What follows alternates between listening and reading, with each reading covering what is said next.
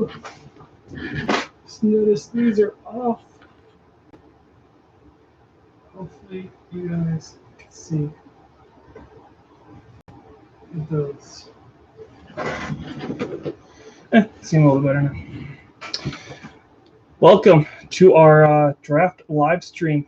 We're going to be opening up some cards, going over some draft picks.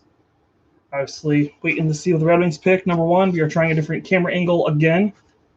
That's in the shot still. So, more or less, we're giving away a pack of cards from Extended Series that we started opening up the box earlier in the week. So we will be giving one of those packs away. Again, looking to go into the draft stuff, so we'll be announcing who gets drafted by what team. I have my first few picks here. I tried doing the top 15, but with all the trades going on, it's kind of one of those, like, I'm not really sure what's there's so much movement going on the last 2 days since I've been trying to do this. I don't know who's going to be drafting where. But, I just wanted to put that out there. We do have, these are the top 15 picks. There was a couple trades. The ones who have been traded are the ones in the like shiny stickers, and the ones that aren't shiny are the teams that got those picks from. So I believe those are right. I believe Philadelphia trade that to Buffalo. I believe that was what happened there with Russelainen. But that is pretty much what we're going with right now. And I know it's a little off, but I put that up and then checked the camera. I probably should have done that the other direction, but we'll fix it for the next one. I'll probably scooch that whiteboard over just a skosh when I get another chance here. But that is pretty much what we're going to be getting into here. Obviously, we're a half hour out from the actual draft starting. That's mainly because I wanted to kind of go over my picks for these draft picks, so you guys can kind of, so I kind of guess, see if we get any right. I doubt we'll get any right, but you never know. Besides the top couple, those are pretty much locks, but we'll see. And I've got plenty of water and stuff because this room was very hot. I have a fan going. And so let's go ahead and get into who I think is going to get picked where. So I've basically said most of these picks already, or most of these, but it's still kind of a few missing. But what's up? What's up, Hockey Cards, MJ? What do I think of the OEL trade? I think it's a decent trade. I mean, you get two roster players from the Coyotes for the Vancouver Canucks, and all you're giving up is a couple draft picks. This isn't seen as like a hugely big draft at the number 9 spot. Again, we'll see how that one turns out. And then I'm thinking if it was like, wasn't a second rounder or from next year's and like a second or first rounder from the year after, something along those lines. I think it's a good trade for Vancouver. I know that the Arizona Coyotes desperately wanted to get into the first round of this year's draft, so they got what they wanted as well out of this trade. And there's been rumors about OEL going to Vancouver for since last season, I think. So I'm not surprised, and I think it's a fair trade. I think it's a good, decent trade for both teams, and I know Vancouver need a little more help on the defensive side, which I think is why, if I remember correctly, I originally had picked them to pick a defenseman, but now I have Arizona picking that defenseman because I think they both need defense. So let's go with that, right? And if you're wondering why I'm looking over here, I have the chat over here, and then the camera's here now. So if you watch our last live stream from a couple days ago, we switched up the camera angles. I think this angle works a lot better. And for the pack, don't forget, if you guys didn't know, there was a phrase you had, or a word you had to remember from one of our videos earlier in the week. If you remember it, you say it in the chat. We'll enter your name into this bucket. Kitty Commentary is not here, so I am doing all this by myself. But we'll enter your name in this bucket, and towards the end of the live stream, we'll draw someone's name and give you guys that pack from Extended Series. And we'll have you guys pick out the pack once we get a few more people into the live stream here. Anyways, let's go ahead and get through the who I think is going to be picked. I kind of went over this kind of the last couple days. I didn't go super hardcore into all the draft picks and like who's best, where, all that stuff. I kind of went over what everybody's kind of been saying as a collective. So I have Buffalo taking Owen Powers still. He's kind of like that general consensus of number 1. So again, they're up here, but they're kind of hard to read. I wrote them down and put them in order, but slightly off. So we're going to have to adjust that next time. I have Matty Beniers going to the Seattle Kraken, who I don't have a Seattle Kraken stick magnet, so they get the Pokemon one that I have right now. And Owen Powers, defenseman, Matty Beniers, center. Sorry, I forgot to tell you that. I have Dylan Gauthier. He's a winger going to the Anaheim Ducks for goal scoring. They desperately need goal scoring, I think, of that team. has been showing apparent last 2 years now. Some of their prospects didn't pan out like they were hoping. So definitely need goal scoring, and Dylan Gauthier is supposed to, or I'm going to say Gauthier is supposed to be a pretty good goal scorer. Luke Hughes going to New Jersey. Obviously played with his brother Jack Hughes. They still could use some more younger defense, I think. So yes, I have Luke Hughes going to New Jersey. Again, having brothers on a team I think is always a good idea to do. I thought Luke Hughes would be going either to Vancouver or New Jersey and playing with their brothers. What's up, Nordique Diehard? How's it going? I have number 5, which I'm blanking on who that one. Columbus, that's right, Columbus. William Eklund, I have going to Columbus. Again, center winger. They kind of need a little help in D and offense. So, yeah, especially with the whole Seth Jones rumor going around, they're going to need some help in that defensive line. So 6, which is the Detroit Red Wings. I was originally going to have them pick a goaltender, but then they got Alex Nedeljkovic. So I don't know if they'll use a first-round draft pick on a goaltender anymore because we have him now. So I have him going with Kent Johnson, who's a center, which I think we desperately need more center depth and goal scoring because that's one of the weak spots, I think, of the Red Wings now, who was kind of surprising because for a while there it was defense and goaltending. Now I think we have decent goaltending. We have pretty good young defense coming up. I think we need more offense now. So I'm going with Kent Johnson, a good center, projected to be a center. For number 7, which I'm blinking San Jose, that's right. That is, I have Jasper, that's right. The first goaltender, Jasper Wallstedt. Again, he's supposed to be projected number 1 goaltender. He's supposed to be like the highest drafted goaltender since Andrei Vasilevsky. And again, I think San Jose desperately needs everything. This is the draft you've done the least research over the past 10 years. Oh, yeah. This is the first one I put a little bit of effort into. I did a little bit of draft research on last year's draft. But I guess this one I put a little bit more into, and I'm hoping every single year to kind of put more and more effort into it. So I know these picks a little bit better, especially, again, the Red Wings drafting so high. It's kind of nice to know some of these players that we're looking at getting. Like, I didn't know much about Lucas Raymond. I do know that Eisman really wanted Tim Stützle. That's why I'm kind of a big fan of Tim Stützle. It's because I know he was, like, there was rumors that if he got first overall, he was going to pick him over Lafreniere. So that's one of the big things. So, like, last year's was the first year I really delved into the draft. So yeah, and then this one, obviously everyone's kind of up in the air in this draft because everything that went on. There was like so little scouting and crap going on with these picks. So yeah, I think everyone's kind of up in that kind of not sure what's going on type of situation. So I had Jasper Wallstedt going to San Jose. LA, I had them take Brant Clark, a defenseman, number 9 for the Arizona Coyotes now because obviously they got the pick from the Vancouver Canucks. Limited knowledge on all prospects, just so little hype on this draft class, and with Avs not picking for a while. Yeah. No, again, I wouldn't probably be as invested if it wasn't for the fact the Red Wings are kind of crap right now. So that's the only reason I was invested as I am with the draft right now. But no, I totally understand where you're coming from, Nordique. It makes sense. Like, if you don't have any, like, for a long time, that's why I wasn't really into the draft very much, because, again, the Red Wings were always in the playoffs. You were always picking towards the end. It was always late draft picks if we even had first-round draft picks, so it didn't really matter to me. And most of the draft picks we had didn't pan out, especially the last, 5 years. So I also wasn't really invested until recently, until the Red Wings kind of dropped down to being crap, and these picks actually matter now. So it gives you something to look forward to when your team sucks, and if your team isn't sucking, it's kind of one of those, like, whatever. Unless there's, like Alex Lafreniere, and I know next year's there's another, huge rookie next year that's supposed to be coming in. I'm blanking on his name off the top of my head right now, but I know there's supposed to be another big name rookie next year coming out of Canada, I believe. But so yeah, I have Simon Edmondson going to the Arizona Coyotes now instead of the Vancouver Canucks because I got that draft pick from Vancouver. Mason McTavish, a center, going to Ottawa. Just again, more goal scoring depth, more young talent up front because I feel like they have a lot of good depth on D. They just need a little bit more goal scoring, I think. And then the last one I really stopped at was number 11, which is Sebastian Casa, which is a goaltender for the Chicago Blackhawks, who I think desperately needs some goaltending depth there in Chicago. So, or I guess here in Chicago, I am in Chicago now, but not a Chicago fan. So yeah, but I do think they need that goaltending depth. So I think they're going to use that first rounder on a goaltender. If anything, if San Jose doesn't pick up a goaltender, if nobody else picks up a goaltender, I definitely see Jasper Wallstedt going to Chicago. I think Chicago definitely picks up the highest rated goaltender that's available to them.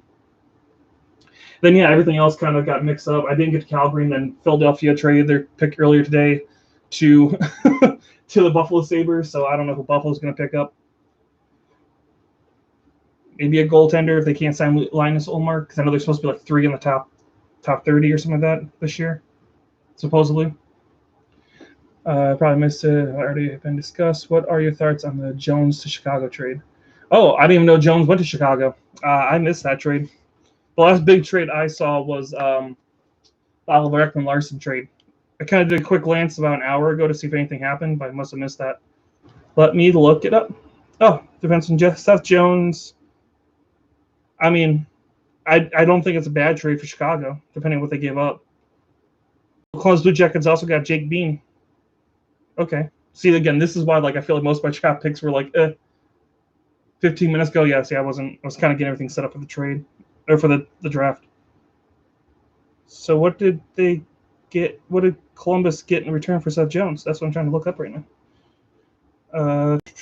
For picks and a player. Jones says Jones signs an 8-year contract, which again I think is still great for the Blackhawks. They definitely needed that. Adam Boqvist in the 12th overall. Okay, so yeah, I mean I don't think that's horrible. They definitely need that defense since they trade out Keith, and there was a lot of rumors going on they were going to be going after Seth Jones. As soon as they trade out Duncan Keith, they got that contract off the books.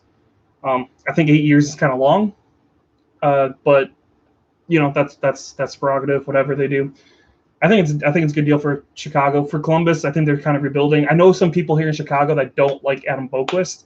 They don't think he's very good on the defensive side of the play. So we'll see on that side if it's a fair trade or not for them.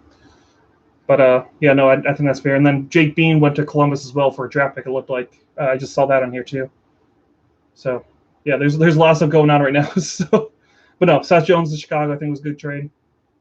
That's right, Joseph Payne. That's right, Red Wings. I'm hoping whoever they pick is good. Like I said, I know a lot of people are thinking goaltending, which I'm not gonna get mad. If they pick a goaltender, I'm not gonna get mad because we obviously Alex Nedeljkovic is nice, but we don't have anybody after him in the organization. I don't think. I think we have one other person who I can't remember his name, but I know we have another guy who's like a couple years out there saying still. So maybe we don't need a goaltender. I think they should go for a forward now that they have Alex Nedeljkovic. I think forward is definitely where the Red Wings need to go.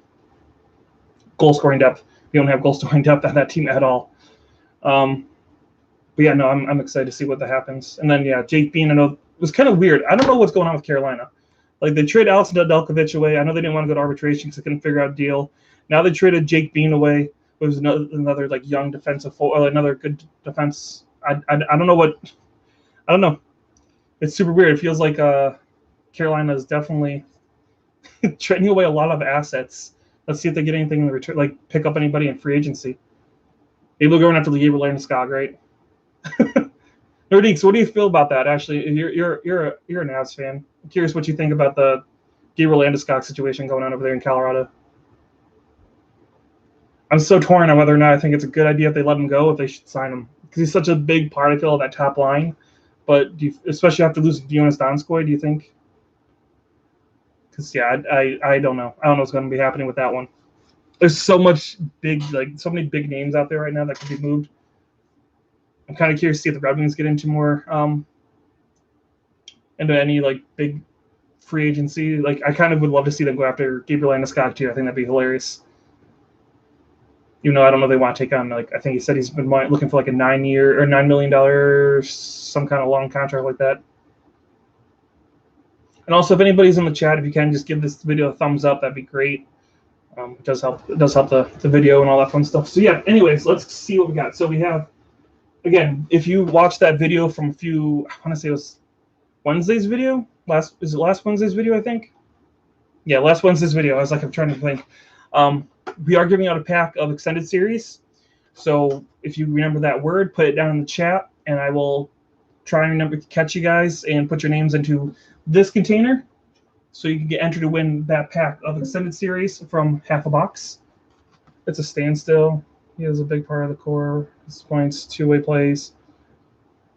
Yeah, that's why I'm like, I feel like he's so important to that team, especially being the captain and all that stuff. But I don't know about that contract he wants, because like I said, I know it's $9 million, but I don't remember how long he wants. If it's supposed to be like a long contract or what. Anyways, so we have 2 half boxes of extended series. I picked up another one relatively cheap from a local card shop. He had it like $20 cheaper than it would have been online. So I have this half a box, which is not the one that we're pulling the pack from. The other one is down here. We have some Series 2 from this year. We have some Series 1 from last year. We got a trilogy. We got a hobby box of Series 2 from this year. So we'll kind of be going into a whole bunch of little stuff, picking up packs from each box maybe or something. I don't know if we'll open up a full box, like a whole box just there and open up that same box, but I figure we'll kind of jump around a little bit in each pack. So if you guys know which set you want to see a little bit of cards pulled from, let me know of those 3 or 4 that I just mentioned. Plus, want to throw it out here. The Hall signing was decent. What do you think? Yeah, I think Taylor Hall played okay there. I think it's a pretty decent set contract for the Boston Bruins. I forget what the term is. I know it's 4 years. That's some kind of money, but yeah, I mean he's bounced around the league enough. I think that's probably his best chance at finding a team that can make the playoffs and actually do something maybe. So I think he'll be comfortable there. He played okay. He doesn't have to be like the #1 guy because he clearly isn't that person anymore. I think it was definitely a good deal for Boston and for Taylor Hall to stay there. Second line player, maybe chip in some goals. And he was only there for a little bit of time. You haven't really looked into the retail version of Extended yet because I've been buying the hobby box and I've been having really good luck with that. So I haven't really looked at the retail yet. I'll get a box eventually just for Young Guns. Make sure I get that whole entire Young Gun set, but that's the only reason I've been looking at that. But yeah, no, Extended Series so far, I've opened up 2 boxes. I've pulled amazing cards out of both. And then I opened up this other half box from the store the other day, and I pulled a French Young Gun. Is like the set is, I've been getting amazing pulls from Extended Series. That much I will tell you. I haven't pulled like the new Alexis Lafreniere, and the cats are getting to my box of hats as long as they don't get any higher. I think he'll sign. The Hall signing is fair value. Yeah, I think I agree with you, Nordiques. I think it's just totally fair signing for Hall for both team and for player. And yeah, that's the whole thing too. Is yeah, you can't give him more than Bergeron because Bergeron's kind of like that's the big thing. And what they always say, like if you want to come to Boston to win, that's what you do. If you want to make money, you go somewhere else.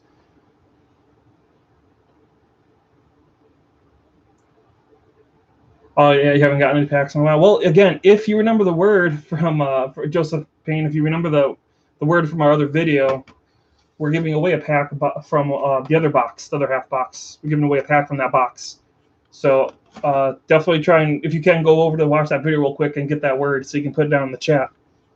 1 second. My cat's starting to get into something, and Kitty Commentary's not here, so I will be right back, guys. Give me 2 seconds.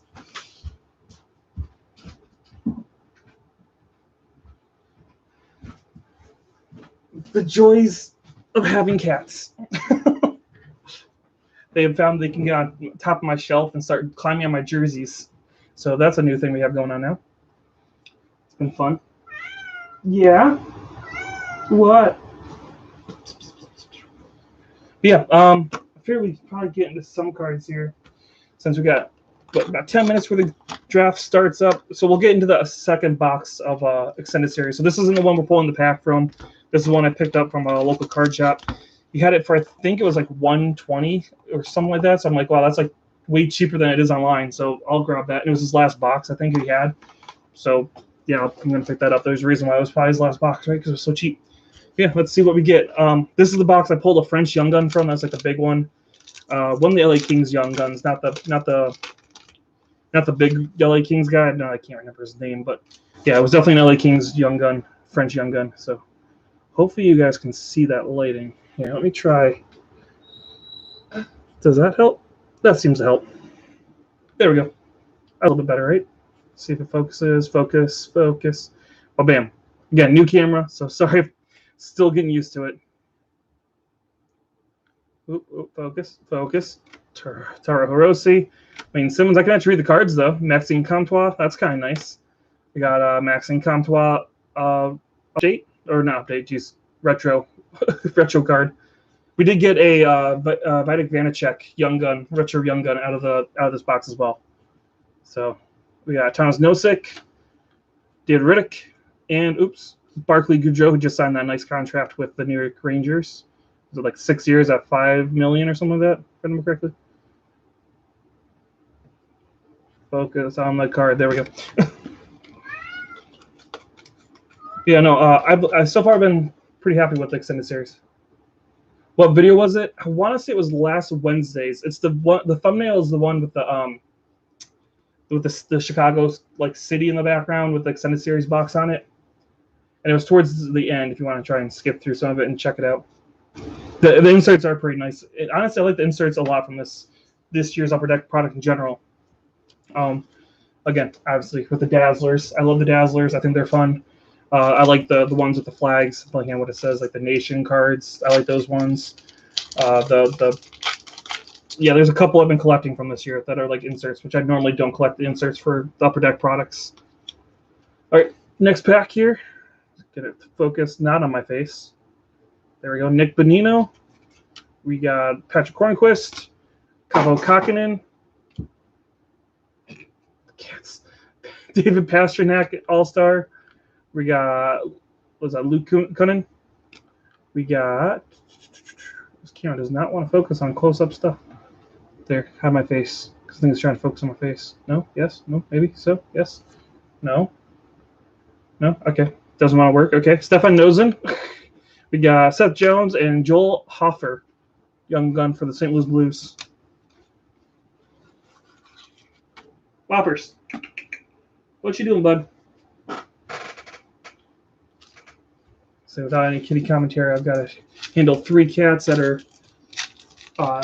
ridiculous, especially towards the end of the night, or I guess the beginning of the night. What do you think? Who will be the better sniper for Zima or Lucas Raymond?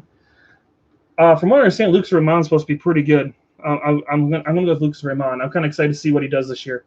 I hope he. I mean, from what I understand, he's supposed to be playing either for the Griffins or the Red Wings this year. So I'm excited to see what happens. Corey Perry. So go definitely Lucas Raymond, I think. Philip Giuseppe. There we go, Giuseppe. Kyle Clifford. Giovanni Smith. Sorry, again, they're a little bit further because the cameras want to focus. Tyson Berry. Tobias Reeder. We got a Eric Gustafson and a Cale Foote rookie class card. I do kind of like this with like the autograph card on the autograph on the bottom. Kind of like those. I say what? Yes, Joseph. There you go. Or yeah, Joseph. Let me grab your name real quick. Put you on there. Again, I am doing all this myself, so please be patient while I try and do chat, open the cards, write down names, pay attention to the draft. All right, Joseph. Well, bam. Name in the container. Oh yeah, I'm definitely looking forward to it. Like I think this year is going to be the most exciting year for the Red Wings in at least the last like 3 or 4 years. A lot of young like players coming up this year. I think I'm kind of excited about. Like I said, you got Raymond. You should have Moritz Seider. I don't think whoever we draft in this draft will be playing, but yeah, we should have also Gustav Lundstrom should be in the lineup. I think as a like steady defenseman back there again. You got Nick Leddy coming in, Alex Nedeljkovic. Like I think this is going to be a fun year for being a Red Wings fan for sure. You knew it was the word the whole time. All right, I'll believe you. I'll believe you, Nordiques. It's all right. I'll put your name in there in just 1 second after this pack. We got Devin Dubnyk, Derek Forbett.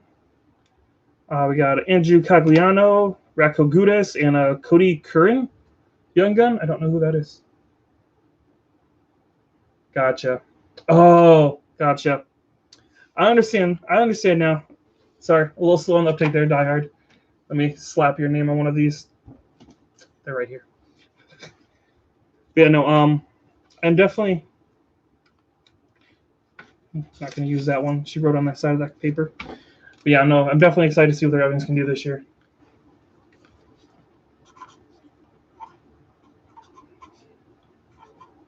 And yeah, if you win the pack, I'll probably have you guys pick which one. So we'll wait towards the end of the video to get into that other half of the box or into those packs. I'll have you guys. I'll pull them out, let you guys look at it, and then Nordique into the container here. You guys can pick which pack you want, and then I'll put that aside, and then just either email us or contact us through one of our socials, and we'll get your contact info so we can get that pack over to you guys. All right, let's get into the next one. Well, bam. Open that. Open. I also got a nice little bag hanger over here now. Oh, we got a jersey, it looks like. Okay. Got a jersey card. It's numbered. We got a Ryan McDonough, Chris Letang. Again, this is not the box we're pulling that pack from, just so everybody knows. Carter Verhaeghe, Cal Clutterbuck. We got a Joey Decord, the new Seattle Kraken member. Elias Anderson, and we got Alexander Romanov. Not the jersey cards, those the SPX, like, what was it? Finite. That's what it is. The finite cards. Hopefully you guys can see those. See, try not to drown out the lighting on the camera, but also trying to make sure the lighting gets in here. Maybe we'll do that. There we go. We figured it out. We got it. Lighting. It's so hard for me to see the chat, but that's okay. But yeah, the Alexander Romanov number 2,447 out of 299, 2,999. I can't speak. Finite. Not bad. Which means I can move that back up now. Oh, don't mask much. How did the move go? It went well. It was a long process. We got in here, moved stuff around, got comfortable, then realized that we needed to switch our office with our bedroom again. So that was fun. So we had to switch all this. That's why the backgrounds changed twice in the last like 3 months. But no, it was a pretty good move. Again, this isn't my first time being in Chicago or moving here, so it wasn't too difficult. I knew kind of where I was looking, what I was doing. Kitty commentary again. I kind of showed her around, so she's pretty good on her own. She went to a festival today, so that's where she's at. Matthew Barzell, Derek Grant, Christopher Tanev. The dog is still getting used to the city life, though. She's still not 100% sold on this. But she's also an old mutt. She's, 10, 11? I don't even know. She may be 12 at this point. She's an old mutt, so she's not used to being in the city. Josh Norris, Ultimate Victory. I've pulled so many Josh Norris cards from this set. It's amazing. Trying to show you that sheen on that. Who, again, I think is definitely one of those rookie cards you want to be pulling. We did pull Alex Lafreniere, the Holophx cards from this set. We did pull one of those as well from this box. That was the other big card we pulled. Okay, this I think is a base pack, which I heard you can get base packs from this. So I think this is just a base pack.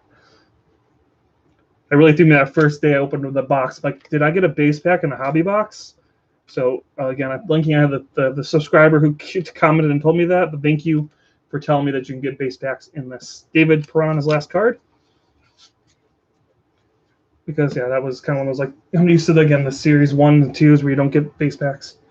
Any move can be difficult, even if you're familiar with it. Oh yeah, I've moved more times than I can count in my life. I've moved over 20 times in my life, so I know all too well about how difficult moving can be.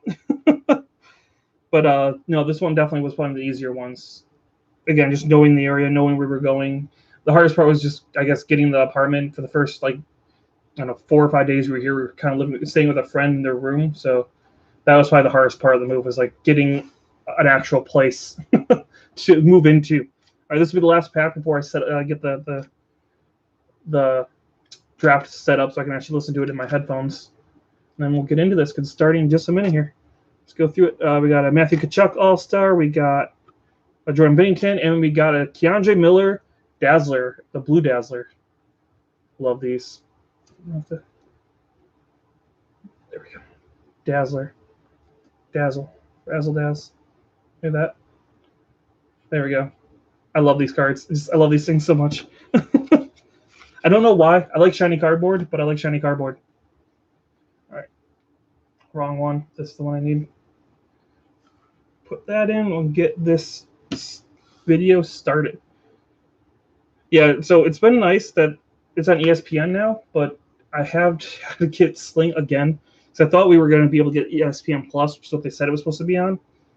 But then the expansion draft and now this have both been on ESPN too. So it's been kind of weird.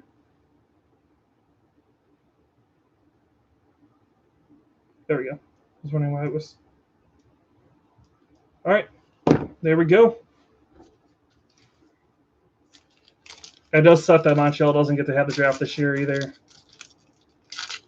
I know me and Drunk Cock now were talking about going to the draft in Montreal.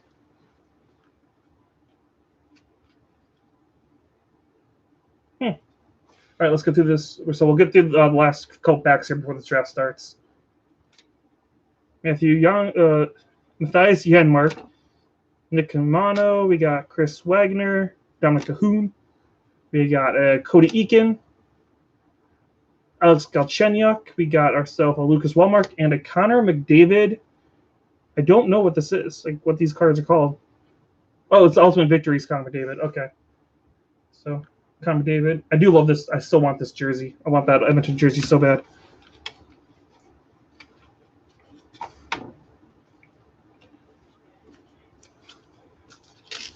Also, let me know in the chat for anyone who's newer.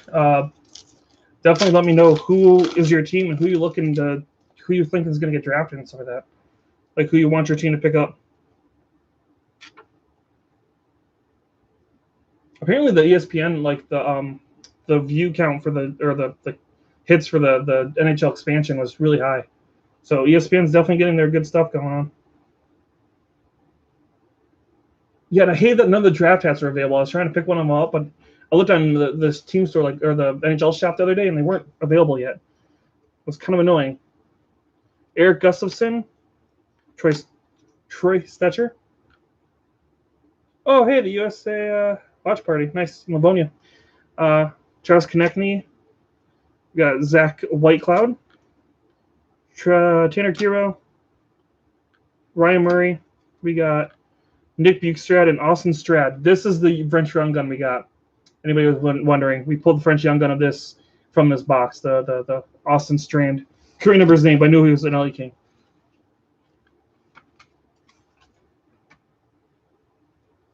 Kevin Weeks. Okay, nice. Jeff Gordon. It's weird because, again, like with the ESPN having it now, I have to relearn all the the normal people that normally do this aren't here.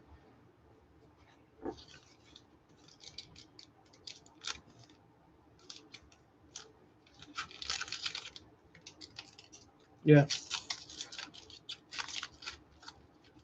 Yeah, you're glad they didn't pitch Stetcher? Yeah, no, I was torn if it was Stetcher or I mean I like Dennis Cholowski, but I guess of the two, yeah, I really have the more veteran guy who's pretty good defensively.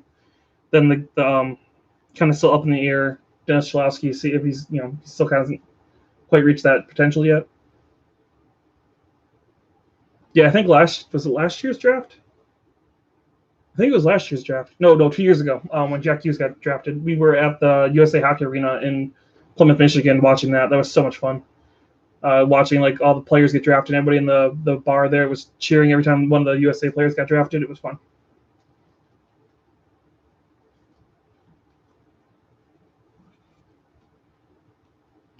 I didn't know Kevin Weeks was a second round draft pick. Interesting. Shows how much I know about the older players when they got drafted.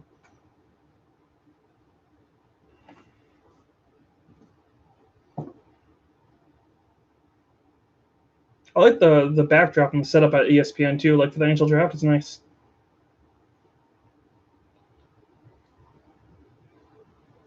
All right, man, let's go through this. We got one more pack out of this box. We're getting Dagnall, Ryan O'Reilly, Devon Taves. We got Tyler Petlick, who is now a Calgary Flame, right?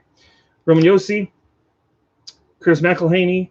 We got TJ Oshie, and we got a Hall FX of Thomas Harley for the Dallas Stars. I think that's just the normal Hall FX. I don't think that's a parallel. That might be a gold parallel. I'm not sure. Yeah, I wish they would put a marking on it saying that it was a different parallel, because some of them don't. That's kind of annoying.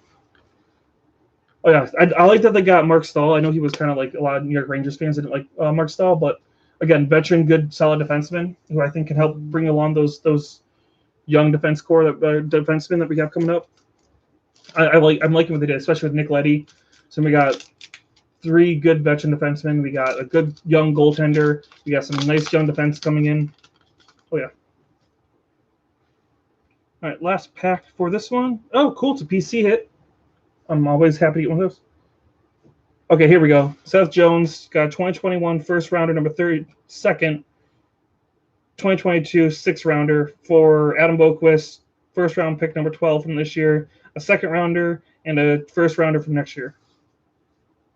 Not bad. Columbus got 2 first rounders. I didn't know that. National Card Day is tomorrow. Hopefully my wife takes me to this card shop. Yeah, no, we will actually be doing a video at the local card shop I go to. So he's got a couple packs he's going to give me. We gave some free cards out to them to give to people, some kids at their card shop. And yeah, we'll definitely be posting a video. We ordered cards to open as well for National Hockey Card Day. They didn't arrive today. They were supposed to be here today. They didn't get here. So hopefully they're there tomorrow. But we will be doing a video tomorrow as well for National Hockey Card Day. So we'll probably be out at I'm hoping around noon or 1 o'clock Eastern Standard Time. Back to Landeskog. I'm glad he's willing to take a little discount to stay in Colorado, but at 28 years old, I wouldn't like them resigning him for 8 years. Yeah, I don't like those. I do not like the 8-year contracts, especially for a little bit older players. What, age 28 you said? Yeah, I don't like that. I just not a big fan of those long, really long contracts. Yeah, like I want him to stay in Colorado for sure, but it would be interesting. Like I would love to hear if the Red Wings are in on Gabriel Landeskog. That'd be kind of fun. I haven't heard any rumors about them being in on Gabriel Landeskog, but it'd still be kind of funny. But no, I think he's best staying in Colorado for sure. All right, let's get to this last pack here. Been holding it for a minute. Jay Bluger, Ryan DeZingle, Michael McLeod, got Paul Stastny, Connor Sheary, Braden Holtby, got Andrei Vasilevsky, and we got a Mitch Marner retro card, which I'm super excited about. Again, nice PC hit right there for me. Bam. I do have a water here, a Coke here, and I got another water in the fridge in case I need it. Because this room gets a little hot, especially with all the lights on.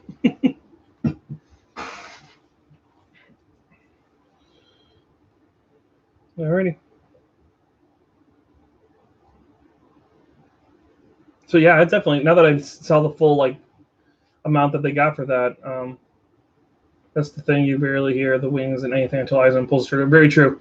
I mean, freak, I didn't even know that the Carolina Hurricanes were looking to get rid of Alex Nedeljkovic. And all of a sudden, I saw that post, I'm like, wait, what? Like, if you could come here, you could have told you. I was sitting there for saying really? Really? For a few minutes, I was reading through. Eisman got Alex Nedeljkovic. Okay, I guess we'll just take that. Or Nick Leddy. I'll take Nick Leddy for, again, another veteran defenseman. Why not? I liked him when he was in Chicago. Obviously, he was much younger back then, but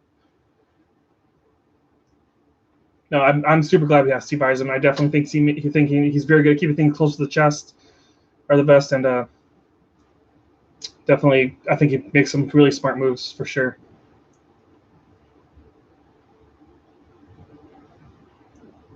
But yeah, no, that Seth Jones trade, yeah, that definitely I think that was a good move for both teams.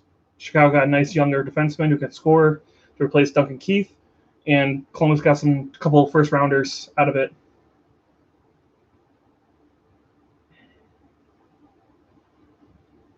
Which I guess, I don't know if I have to see if I can find it. Do I have the Columbus one up here? I do. That's the very top one. Look at that. As prepared, guys. Columbus Blue Jacket magnet. I can technically scooch this now. And that's Sebastian Casa, but obviously I don't think that's who Columbus is going to take now. I don't think Columbus is taking a goaltender.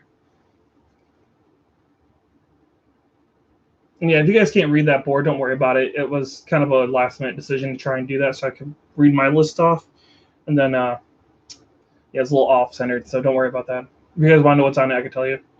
Or you guys want to know who I think's going where in the top 11 I did? I guess it would be top 10 at this point now because Chicago traded that. Oh, Ken Johnson's from the University of Michigan too, huh? I didn't know that. University of Michigan is definitely going to be an interesting team to watch this year in the NCAA hockey. They got 4 different top 10 rookies in that lineup right now. Yeah, it's Owen Powers is supposed to be going there. Luke Hughes is supposed to be going there. Ken Johnson's playing there.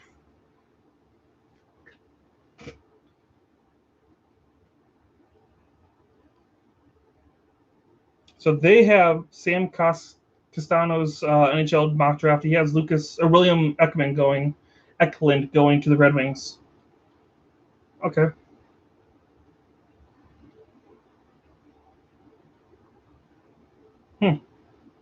Okay. Interesting. Yeah, but at least I'm on the same page as I think the Red Wings go for a goal, a forward now.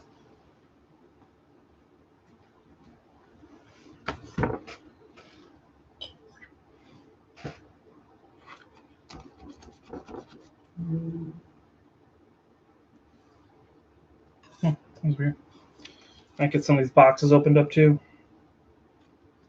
Do you guys want to see Series 2 from this year open up, or do you want to go into Series 1 from last year? Which one would you guys prefer? What you guys pick?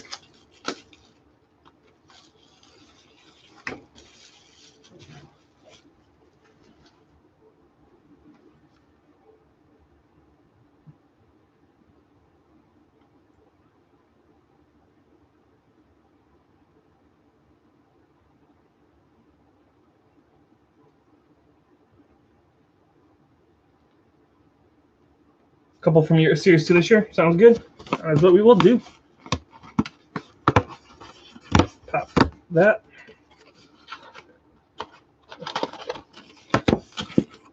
Oh, bam. Some of these other cards. We did post some more cards up on our eBay account too, if you guys want to check those out. Let's see, Timmy. Well, let's see. Let's get into a couple facts here. Yeah, no, yeah, I think we posted the 5 cards on the eBay account. If you guys want to see those, if you're interested in any of those, you're more welcome to. There's usually links in most of the descriptions. Oh, wow. First pack, Young Gun.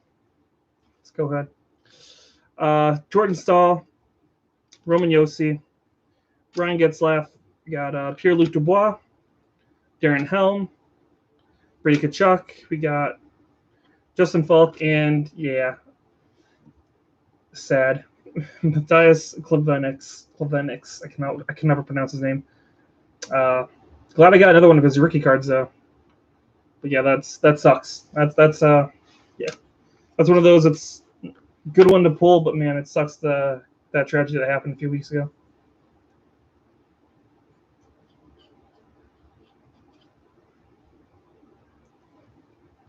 I'll stick those bulk over there.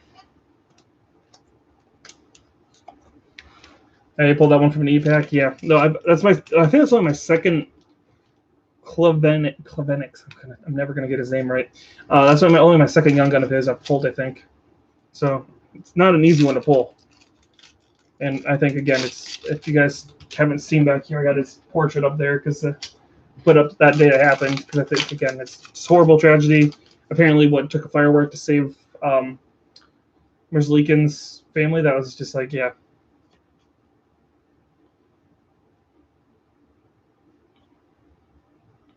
All right. It said Buffalo's on the clock, which again, I think everybody kind of is expecting the same pick here, but we'll see. Commercial breaks. We'll get into these. Ilya Mikheyev, Max Pacioretty, Jason Spezza. We got Terry Lettinen. I can't speak. Matthew Barzal, Philip Cheadle, Jacob Vrana, and a Connor Ingram marquee rookie. Sorry. Oh, bam.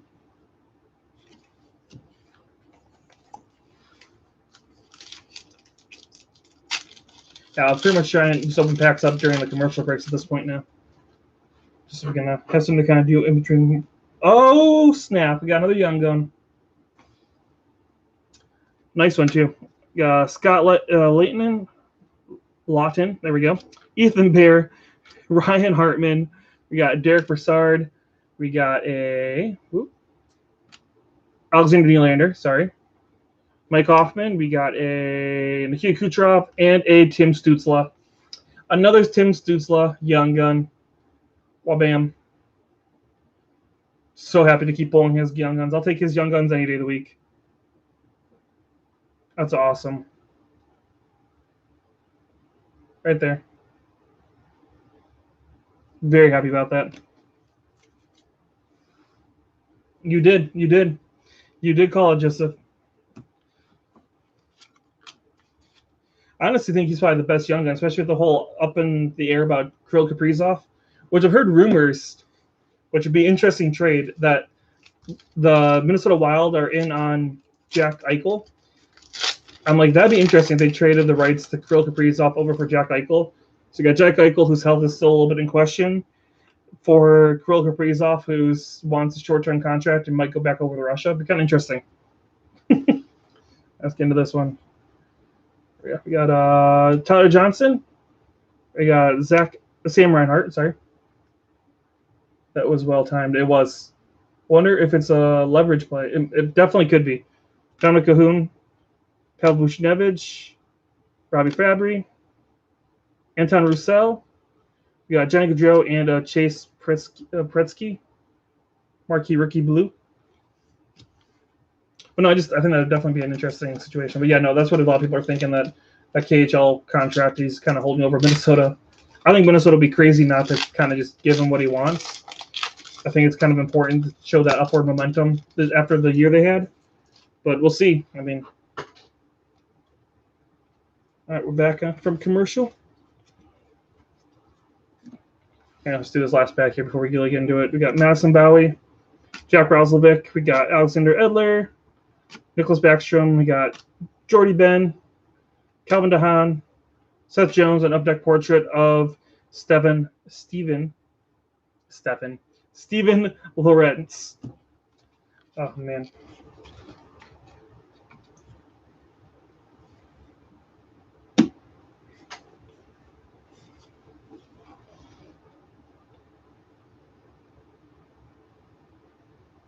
I didn't realize that Jack and Quinn Hughes are with his brother. It makes sense.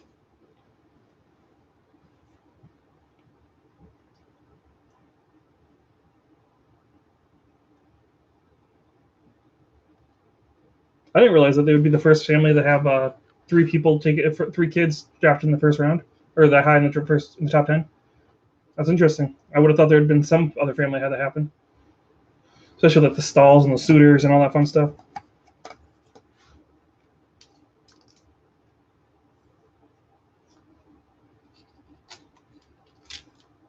Jeff Gorton, which I still can't believe the New York Rangers fired him. That was such a weird time. The New York Rangers looking like they were doing great and all that stuff. They had that one situation come up with was the Capitals, and all of a sudden it was just fire sale. Let's just fire everybody.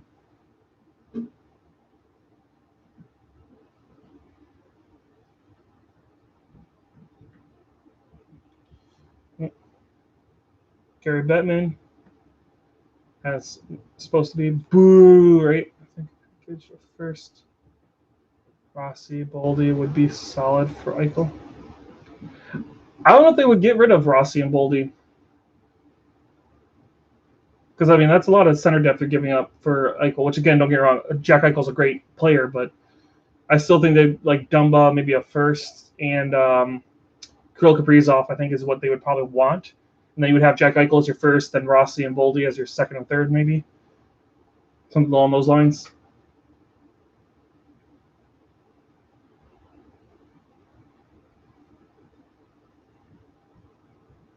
Oh, yeah, they're talking about the fact that they're not in Montreal this year for the draft. I'm just kind of excited about it because I'm hoping, fingers crossed, that I can go to Montreal for the that draft. That'd be kind of nice. I've always wanted to go to Montreal. It'd be kind of cool to go there for the draft.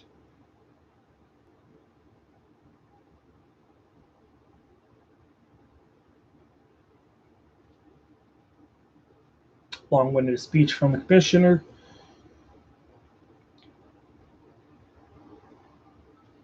On ESPN.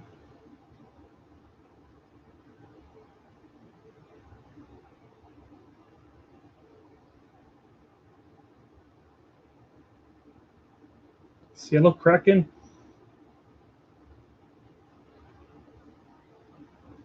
No, we gotta go through the history of the draft. Never be Krill on Sabres end. No guarantee he'd sign with them. Yeah, I would think that they would have to like be able to talk to him first, see if he'd be willing to sign with them. But from what I understand, he's willing to sign. He just wants a shorter term contract. So maybe the Sabres are willing to give him that. Like, it's not the money. I think it's term, if I remember correctly. They were saying with Minnesota that it's like I think they want to offer him an 8-year contract or 7-year contract, whatever they can offer him, and he wants like a 3 or 4 year or something like that. which I totally understand from his standpoint. He obviously wants to get cashed in later on once the cap goes up. There's the Buffalo Sabres. They're on the clock.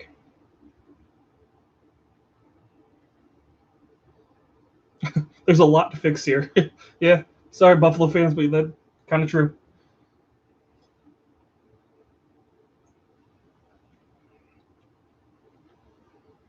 There are a lot of teams that feel like they're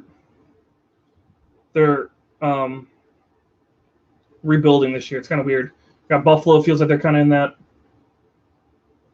Did they already pick Joseph? Because I'm on. They haven't picked yet, but I wouldn't be surprised if I'm behind like I normally am. Seems like every single live stream I'm behind everybody in my live stream in my chat. Yeah, no. If they haven't, if it's not official, I definitely think it's Owen Power. Then I think Matthew Beniers goes to the Kraken. I think he only wants 3 years, so he becomes a That's what it was. Yeah, I knew he wanted to become an unrestricted free agent at the end of it. Okay, they didn't pick. Okay, yeah, no, I agree with you then. Yeah, I think it's Owen Power. It's got to be Owen Power, I think. But yeah, no. I mean, I think Buffalo would be willing to do that. Maybe. I mean, Kirill Kaprizov for 3 years for a team that's trying to retool or rebuild or whatever you want to call Buffalo's what they're doing. You're on my pick announcer. Oh, gotcha. Okay. I will do my best to pronounce these names right.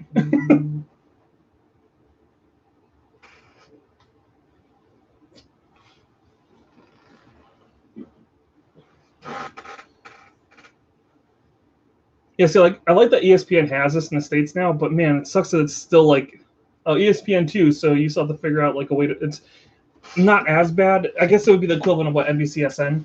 The only thing I had a problem with NBCSN here is again like they throw like the playoffs on like CNBC, which like nobody around here had. So I missed some of the games. I'm like, oh, I can't get it through my normal the Sling provider that I use. The gym doesn't have it, so you should go to the gym to watch some hockey games because they usually have some of the channels. Yeah, just man. Oh, here we go. Buffalo. The pick is in.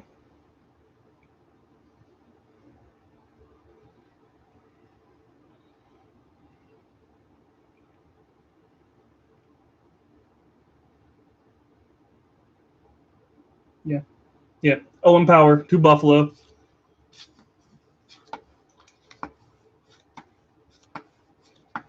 Yep.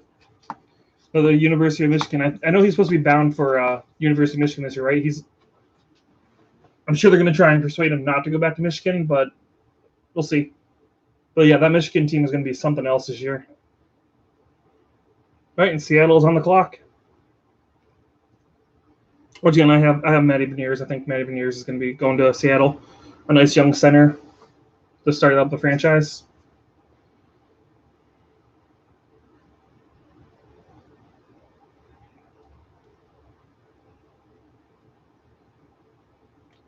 Yeah, I really do want to get a Seattle Kraken draft hat.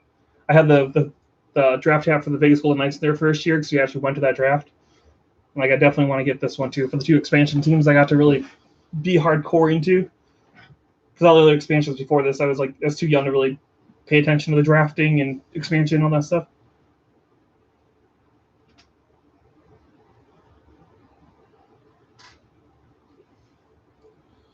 Hometown, Mississauga. Oh, I didn't know Owen Power was Canadian. That makes sense. I don't pay attention to where I'm from. All around package, hard beat 1-on-1.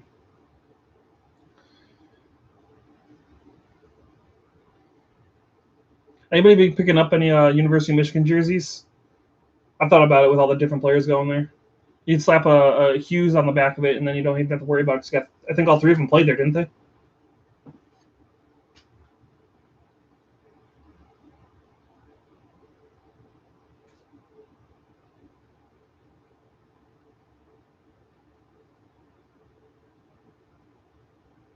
You're a State fan, so no, yeah, that makes sense.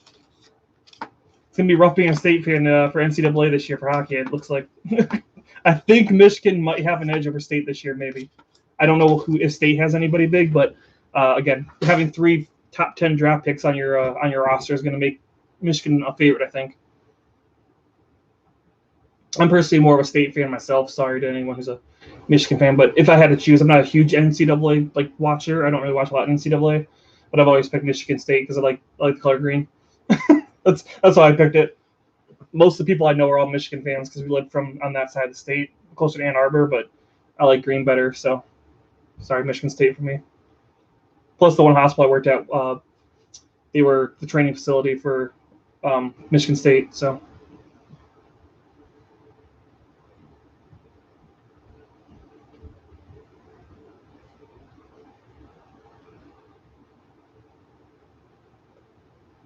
All right. Z Kraken. Yeah, who else watching the expansion draft? I know some of you guys were in here for the expansion, but it was so weird, the fish, like pulling a name they picked from a fish carcass and tossing fish around the stage was just super weird. Like, I understand that they're like based around like fishing and stuff like that, but that was super weird.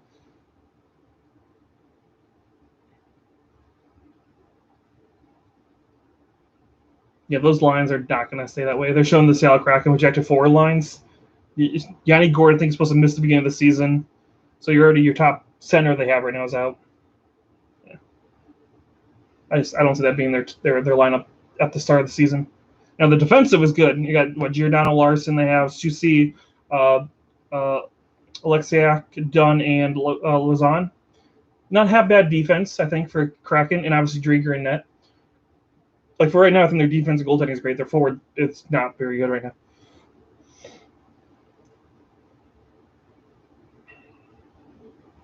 All right, the pick is in for Seattle. Let's see if we go 2 for 2 with the 2 easiest picks.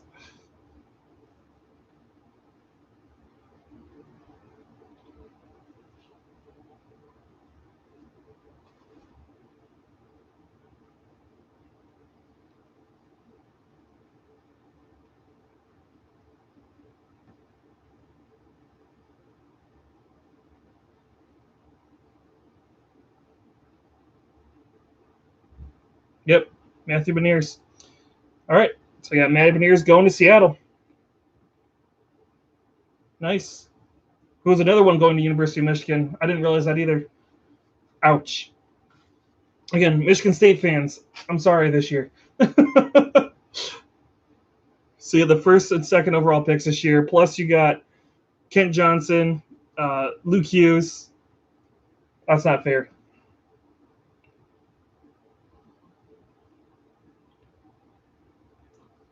That would be one of the teams I'd like to go actually watch this year, just to see how those draft picks play.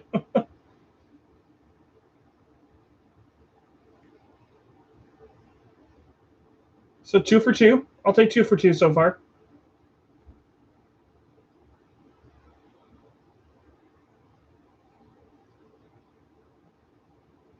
Yeah, unfortunately, I didn't get to catch. They're talking about the World Juniors and like Owen Power and Manny Beniers. I didn't get to watch much of that. So,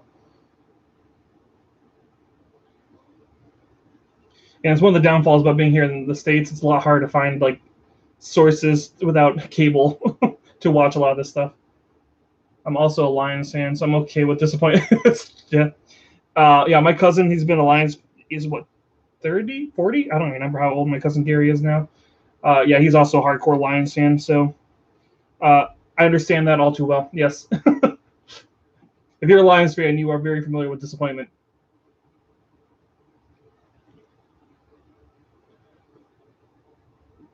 It's kind of one of those things I always thought was funny because I'm like, yeah, no, the Detroit team I think is mainly the Red Wings because they're the most successful, and then maybe the Tigers or Pistons. But yeah, the Lions have always been kind of the I think one of the biggest franchises in Detroit, but still also one of the most disappointing ones every single year.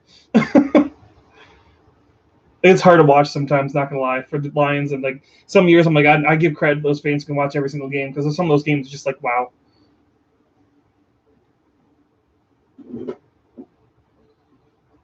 And Anaheim's on the clock. Sorry, I just missed that. They've been 2 minutes on the clock so far already. Which I have them taking the Dylan Guthier or Gunther or whatever his name is. Sorry, again, I don't know the names very well. I know most, not all of them. Some of them I do say wrong. I'll learn them as I play. That's usually when I start learning their names like consistently is when I watch every single game every single night. I start to learn every name.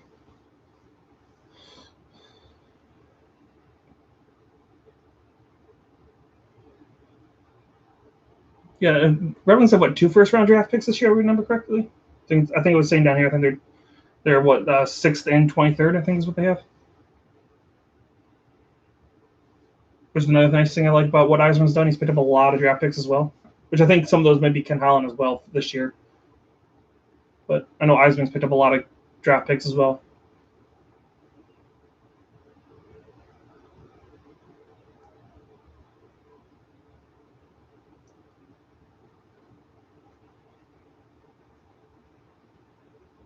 Oh, I did get an awesome jersey last night or yesterday too. I was found a hockey store here in Chicago, which I think I have their business cards still laying around here. Yeah, I don't know if anybody's ever been to one of these. Camera's here now, idiot. But yeah, this is the. I don't know if that's like a chain or not.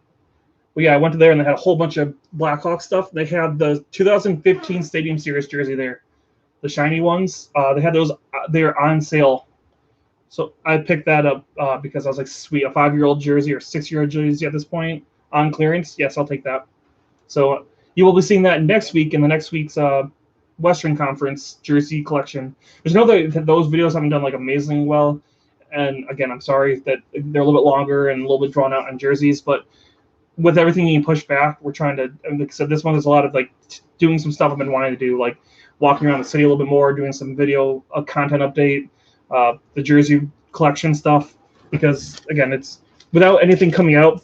I think that the Lexus Lafreniere set, which will probably be what we're opening tomorrow, considering the card store has it, and the stuff I ordered didn't come in. So you may be seeing that tomorrow, the Lexus Lafreniere set, along with the National Hockey Day card packs. I think that's out, and then next month I think there's only like one thing coming out. Like September seems to be the big month, so hopefully we can get some stuff. We got a Krill Usamenko up deck portrait for the Philadelphia Flyers. But yeah, no, I'm hoping that we can. And I didn't want to keep opening up like boxes of like Series 2, Series 1 from last year. Like it's all the same stuff I've opened up like 50 boxes of. So I'm like, I don't want to just get repetitive the same boxes over and over and over and over again for you guys. So I figured do something a little different this month, and next month we'll kind of get back to a lot more of the hockey card openings. Probably again more of the same sets, but yeah. That's kind of why, as a little quick explanation of why we're doing all the jersey videos right now. Anthony D'Angelo, deck portrait. But I also like jerseys. As you guys saw, I have a lot of jerseys. I've been buying a lot of jerseys lately. And from what I understand, since they're switching to the parlay jerseys next year, a lot of jerseys are going to be going on sale this offseason because they're going to try and make room for those parlay jerseys coming out for next season, which I'm excited about. I'm always down for sales on jerseys because that's primarily how I buy my jerseys. What do I think happened with Tyler Bertuzzi? I think they'll keep him. Speaking of Tyler Bertuzzi, there you go. We got a upper deck portrait of Igor Koroshev. You have 2 Wings jerseys? Yeah, I have a few. Again, I didn't plan on buying the one I'm wearing right now, but again, I got it on sale at Fanatic U for dirt cheap, so that's why I have this one. But Tyler Bertuzzi, I think they'll keep him. I like Tyler Bertuzzi. He was like when we had him, Mantha, and Larkin as our top line for a minute there. I like Tyler Bertuzzi of the 3. I think he has a lot of grit. He can score some goals. I like him. I just don't know health-wise how he's going to handle it. Oh, that's what I was like. What was the hit in this box? Did my thing freeze again? I think it froze again. So we'll go through this back and we get this something with the sling. It's been freezing up a lot. All right, got a Young Gun canvas with Tim Stützle and Dylan Cousins. So first overall team picking this right now, and another Tim Stützle. So Joseph, you really called it out of this box. We got 2 Tim Stützles. Or Stützle? I think it's Stützle. There we go. Yeah, I don't know what is a sling in ESPN2. It keeps freezing up. I don't know what that's about. One's blank and the other one is a Lindstrom. Well, yeah, I mean, I feel like Lindstrom's, you got to have, like, I think most Red Wing fans I know have Lindstrom or Yzerman. Again, I have the Zetterberg just because it was on sale because again, I buy all my stuff on sale.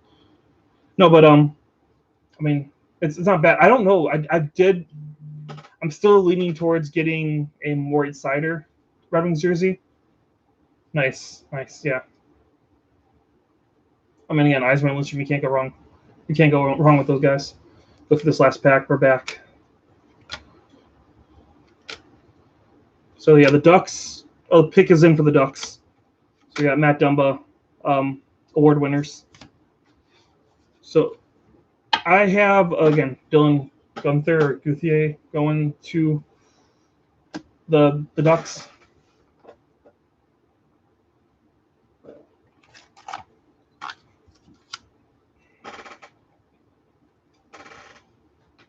Just thinking, do I have sleeves to put some of these in while I'm sitting here? These are for thick cards. Do I have my thin sleeves somewhere? Yes.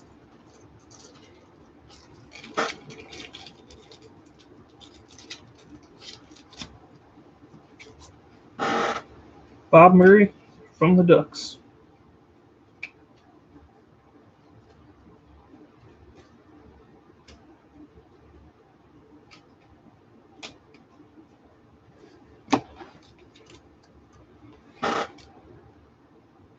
Okay, so we got Mason McTavish. So first one I got wrong, very wrong. I had him at 10. So McTavish going third to the Ducks. Which again, I guess doesn't surprise me a little bit because again it's center. He's a big centerman, and the Ducks desperately need centermen and forwards who can score.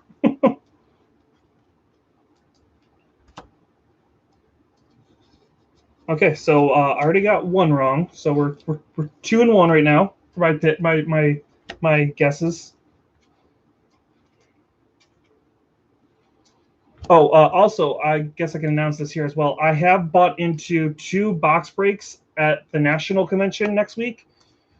Through David Adams, they had like where you could like they'll open it on their like main stage and their YouTube channel, all that fun stuff, or they're like broadcasted. So I will let you guys know a little bit closer, probably in next Wednesday's video, what all that's about. But I did buy into the cup from last year. They're doing like a case break of that, so I bought into that, and then I also bought into a clear cut case opening. So we'll get to experience that together. I don't think I'll be able to be there and watch it because I think one of them's at like 11:30 at night. But the cup one I think is during the day, so I'm going to try and catch that and be there to watch them open that case and see if I get any good pulls from the cup. So you guys kind of go over to David Adams and check that out too. We'll be involved with that as a channel from Zach's Hockey Box. I'm kind of excited for the cup, especially because it looks like David Adams, if I read it right, if you buy into their breaks, which again they aren't sponsoring or anything like that, so it's not like I'm trying to drop anything for them, but that's just who I use because getting cards here is kind of hard. But it sounds like if you do breaks to them, if you don't get anything out of the breaks, you get your money back. So I thought that was kind of cool. So just get a team and you don't get anything, you get your money back off those breaks. It's kind of cool.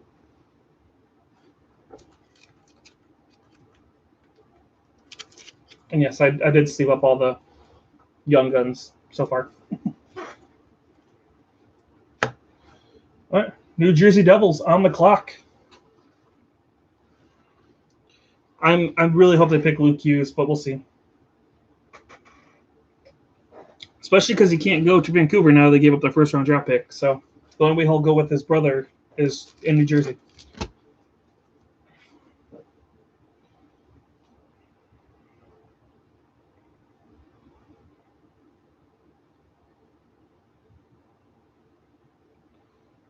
All right, guys, we're 2 away from the Red Wings.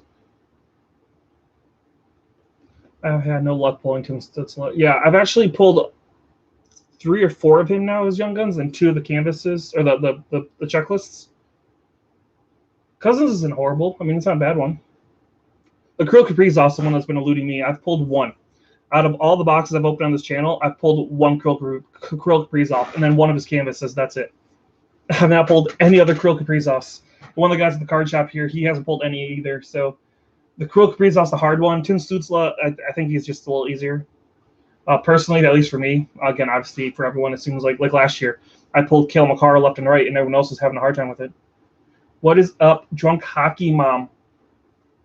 You made it, and you're only 3 picks in, so you didn't get here too late. Oh, nice. I hate 1 and done. I like it. Pull the best card in the first 10. That's nice.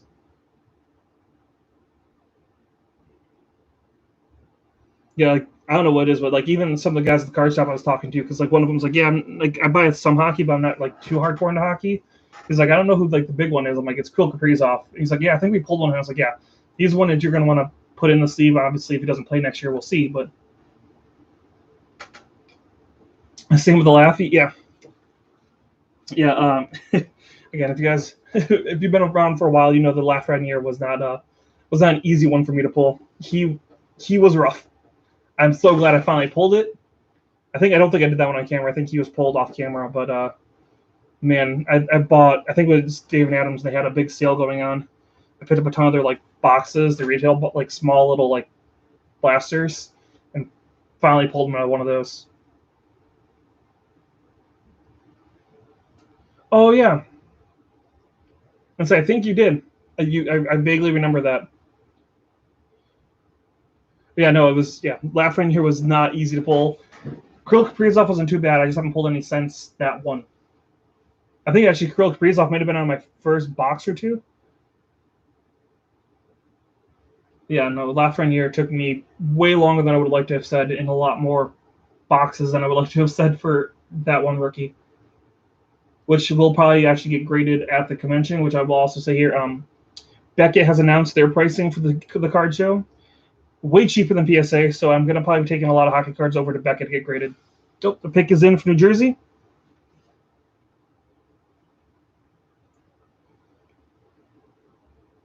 Tom Fitzgerald making the pick.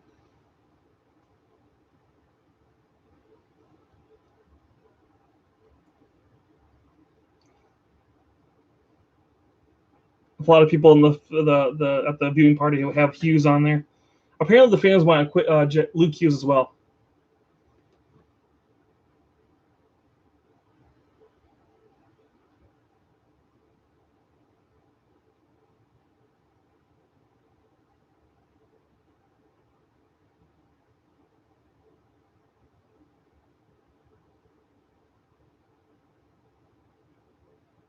Luke Hughes. Luke Hughes is going to New Jersey with his brother.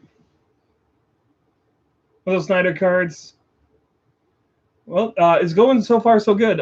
We've gotten 3 out of 4 picks right on my guesses. I had Owen Power going to Buffalo, which is right. Matty Beniers going to Seattle, which is right.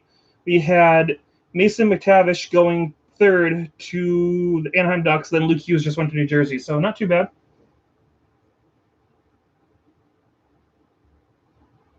Okay, sounds good, Joseph. Yeah, definitely. Enjoy the pool vacuuming.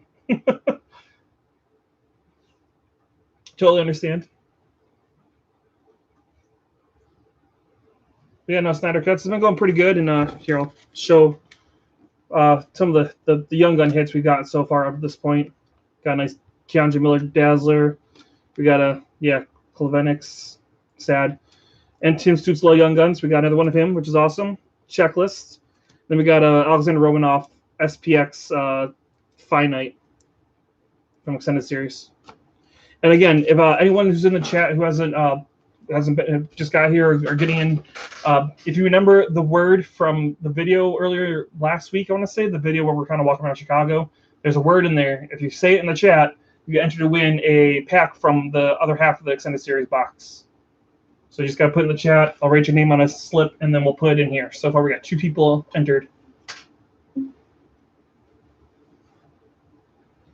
And I hope my hand fits in that container because that was Kitty Commentary's way of doing it, and I don't know if my hand fits in that container. So I might be pouring one out if my hand doesn't fit. All right, and Columbus is on the clock.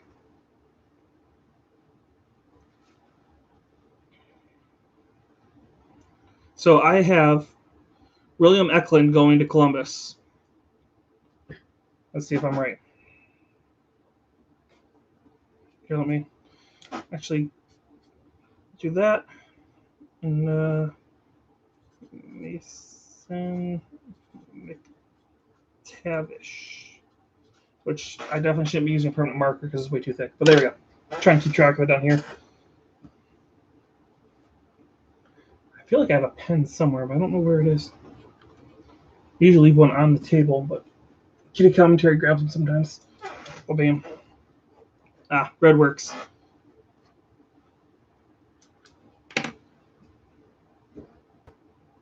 So if you're a New Jersey fan, you're getting you got a nice Hughes collection starting there. Now they just need to trade for Quinn Hughes, get all three. I don't think that'll happen until maybe towards the end of Quinn's career. I don't see him leaving Vancouver anytime soon.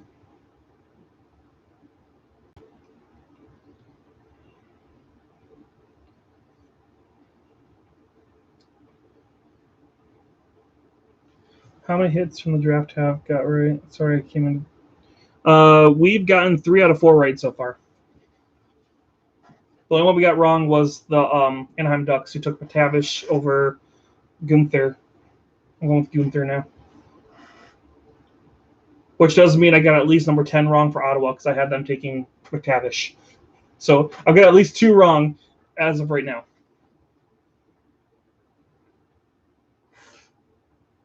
Yeah, no, it's not too bad. I mean, to be fair, the first 2 were kind of give-me's because they're Owen Power and Matty Beniers, who everybody figured were going 1 and 2. So, I mean, I'm more impressed with the fact that I got Luke Hughes, but also not super hard because it was the brothers going together, so that makes sense.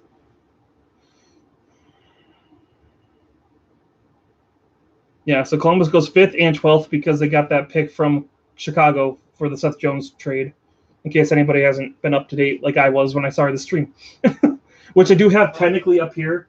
So Vancouver gave up their first rounder to the Coyotes.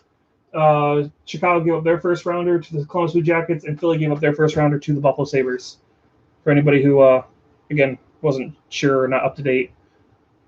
So I know Mommy are not super up to date on all this stuff, so I'm trying to keep track of it for anybody who's not able to keep track as much as others. Because, like I said, new trades are going to be the situation here.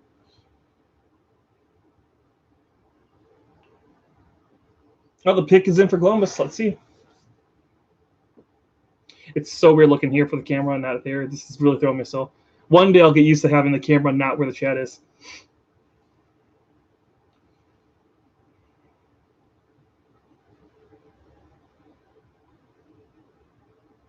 John Davidson with the pick from Columbus. They were giving out hats for Clevenix at the viewing party for the Blue Jackets. Would have loved to have gone.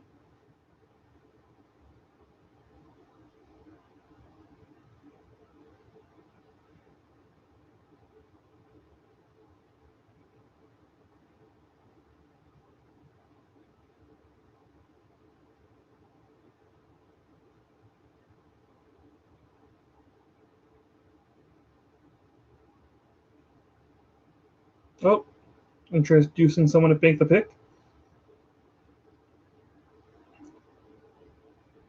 Oh yeah, Rick Nash is back there. I forgot he's one of the scouts now or whatever for the Blue Jackets.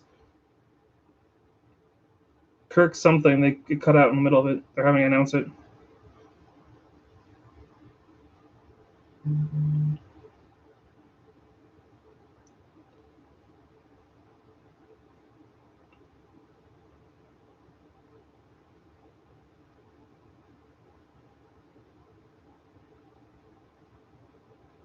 How do you guys think Columbus is going to do? I know they're kind of retooling, is what they're saying. I think with, like, especially like the Patrick Laine thing going on, I don't know how he's going to do with the whole not. No, 1 sec. Kent Johnson to Columbus. Oh, there's another one wrong. Darn. Kent Johnson. All right, so the Red Wings aren't getting Kent Johnson. Maybe Dylan Gunther, maybe? Or William Eklund. I could see William Eklund considering they say he should be able to be a center or a winger.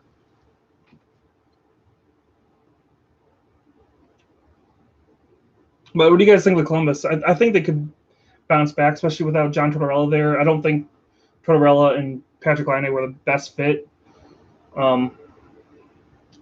Again, I've kind of become a Columbus Blue Jackets fan just because they've been such a down-the-dumps team for so long.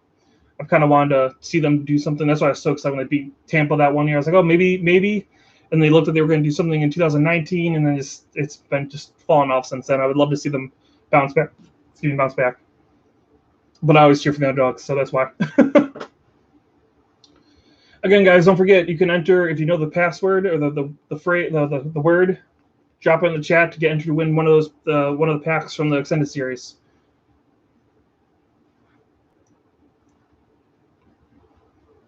And also, again, don't forget to give that thumbs up if you can on the video. Again, it helps the algorithm and all that fun stuff. There's thumbs ups on the videos. All right, so the Red Wings are officially on the clock. Let's see how the Red Wings do. I'm excited, even though obviously I'm wrong.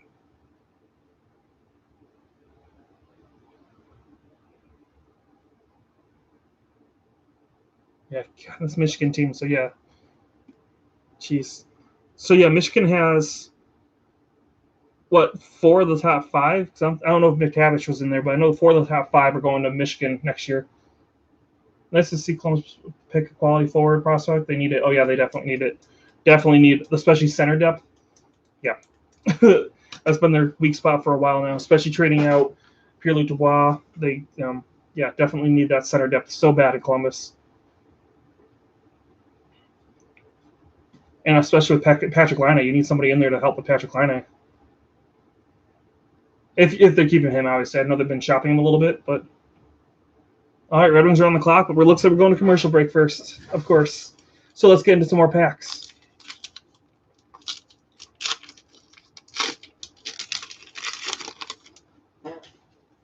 Bag's getting a little full. Alrighty. So yeah. There we go. We got Madison Bowie, Andre Burakovsky. We got Frederick Anderson, who I guess a lot of people are thinking and speculating that he might be going to Carolina now that they don't have Nedeljkovic. Travis Dermott, Pecorine, sad. Jack Hughes, and Reed Duke, marquee rookie. Yeah, it does suck that Pecorine retired, but I totally understand. I do need to get myself a Pecorine jersey. See if they go on sale. I'll have to pick up one of those. I'd love to get the Winter Classic jersey with his name on it. Feel bad how their best players have always, their best players always see. They do. I don't know. Yeah, I don't know what's going on with Columbus with that. It sucks. The keyword is Rayman. It took me so long to find the paper I wrote it down. Oh, good to see you there, Snyder Cards. It's right your name on the paper. Well, bam.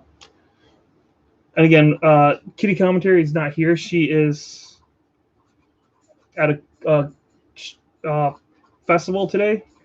So I am kind of doing everything myself. So if I miss that you guys put the word in there, the keyword, let me know. Because there you go, Snyder Cards. You're in the bucket. Yeah, no, Columbus. Yeah, it does suck that a lot of their players do leave. But it's a small market. Like I know that that's the biggest problem they have is usually it's just a smaller market. And I know some players didn't like playing for John Tortorella.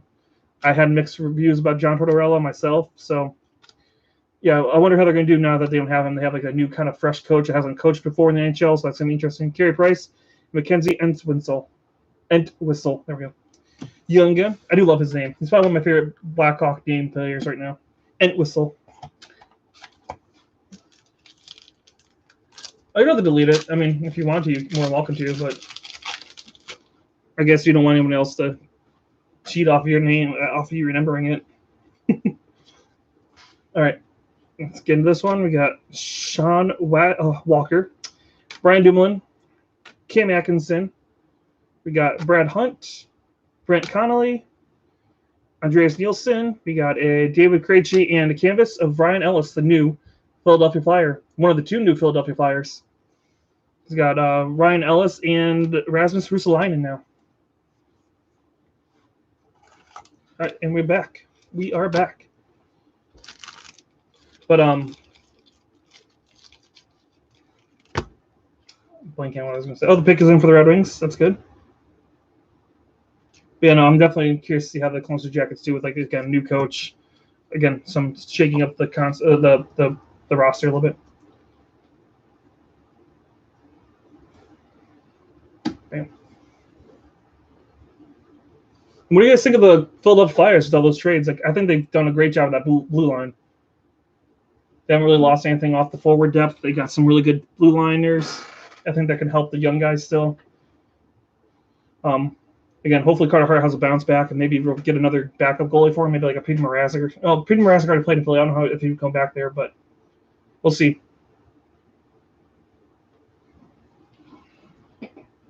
Because I do think Carter Hart will have a bounce back. I know a lot of people were kind of like not sure, like, oh, he might be a bust, but he's young. I think Carter Hart will definitely have a bounce back. So I think with that defensive upgrade, I think it'll be a big help for him.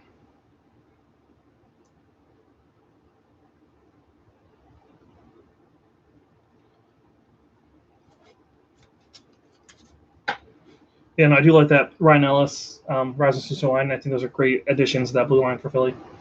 Yeah, they're just talking to Owen Power right now.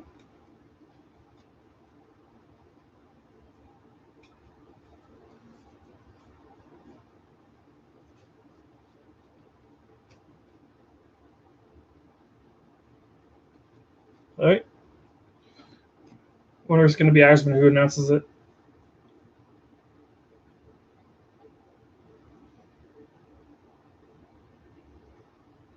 I do like that Eisman is so unpredictable too. That's one other thing I love about Eisman. Because it's like he could go goaltender, he could go forward, he could go defenseman, completely through everybody.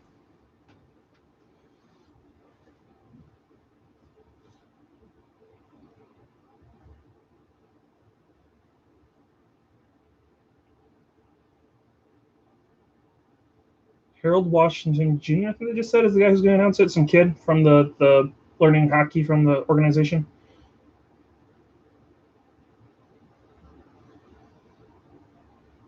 Nice. I like that.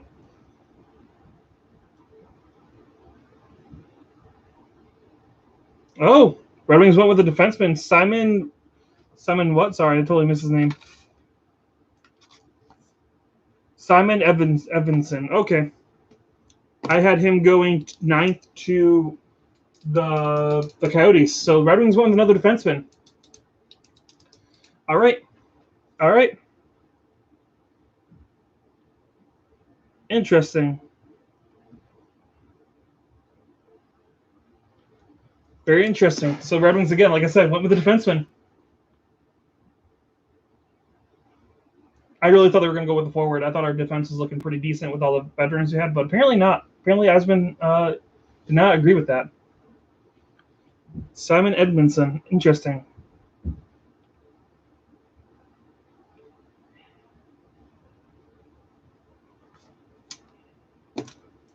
So yeah, most of my picks are gone now.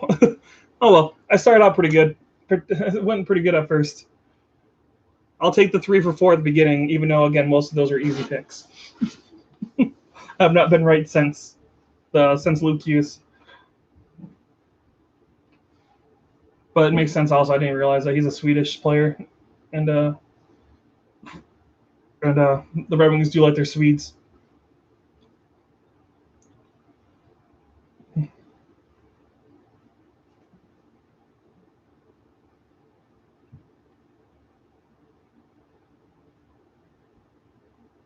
Hmm. All right. Sorry, just listening to them talk about him because I don't know much about him. Edvinson.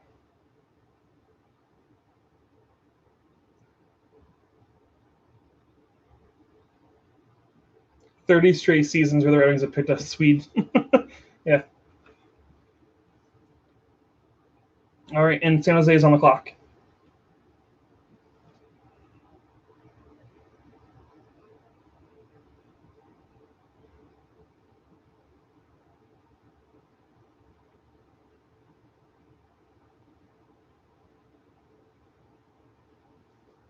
Hmm. So they have like somebody at the Columbus Blue Jackets draft party. We play in the World Championship, I think. Yeah, see, I didn't get to catch that because yeah, I just didn't have the channel for it. I think it was it even on NHL Network? Do I think about it? I don't even know if it was on NHL Network. But yeah, no, it was just a lot going on, and then like I said, I didn't catch it, which sucked because like yeah, it was one of the few times you actually got to see some of these players play, which would have been nice to kind of get some of the players before this draft. But oh well, it happens. We'll get to see them soon.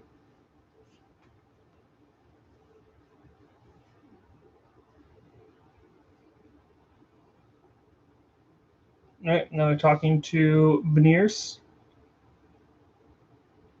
I need that Seattle Kraken draft hat so bad.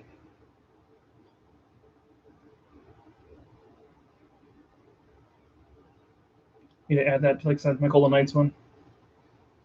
And then obviously when the jersey decides, whenever they decide to drop that finally in September, I can wear it with the jersey. I will say the hats are kind of crap this year for the draft. Fanatics. I hate Fanatics.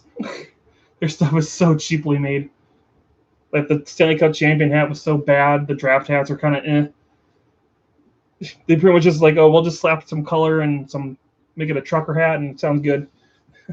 This is the cheapest thing we can throw out that people will buy.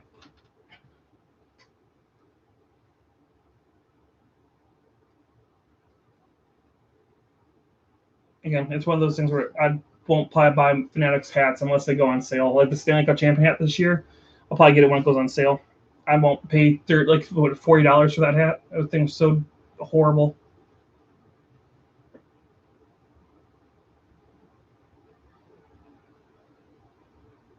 So like this is what the draft hat from like the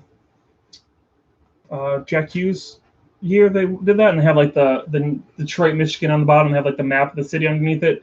I like the logos. Like these hats are so awesome. Like Fanatics does do good hats, but very rarely.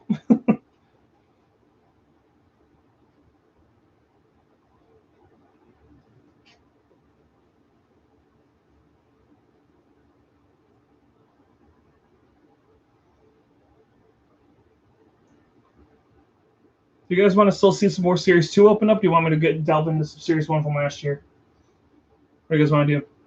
Let me know in the comments. Most designs since the start of COVID have been kind of meh. Yeah. No, I have not liked most of the Fnatic stuff. Even before these draft hats, I didn't like, and then they came out these. But okay, maybe we're getting better. And then everything after has been just horrible. It's like Fanatics just doesn't try at all. Like even their jerseys, like people buy the Fanatics jersey, I'm just like they're not great. I mean, I guess if you can't afford a legit one, but if you know the right sources, there's plenty of people on YouTube that talk about where you can get authentic jerseys for cheap. Again, I don't pay full price for any of mine. Mine are all Adidas Authentics or Reeboks or whatever. They're way better quality than the Fanatics, especially if you're buying a Blackhawks jersey. Don't buy Fanatics Blackhawks. You want authentic because that chain stitching is amazing. Like I'm not a big Blackhawks fan, but the jerseys are amazing. Like that, the chain stitching and stuff like that on the jersey can't be beat.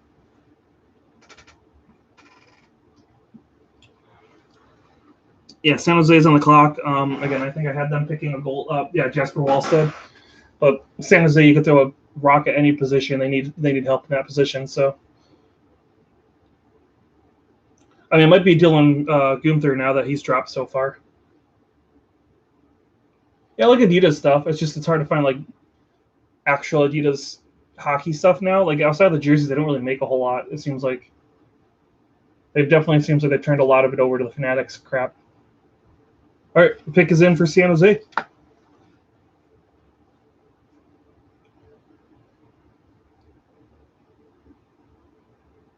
Doug Wilson Jr. making the pick. Standing in front of the shark, yeah, that's cool.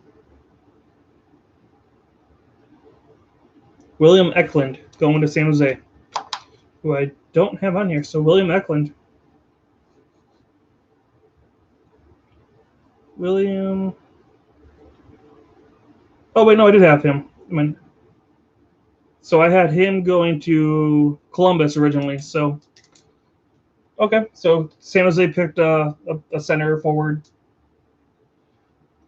Adidas, I think, lost some sort of rights to Fanatics. I wouldn't be surprised. Again, it just sucks because Fanatics just is awful. Yeah, Eklund. So they got again center, forward, winger, whatever. He can be either one. It looks like it says. Again, San Jose needs everything, so why not, right? I don't know how well their goaltending depth is, but I know their defense again with Burns and Carlson both super old and on really long term contracts. I don't know. I guess they definitely need some help in defense. They don't really have a lot of goal scoring depth. Yeah. Oh, and LA is on the clock now. Yeah.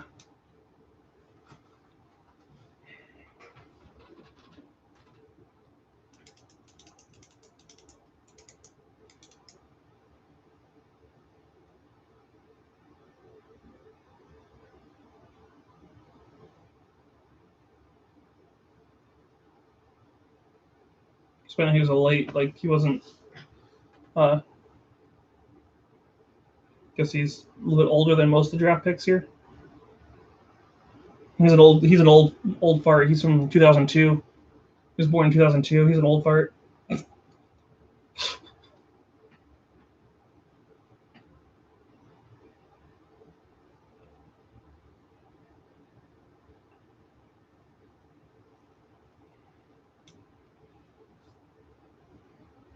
I guess Eklund's dad is a big YouTuber. Interesting. I guess he interviews hockey players over in Sweden. Interesting. Did not know that.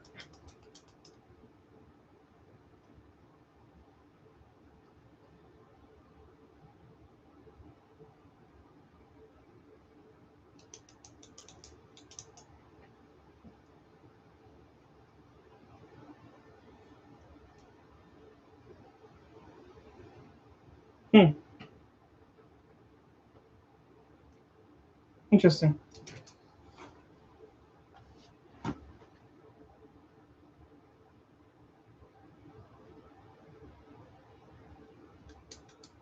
Yeah. They're just talking about the Arizona pick that they lost. That's why they don't technically didn't have a first round pick, but they traded for Vancouver's first rounder. I know that was a big thing that Arizona was desperately trying to get in the first round because that violation, they lost their first round pick this year.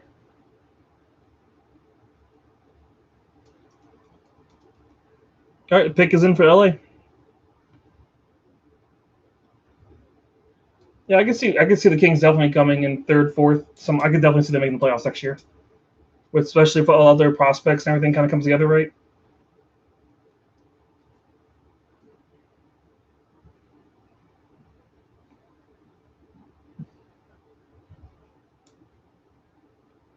Oh, I'm sure I am really delayed. Brent Clark. I don't know if I had him. Oh, Brent Clark right here. Right. Yeah, no, I'm not surprised if I'm super behind right now. For some reason, it seems like I'm always behind. Pacific is super weak this year. Yeah, I mean, honestly, I can see even Seattle, like depending on what moves they make, Seattle could even fight for that fourth spot. Yeah, because San Jose is going to be struggling. Anaheim's going to probably struggle again. Arizona looks like they might be a little, they might be struggling, especially trading off some of these players. So you got three. Oh wait, Arizona's not in the Pacific anymore. Sorry, I forgot they're in Central now. Again, LA could definitely be third or fourth. I could see that. Calgary again, they might be, trading some pieces off, trying to retool.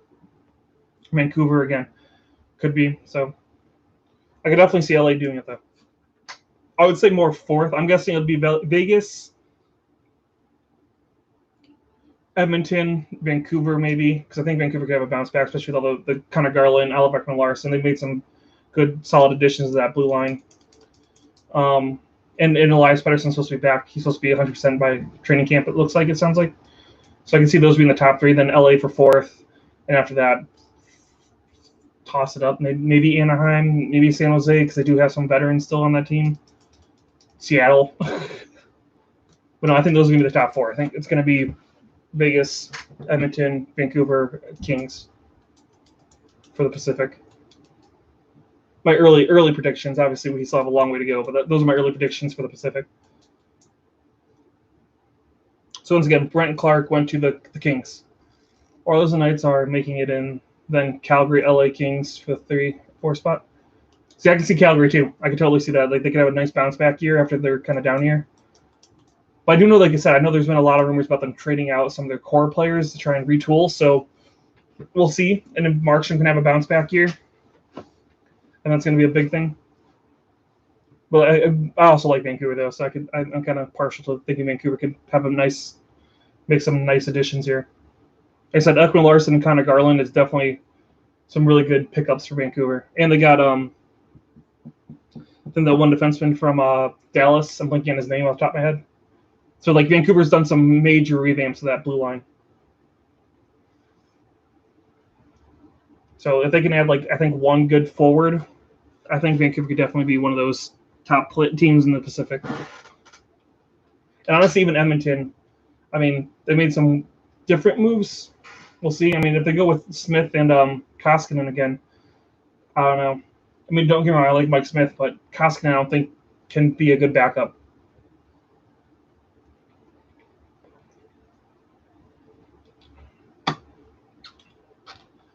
Oh yeah, I mean, like I said, I could totally see Vancouver not doing it. I just know they've made a lot of good moves. So, at least in my eyes, I think they made some good moves. To like I said, give them some chance there.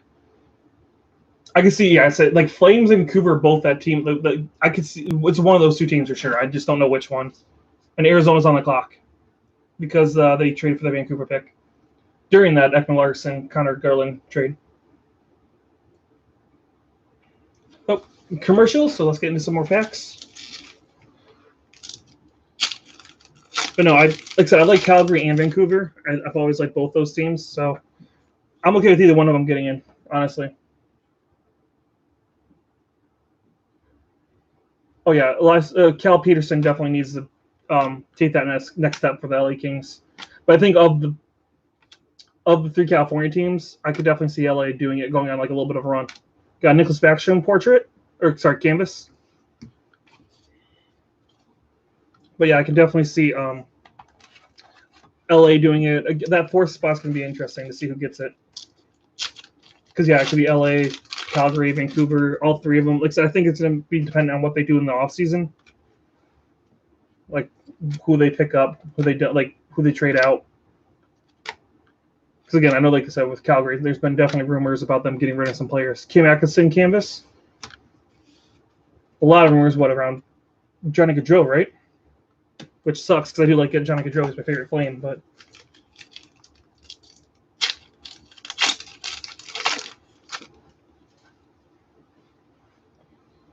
all right, we gotta. Oh my gosh, this box, this box, guys. You'll see in a second here. You'll see in a second what we just got. Jonathan Quick, Nick Schmaltz, Clayton Keller, Thomas Chabot. We got a Dazzler. I didn't even notice this one. I'm Anthony Mantha, blue. But we got a Kirill Kaprizov Young Gun canvas as well. So we got a Tim Stutzla Young Gun and then a Kirill Kaprizov canvas out of the same box. Same box, guys. That is awesome. Man, that is an amazing box. Got the two big rookies, one of each. I will gladly take that. I will gladly take a Kaprizov Young Gun canvas. So that's the second one now. This might be arguably one of the best Series 2 boxes I've opened in a long time.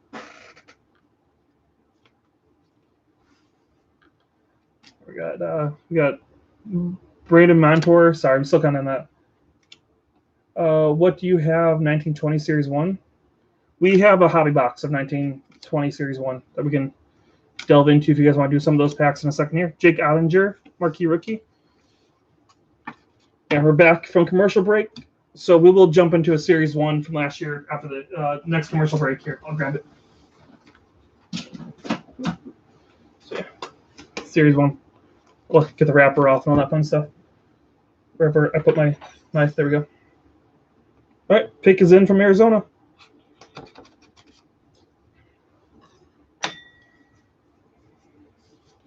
Daryl Plondowski is making the pick. And they have the Cucina for the Coyotes logo too, so.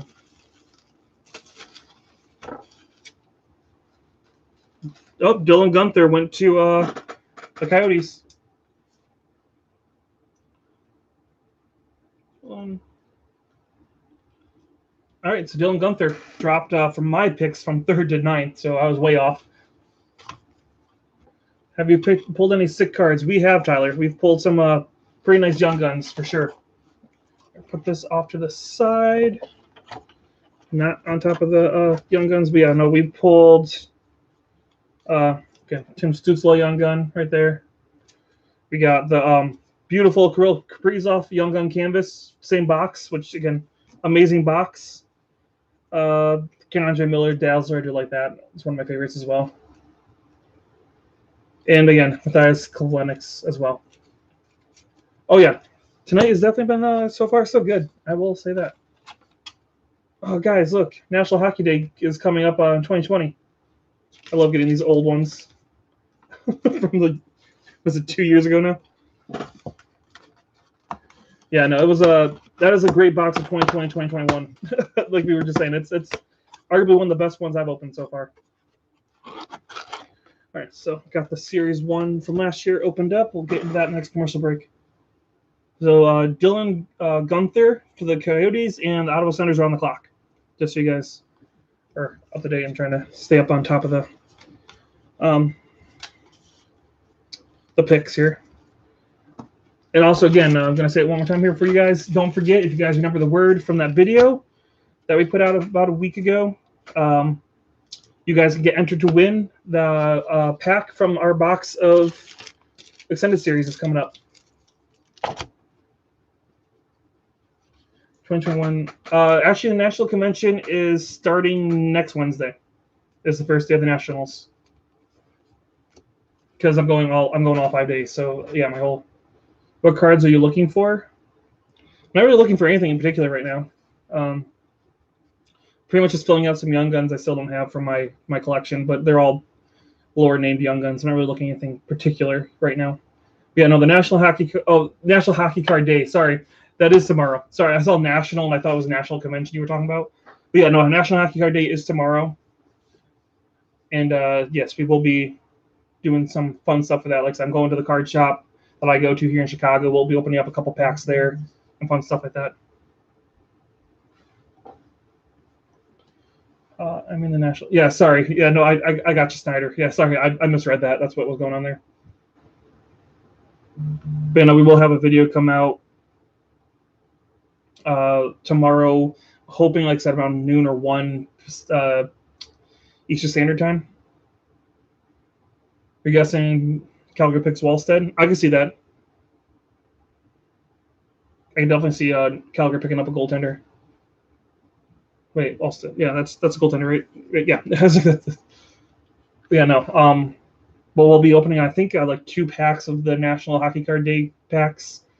The Alex Lafreniere set that just came out probably is what we'll be opening because the stuff I ordered didn't come yet. So I know the card shop has that, and I haven't opened it yet. So those are probably the 2 things we'll be opening tomorrow for the National Hockey Card Day. And we have some boxes we're giving out at that card shop. So if you guys are in Chicago and able to go to Elite Sports Cards over on Montrose, they'll have plenty of hockey cards given out tomorrow. What video do you need to watch to enter the free pack? I think it was last Wednesday's video where it's the one, the thumbnail is a picture of the city skyline, the Chicago skyline, with a box of Extended Series on it. That's the video you're looking for. I want to say it was last Wednesday, if I remember correctly. That's the video, Tyler, if you want to go back and look at that. And it's towards the end of the video that it talks about the word.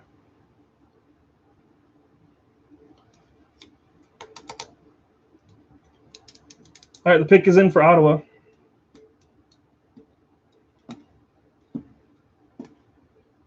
I'm just talking about Beniers right now with Ron Francis. Let's drop the pen.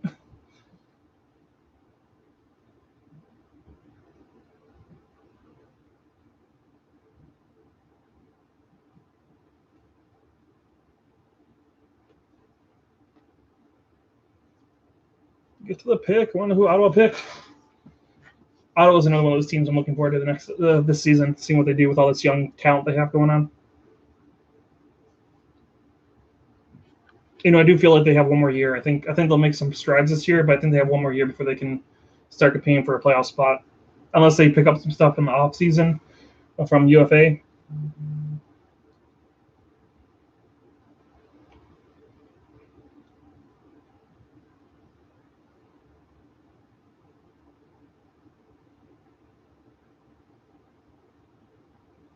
Yeah, I'd say Ottawa's been doing pretty well with their draft picks up to this point.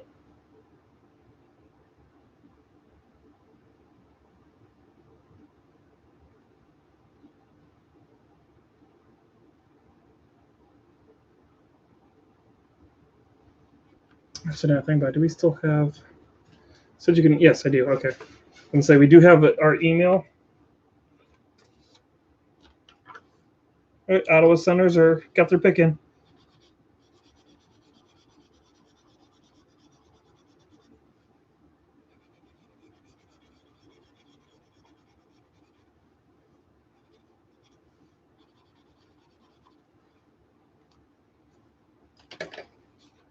So that is our email in case you guys win that pack. You guys can email us your address and all that fun stuff there. Or, again, contact us on one of our social medias.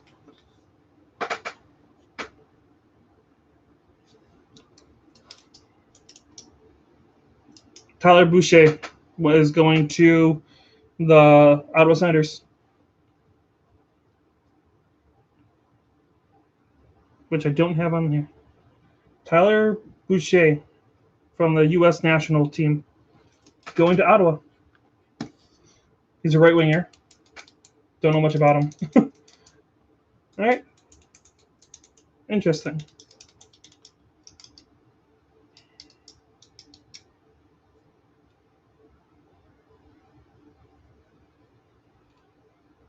All right. Yeah, so the Ottawa Senators just picked up Tyler Boucher from the U.S. national team development program. And next up should be, what, Calgary? No, sorry, Columbus is up next with the trade for Seth Jones. They got that pick from Chicago.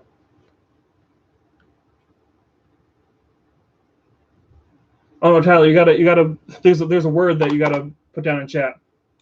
You watch that? I said a word. The word you have to remember to put down in chat.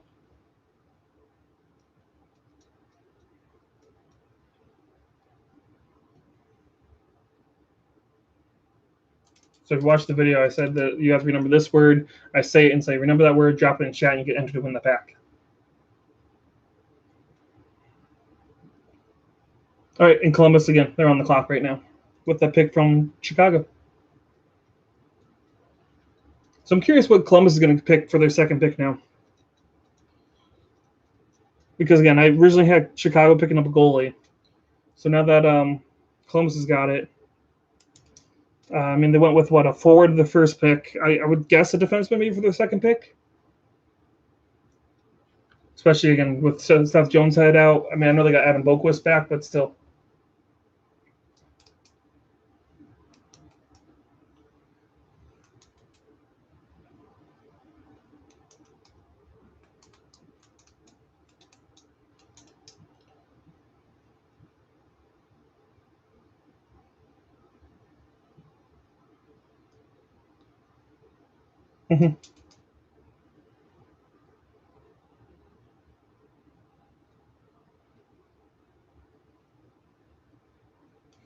All right. Still waiting. What is your thoughts on the Nedeljkovic trade? I think I knew your answer. Yeah. I thought it was a horrible trade. No, I was super excited about that. I couldn't believe that the Red Wings got Nedeljkovic, especially for practically nothing. Again, I originally had the Red Wings picking up a goaltender in this draft, and then they made that trade for Nedeljkovic. I'm like, okay, well, not going for a goaltender probably. Because, again, I mean, young goaltender that, again, I think he could definitely – I think they sent him with a 3-year deal. I think, again, we're pretty set in net as long as he stays healthy with Grace and Nedeljkovic for a minute. Plus, I know that we have another goaltender in the system that's supposed to be, like, really good, but he's relatively young. But the pick is in from Columbus. Yeah, no, I definitely love the pickup on Nedeljkovic. I am curious what Carolina's doing because they have no goaltenders right now. But my guess is, again, a lot of people are saying, with Frederik Andersen probably is what they're going to be trying to go after, maybe. All right, Kekalainen is making the pick for Columbus this time.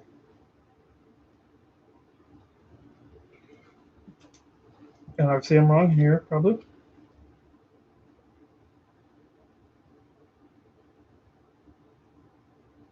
Cole Sillinger is going to Columbus. Another forward. So they got two centers more or less, which totally makes sense because Columbus needed that.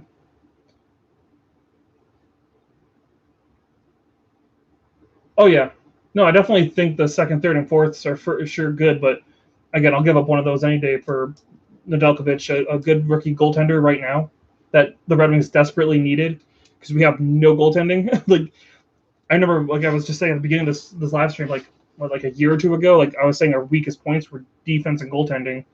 Now I think those are probably our strongest suits with Grace and Nedeljkovic. As long as Nedeljkovic has a good season and our defense is looking pretty good, I would say those are probably our strongest suits. Now we just need goal scoring.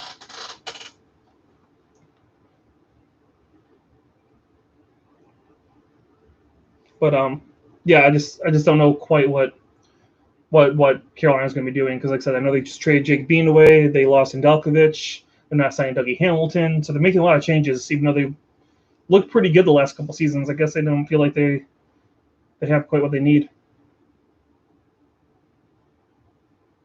All right, and Calgary's on the clock. Sorry, guys. Forgot to say that.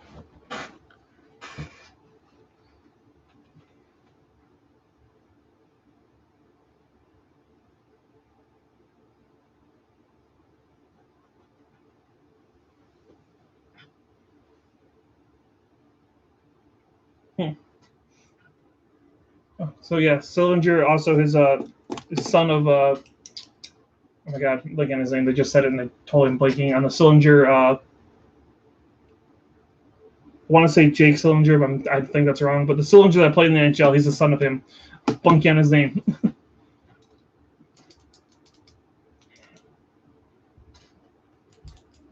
Mike Sillinger. There we go. I was like, I know it's a name that's super basic. Mike Sillinger. He's the son of Mike Sillinger.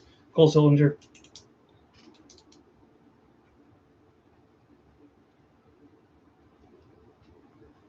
Carolina's a good team. They desperately need a goalie. Yeah. I think Carolina desperately needs a goalie because they also don't have one under contract. I think that's super understated right now.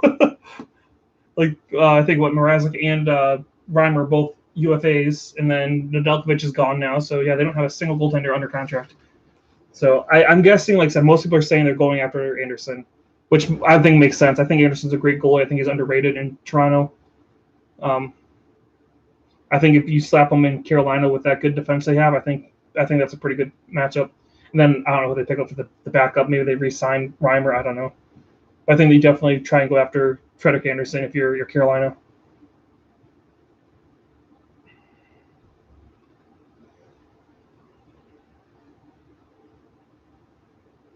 So yeah, they're even saying they think Calgary's gonna pick up a goalie.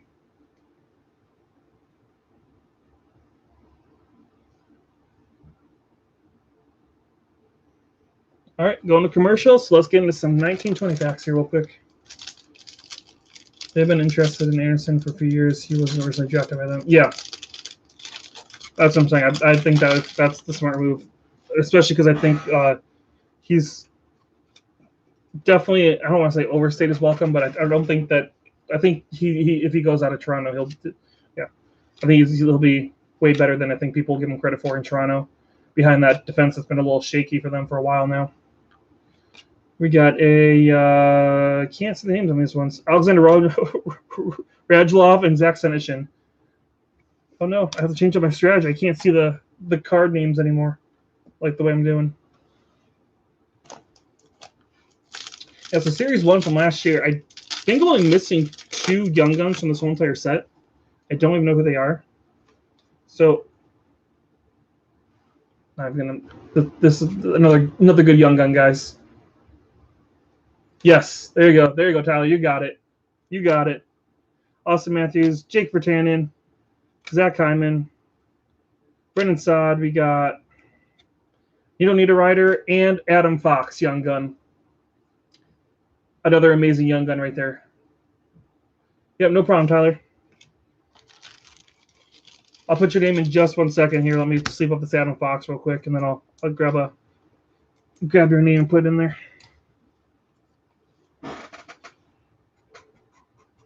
Tyler Miller. Oh, bam. All right, Tyler. Your name's here. Throwing it in the bucket. There we go, guys. Yeah, no. Adam Fox, right? So we got a Kaprizov canvas, a Tim Stutzla, and now an Adam Fox. I will take those.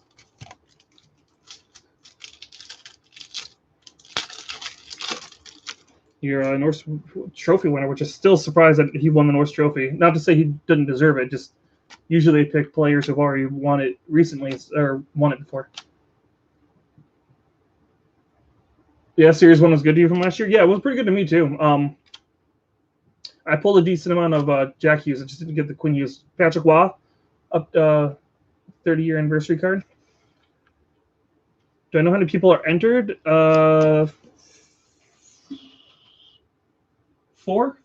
or 5 right now. We have 4 or 5 people entering the contest right now, Tyler. But yeah, no. Yeah, Series 1 from last year was really good, and that's obviously like one of the first big sets we started on this channel, so I really enjoyed this set. But no, I think I pulled 3 Foxes, 2 Quins, 4 Jacks. That's awesome. Yeah, that's awesome. I've pulled, I think, 4 Quinn Hughes. We got an Upper Deck 30 of Connor McDavid. But I think we got pulled 4 Quinn Hughes, I think 2 Jack Hughes, maybe 3, and I think 3 Evan Foxes now. So yeah, no, I've pulled really well for considering there's not a whole bunch of like big names in Series 1 from last year. All right, the pick is in from Calgary.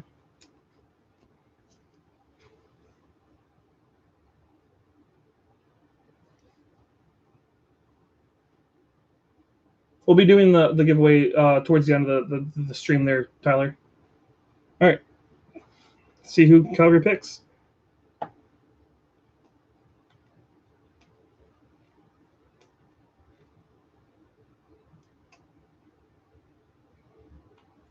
Okay, Matthew Coronado is going to the Calgary Flames. Matthew Coronado. He's a winger, though. Interesting. Oh, I totally spelled his name wrong. There we go. Yeah, so Matthew Coronado is going to Calgary. Not a goalie. Interesting. Very interesting. And it's a winger on top of that, so really weird.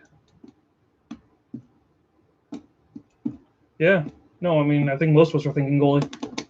I mean, I know they just signed Jacob Markstrom to that huge contract, but still, you would think they want another young guy in the system. Yeah, no, like I said, I totally would have agreed with that goaltending, but I guess not. I do know they're trying to revamp that forward depth, so maybe I don't know. That's definitely different. All right, so we'll go recap it real quick. Owen Power, number 1. Matt Beniers, number 2. We got Mason McTavish, number 3. Luke Hughes, number 4. Kent Johnson, number 5. We got Simon Edmondson, or Simon Edmondson going 6th. William Eklund going 7th. Brandon Clark going to 8th. Dylan Guther, number 9. Tyler Bouchard, 10th. 11th went Cole Sillinger, and now number 12th went Matthew Coronado. Just in case you guys have missed any of those picks.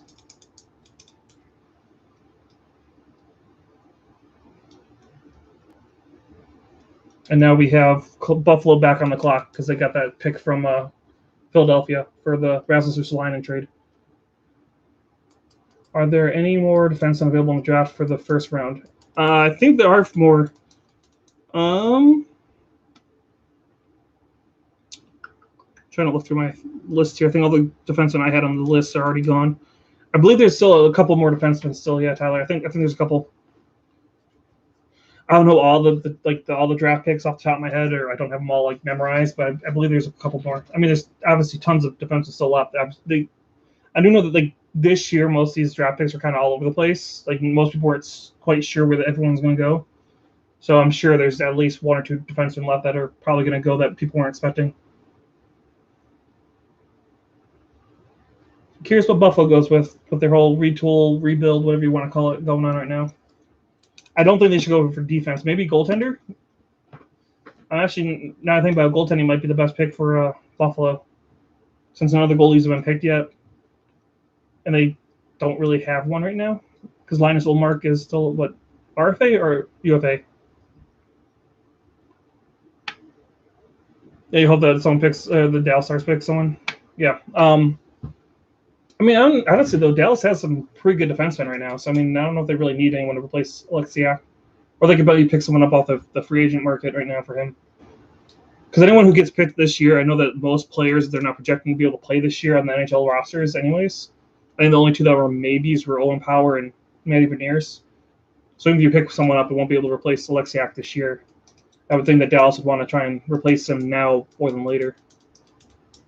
But I mean, I could definitely see Dallas maybe going for a defenseman. I would venture to say maybe more of a forward for Dallas, though. Especially with Jamie Benn not really producing like he used to. Radulov is kind of having problems. They don't really have like that scoring, a young goal scorer depth right now.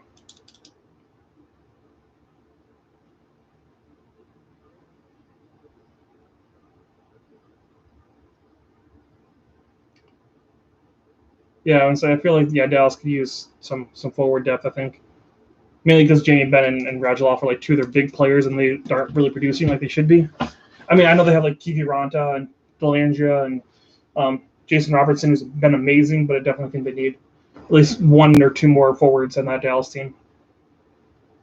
Yeah, they have Robertson, but I think they need anyone. I think they need someone to go with Robertson because like Tyler Johnson or Tyler Seguin isn't getting any younger either. So I mean, you want to try and build up that forward depth right now because I think their defense is relatively young. Isn't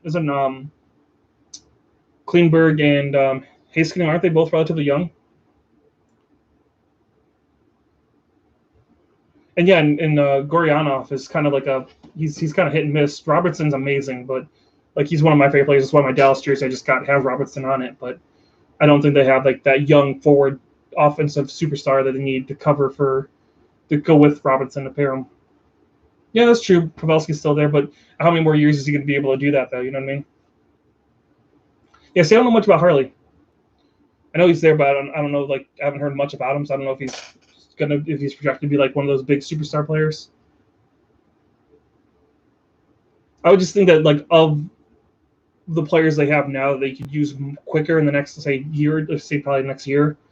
Not this season, but the season after. I would say probably forward depth though still, because I said they got Heiskanen and Klingberg on the defense right now, and they're relatively younger.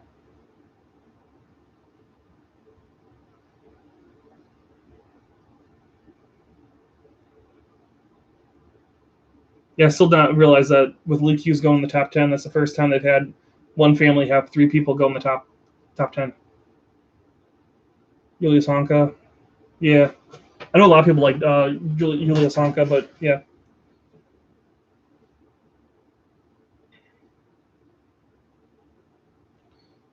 Yeah, no, it sucks when you have those. Just like Anaheim right now, like they have Sam Steele and Maxime Comtois.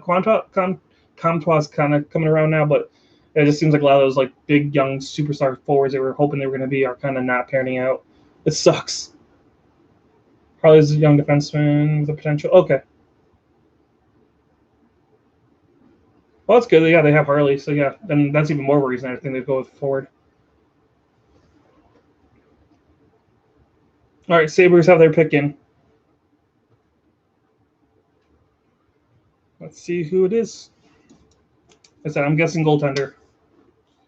Going with what was the top goalie? The Jasper Wallstead. That's what I'm going with. That's what I'm guessing.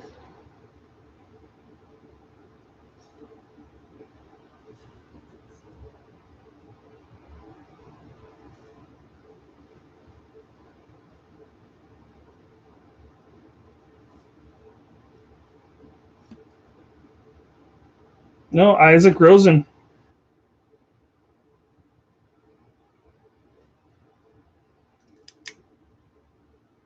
Another forward. No goaltenders yet. That's really interesting. So another forward for the Buffalo Sabres.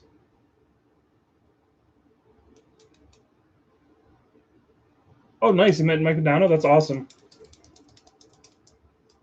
Yeah, he's originally from West End, Michigan. I know that very well. The Mike Modano Ice Arena we have there. That's why it was such a big deal. He went to Detroit for that one season, and he played like no games for him. Was it like 23 games? I think they played that season and got injured. And he played one, I think, in the playoffs.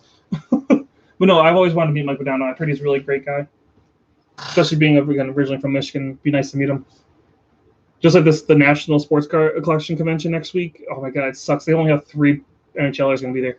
Well, I met only one of them, so 2 of them I will get to meet for the first time. But wish there was some more. As he, yeah, but yeah, they have Bobby Hall and Brett Hall are both going to be there. I've not met either one of them. And then Chris Chelios, who I've met and not a humongous fan of. Had a bad experience meeting Chris Chelios, but Bobby Hall and Brett Hall I'm excited about. I got a Funko Pop even up there. I picked that up and to get that autographed, hopefully.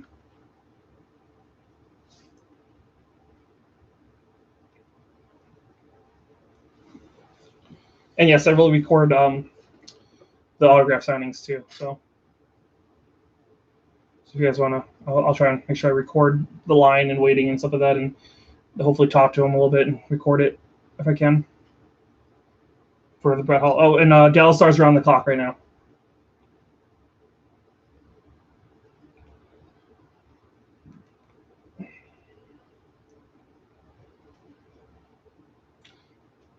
With Chelios, they did viewing parties in Michigan a lot.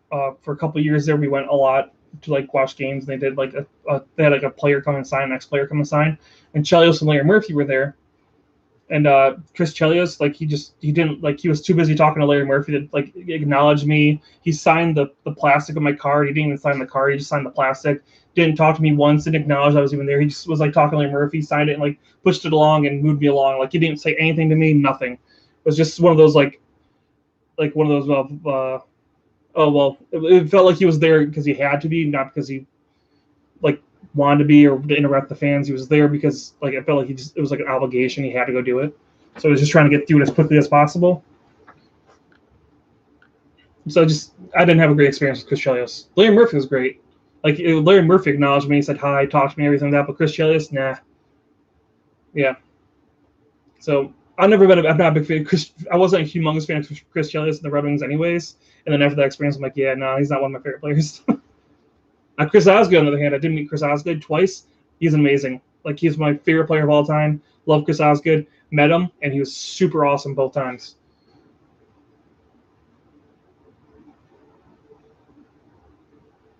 Oh, wait, what's going on?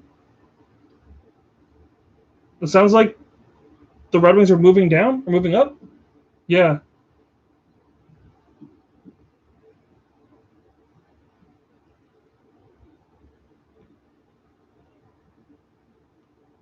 Ooh. Okay, so Dallas moved down, Detroit moved up. Okay. So Detroit is now going to be on the clock, I believe now, right? If I remember correctly. And a lot of them are saying probably goalie, and that'd be so awesome if the Red Wings get a goalie here. Yeah, so Detroit is now number 15, and Dallas has moved up to what, 23, I think they said, which is the Red Wings of their second round pick or first round pick. I'm not gonna lie, I'm kind of hoping. I just realized my numbers are off slightly because the Arizona didn't have a first rounder, so that means there's one less pick in the first round for that. Totally forgot about that. That's why I was like trying to figure out when I put this board together that kind of didn't come together. It went from, I want to say it went from like 11th or 12th, and it jumped to like 14th, and I was like, wait, where's number 13? I think it was Arizona. It's starting to make sense now. I'm super, super, on top of the game right now. But yeah, I'm hoping Red Wings, come on, pick up a goalie.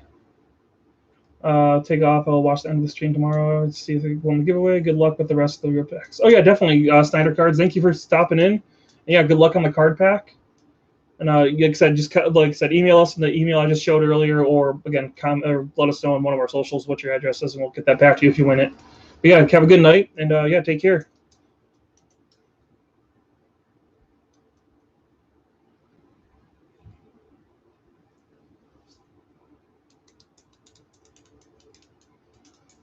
Really hope Red Wings pick up a goalie. I want a goalie.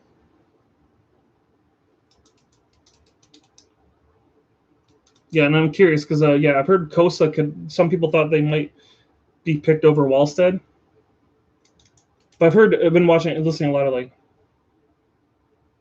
Yeah, that sounds good. Yeah, Steiner. Yeah, you can definitely DM me on Twitter. That works. But oh,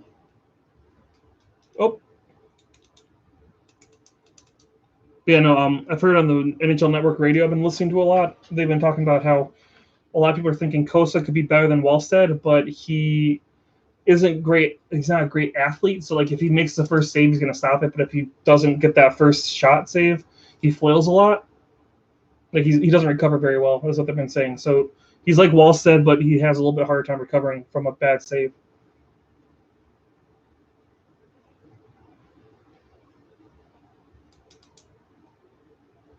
Okay, so trade details. So the Red Wings got the first round pick, 15th overall. Dallas gets the 23rd from this year, a second round from this year, number 48th, and then a fifth round, 138th overall. So Dallas gets 3 picks for this one. Have a good night, Snyder Cards.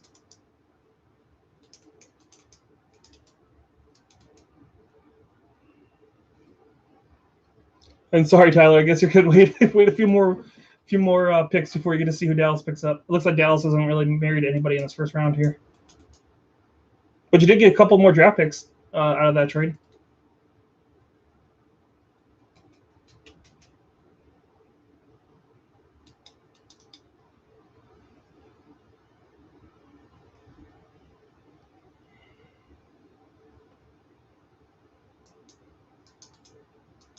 Joe Valino is still considered one of the top prospects for Red Wings, huh?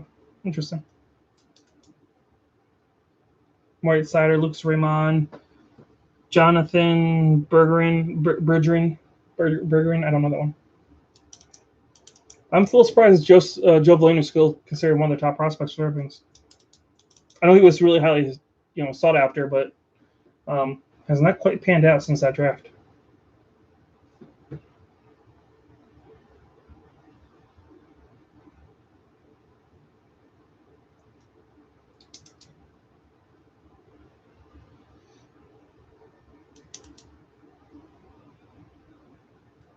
So Jasper Wallstedt is still one of the highest sought after prospects from this year's draft right now. And Chaz Lucas, Fabian Lysell. We got a Carsa Lambos is the only defenseman left in the top 20 projected players. So there you go, Tyler. One more. Carson, and they have him projected to go 17th overall for the last defenseman.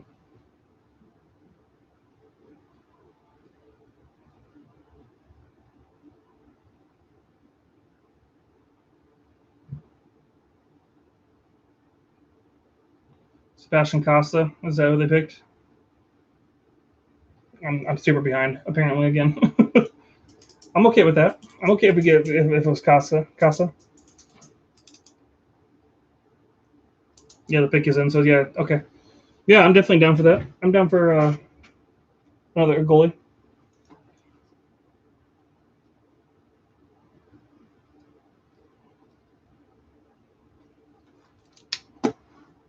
Nice, so Sebastian Casa. All right, I'll take him.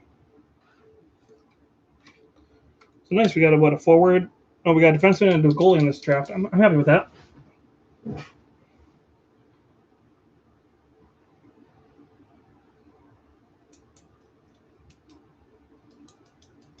Kosa, not Casa. I thought it was Kosa. Okay, Kosa. I will take it. So yeah, we got another good defenseman to add to that blue line, and we got another good goaltender hopefully in the pipeline. All right, so New York Rangers are on the clock now at 16.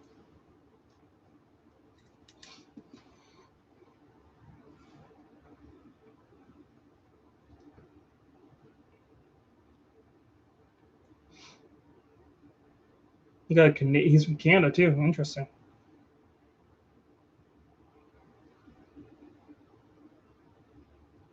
What's Eisman trade to move up? He traded the 23rd overall pick, the 48th overall pick, and the 108th, 138th, I think, overall pick. So he traded 3 picks to move up to the 15th spot with Dallas.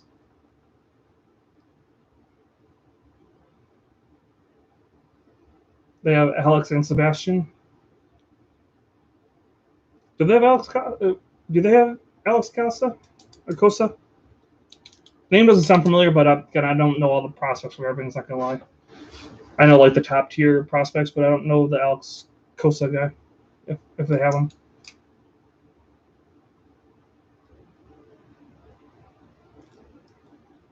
All I know is I trust Steve Eisman, so if he picks them up, I'm down for it. Oh no, Nedeljkovic. Oh yeah, no, they got Nedeljkovic. Yep. So goalie now, it's time for 3 years, and then maybe by then Sebastian Costa could be it, or they could keep Nedeljkovic and bring him up.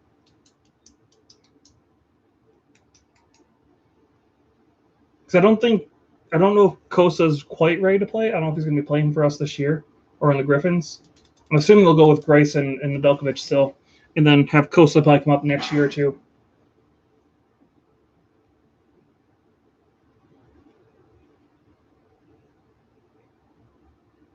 Which again, I'm happy with that. Like our goaltending is getting nicely rounded out now, which is so nice because we haven't had good goaltending. Like I was talking to Kitty Commentary about this. I'm like, the Red Wings goaltending has never been really a strong suit for a long time.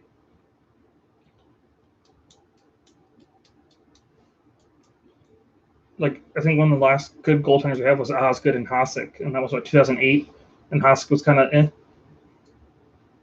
So we haven't really had a good, decent goaltender since 2008. Like Jimmy Howard was okay, but oh no, you're good. You're good, Tyler. Yeah, no, if I had to spell it right now, I wouldn't be able to do it. Nedeljkovic. I've seen it a lot the last couple days though, so I would have a decent shot at trying to spell it. But yeah, it definitely would have been a shot in the dark as well for spelling Nedeljkovic. But no, the Red Wings haven't really had this strong a goaltending, I think, in a while. So it's kind of nice to see. Or at least I haven't been this excited about the goaltending for a while for the Red Wings.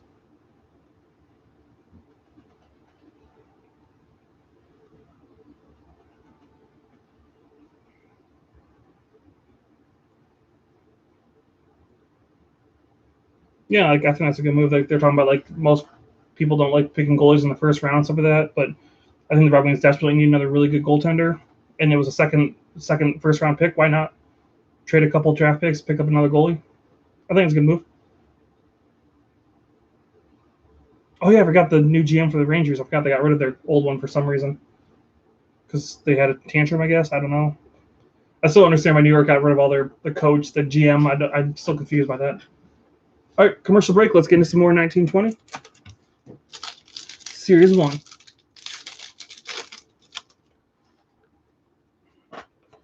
All right.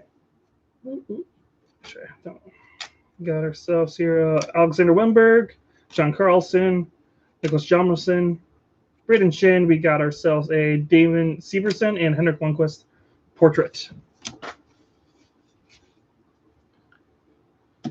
Let's go, Jack. Yeah, hopefully, right? I mean, we already got Adam Fox, though, out of this box, so I don't think we'll get either one of the Hughes. Keith Perderzilli. I don't actually know who that is, actually. Nordiques. That one doesn't sound familiar, sorry. Keith. I'm trying to think. If I can recognize the name. Dominic Cahoon, young gun for the Blackhawks. I will say some of Series 1 boxes, I've opened up one or two lately that have been just blah. Or like I didn't pull like any really good young guns. I didn't get really getting good like insert hits. So it is nice to pull when you get like a Hughes or a Fox or something like that. Colton Patrick, Calaposo. We got ourselves Michael Bacher, Checklist, and Taro Hirose for the Detroit Red Wings. I did get to meet him too, Taro Hirose. Nice kid. I think I met him a couple years ago when he first started up. Who came up with the Red Wings? He was a highly touted goalie prospect for Detroit that recently decided not to sign with Detroit. Oh, okay. Yeah, I know that we've had a couple, like, I think we had like two big prospects in our system for goaltending, but definitely wasn't our strong suit, even the prospect system. Got a up-deck portrait of Max Domi, so that's why I'm like super glad we got Nedeljkovic. We got this, again, the Kosa. It's looking like, okay, we might have some good goaltending for the foreseeable future finally. Like I said, I think our defense is looking good. I think we're looking all right. If Eisman could add some goal scoring depth, we might actually be able to compete this year. Maybe Carter Hart. We got a Yanni Gord, your Seattle Kraken pick. Boone Jenner, Leon Draisaitl. We got ourselves Mikael Backlund, Nathan McKinnon, and a Jamie Benn canvas card. Back from commercial.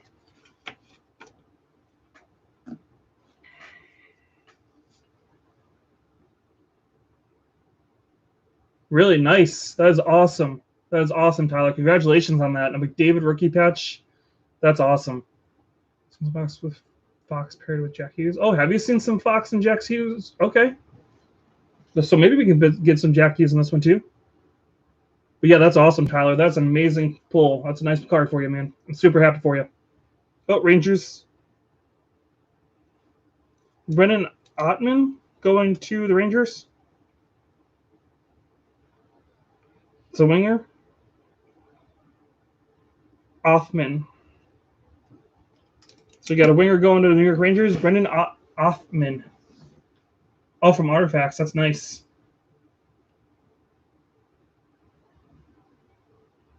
The Quinn you pulled came with Max Jones.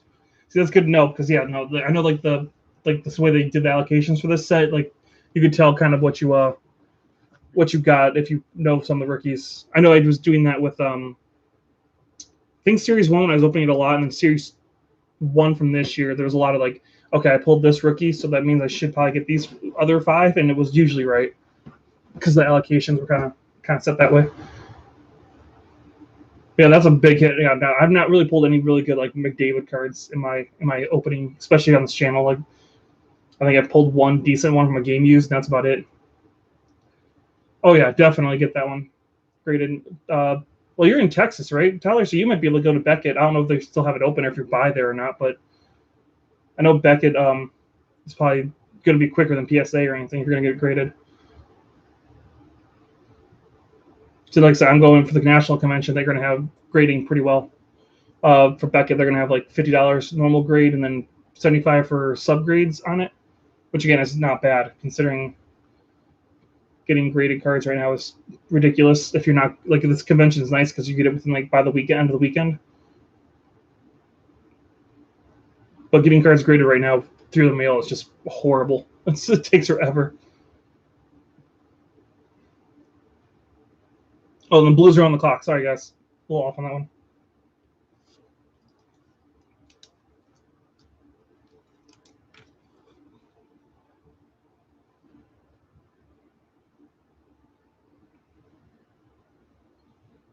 I don't care. I'll take time.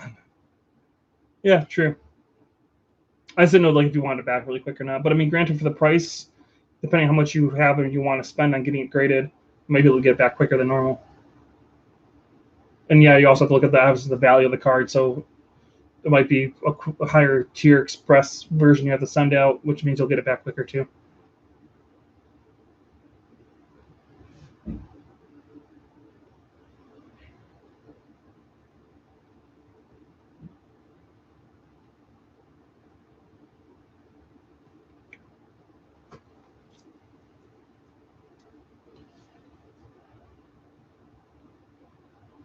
So Doug Armstrong, St. Louis Blues. Curious what they're going to go with. I'm not really sure what the Blues go with. Chaz Luke's maybe a centerman. There's a lot of centers left on the board for what they're projecting for the top 20. So maybe a centerman for the Blues.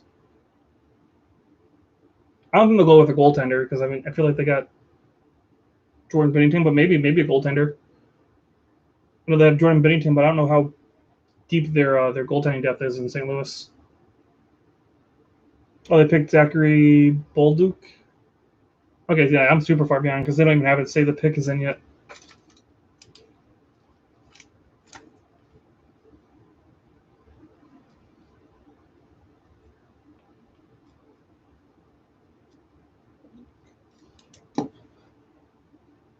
So what is this Zachary Bolduc guy? What position is he? The name sounds familiar. I know there was a Zachary in the line in the top, but I don't remember what position he played.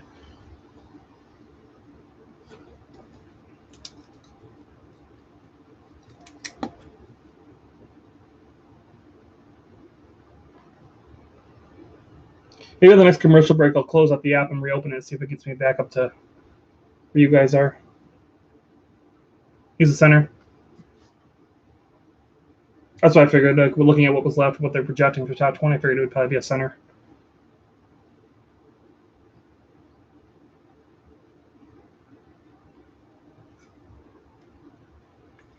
All right, here, let me close it out now. Let me open it. Since we just saw that pick, it's going to be a minute. Yeah, that's the one problem with using an app and Sling. It seems like it's definitely behind. Like if you guys are watching on like your actual TVs, it seems like it's definitely behind. All right, so Winnipeg is on the clock.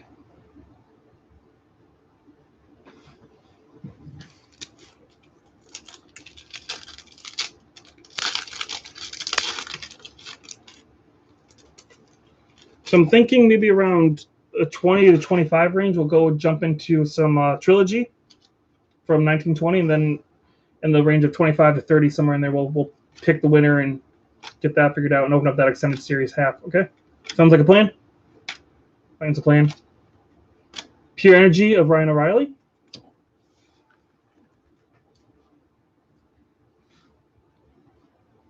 Yeah, and we'll probably open up tomorrow. Alexis Lafreniere set for Hockey Card Day. Maybe We'll open up some more of these packs that we don't open up tonight from these boxes we're cracking right now. And then the boxes I ordered for Hockey Card Day, I'll just save for other videos. Winnipeg, I guess. I'm not sure with Winnipeg. I'm guessing, yeah, another center maybe? Since they oh yeah, it would be a center because they're desperately trying to find that second line center for how long now? And Paul Stastny's not going to be around forever. Well, Pierre-Luc Dubois too they have now, but he didn't really pan out either.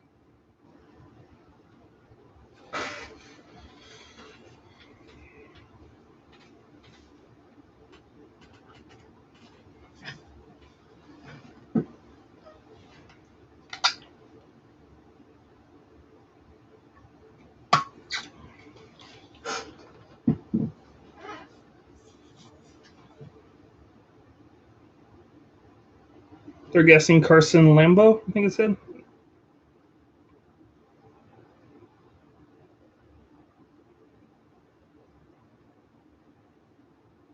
Cole Perfetti, yeah.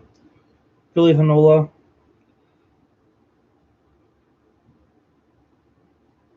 It'll be interesting how Cole Perfetti does for Winnipeg this year.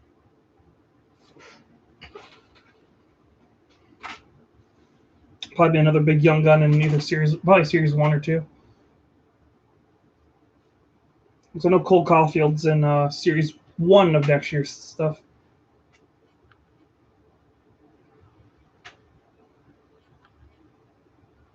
Kevin Shovel day off.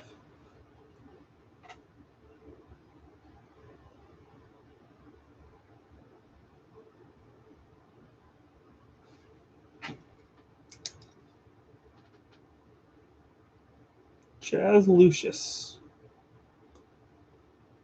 All right, so Chaz Lucas going to Winnipeg.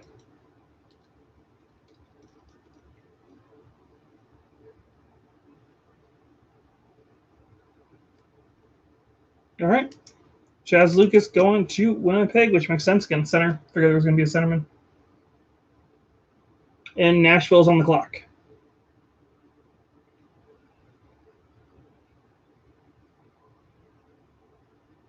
A bone lesion in his knee. Ouch. All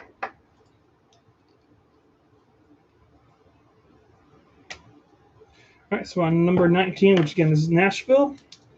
So around 20th, 25th, depending on commercial breaks and all that stuff, we'll switch over to Trilogy. Good news, boys. The wife said she will take me to the card shop tomorrow. Nice. Good for you, Joseph. Definitely got to hit up for Hockey Card Day, right? You get free pack of cards. You spend certain like $10, something like that. It's the one day of the year you have to make sure you go hit up a card shop, right?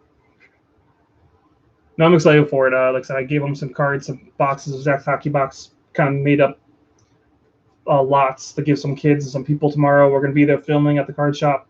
I'm excited for that. Excited for tomorrow.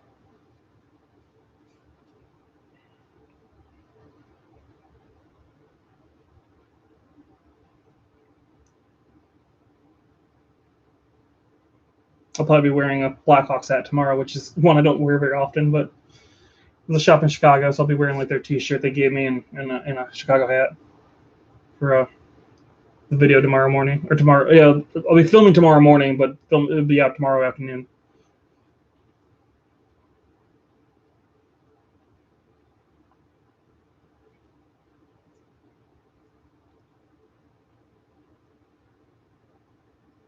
Oh, they're showing the images of Chaz Lucas at the Plymouth USA Hockey Arena, which is such a small arena. If you guys haven't been there before, it's been super, super small. Like the USA Hockey Arena in Plymouth, Michigan definitely needs some upgrades. Desperately needs some upgrades. I don't know I think we did a video at the USA Hockey Arena. I think we did one on this channel, like a hockey kind of arena review. But I don't remember.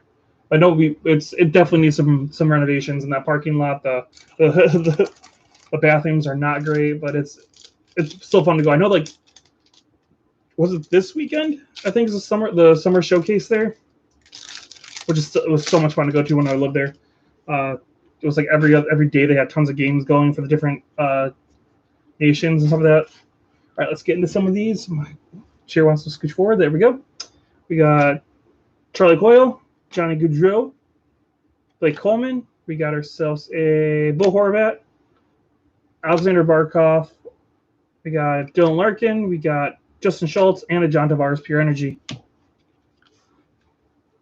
But how many people have the Zach's Hockey Box pop socket?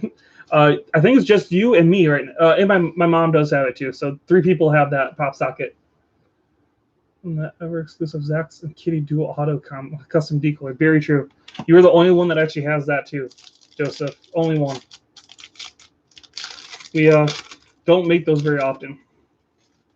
Like I said, the pop sockets, we honestly haven't. We should probably promote that a little bit more. We just haven't. Just because we have to get through pop socket, like the actual company. We do have maybe tomorrow's video you might actually see it. We had Kitty Commentary made a Jonathan Marchessault canvas. She made a custom mat to open cards on that has our logo on it. So kind of excited to show that off. I think tomorrow will be when you guys get to see that. I'm actually got the camera on it right now, so she drew it on the actual playmat. It's still on your phone. Nice. I'm glad you like it, Joseph. It was awesome that you want to pick that up. Oh, interesting. Okay, I will take it. We got a acetate card here, a clear cut card. David Perron. We got a Frank Vetrano, Rickard Raquel, Jordan Wheel. We got ourselves Morgan Riley. We got Ryan Nugent Hopkins, and we got a Thomas Chabot clear cut. It feels kind of weird on the back. I don't remember it feeling so weird on the back, but yeah, clear cut of Thomas Chabot. I do like the clear cuts. They're so cool. I would love to, like I said, one year I will put together a full clear cut base set. Would be awesome to do. And the ever, oh yeah.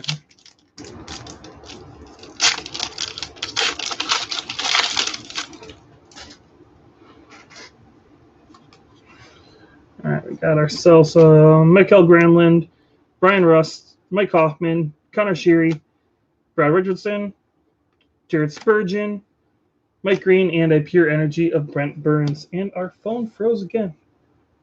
Sling is not liking ESPN. There we go. That's going to be fun during the season if that keeps freezing up on that. So yeah, next commercial break we'll get into the trilogy stuff, and then the one after that we'll do the poll for the pack.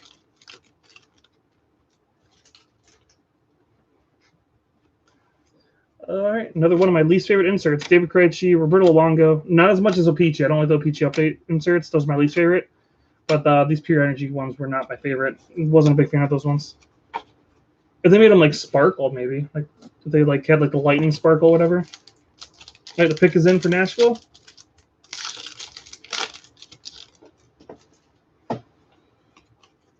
Get through one more here. Craig Krug, Kyle Clifford, Shea Weber, Marcus Sorensen, Christian Dvorak. We got Taylor Hall, Jonathan Toews, and Vladimir Tarasenko shooting stars. Oh, bam.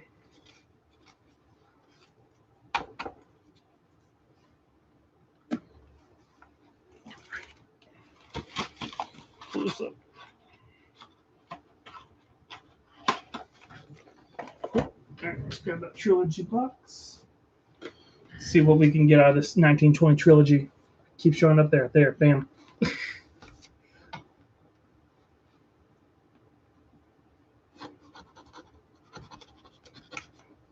can see Nashville picking a defenseman.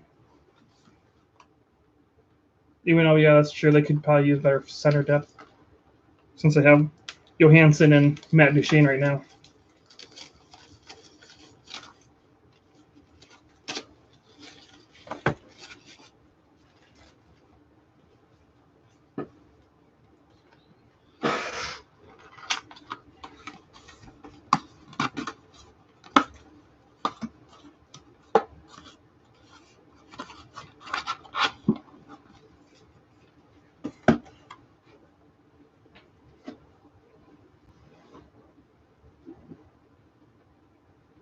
Oh, I will say also, if we get a redemption card in this trilogy box, we will be probably adding it to our giveaway during the Christmas time. About to talking to Steve Eisman about Kosa.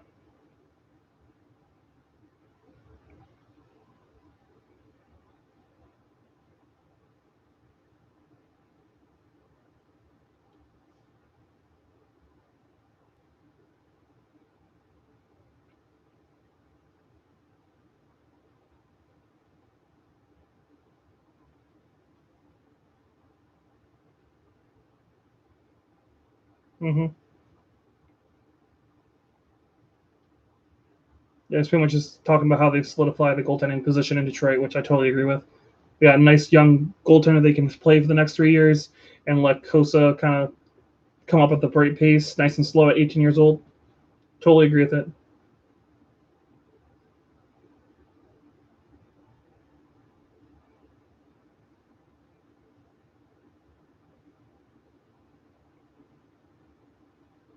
I mean, the Red Wings were good to watch last year. Like they were competitive. Yeah, we didn't win a ton of games. We weren't going to make the playoffs, but at least we were competitive. I think we were competitive considering the division we were in. So I'm excited to see what they can do this year.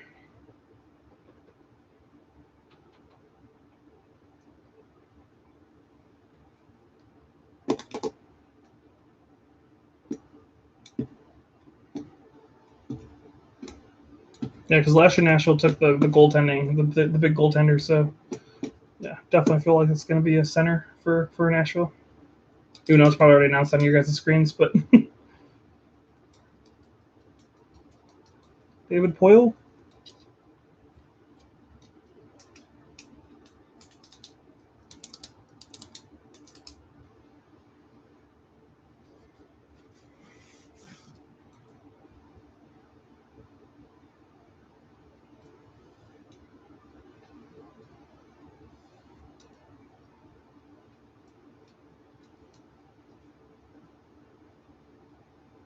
Oh, they got Svechkov.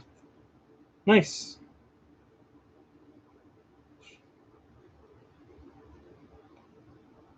Okay, Fedor Svechkov. Trying to say Snechnikov. Okay.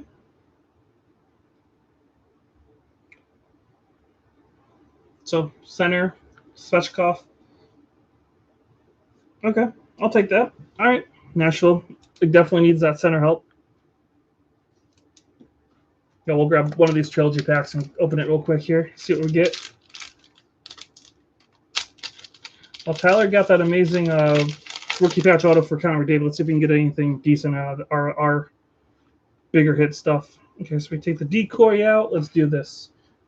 We got ourselves a Nico Hischier.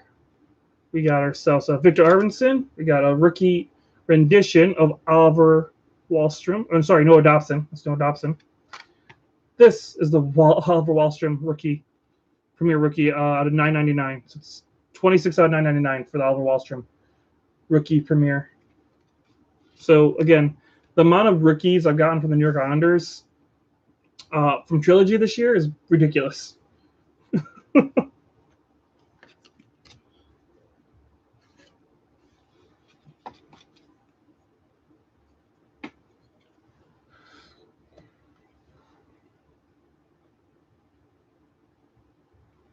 Oh, that's nice. They're saying that Fedor Svechkov has been learning English on his own time too, so it's not like he's coming over without learning anything. That's good.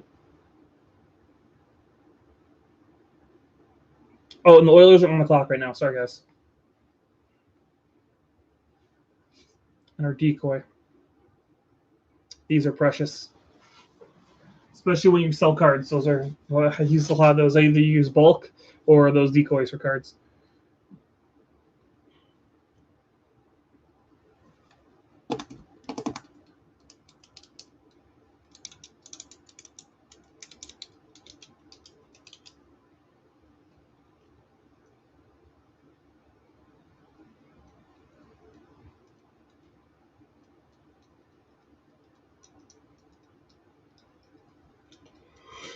And again, if anybody in the chat hasn't already or has just joined us or so whatever, if you guys remember, if you guys watched the video from last Wednesday, I believe it is, we gave you guys a word. If you guys remember that word, enter it in the chat, and you guys get entered to win a pack from Extended Series that we open up tonight.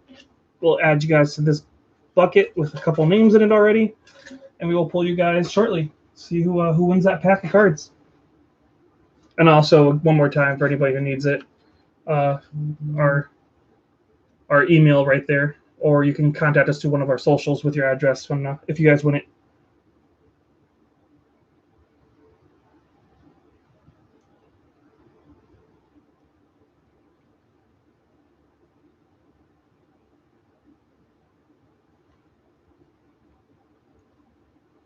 I'm actually going to hit the restroom real quick, guys. We're waiting for the Oilers to pick, unless he's already picked on your guys' screen. We'll be right back.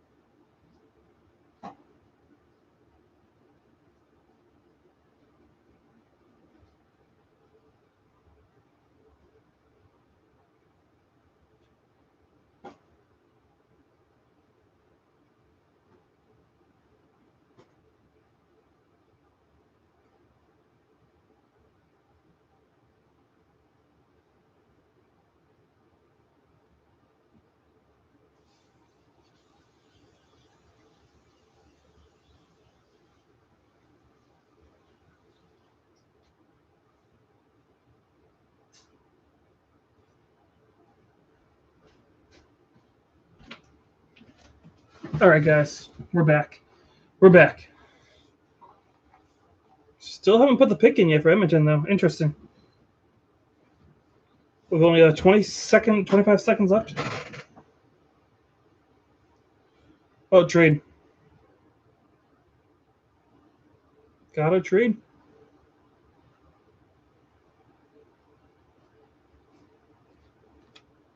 So Ken Holland's trading down. Edmonton Oilers fans are probably not going to be happy about that.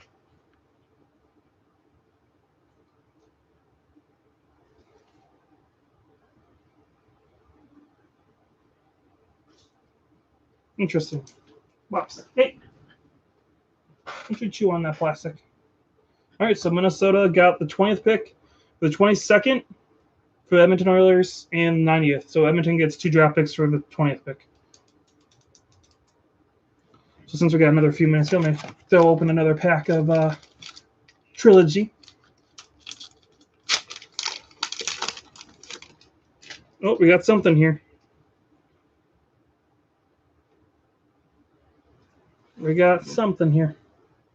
All right, we got Jonathan Quick, Matt Murray. We got ourselves a rookie rendition of Quinn Hughes, so PC hit. Happy about that. And a Jonathan Drouin signature pucks. Bam. Does that now have that doesn't have the logo on it? Well, that's a really shabby autograph, but there we go. Bam, a Jonathan Drouin autograph puck. That is nice. I love these cards. These are such a great cards. So yeah, that's another nice one right there. And a Quinn Hughes card. I'm always happy to get Quinn Hughes cards. Yeah. Stuff that into a sleeve right now.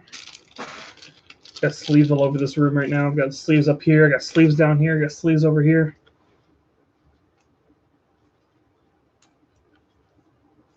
Bam. Jonathan Drouin, signature pucks.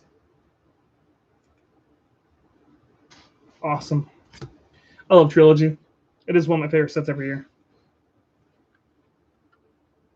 Only signature puck I have is Hellebuck, my fave current. Oh yeah, Connor Hellebuck. That's awesome. Yeah, he's I'm trying to think who my favorite goalie is, but definitely one of the ones I like. He's one of the higher up ones I definitely like. I like Connor Hellebuck, especially in 2018 when they were in the conference finals. I was definitely cheering hardcore for them, the Jets, to go that extra mile and go to the Stanley Cup final. I don't know. I'm trying to think of my favorite goalie right now. I don't even know. I haven't really thought about it. I mean, I do like Alex Nedeljkovic. I thought he was really good in Carolina. There's another reason I was so excited that the Red Wings got him. So he was one of the ones I was like, oh, I really like this kid. He's looking good. Carter Hart, I like. Marc-Andre Fleury's not bad. I don't know. Those ones I do like. You have a sign of the times too. That's awesome. Or you have a sign of the times. Sorry. Yeah, I have his rookie card. That's the big one I have for Connor Hellebuck. I pulled it in my one box of 1450 that I opened up. So I got Connor Hellebuck's rookie card. That's my big one for Connor Hellebuck. Trying to think, do I have Pecorino? I liked Pecorino, but obviously he just retired. And so I don't really have any other PC or goalies I'm like really super stoked about right now. Like I just like goaltenders in general right now.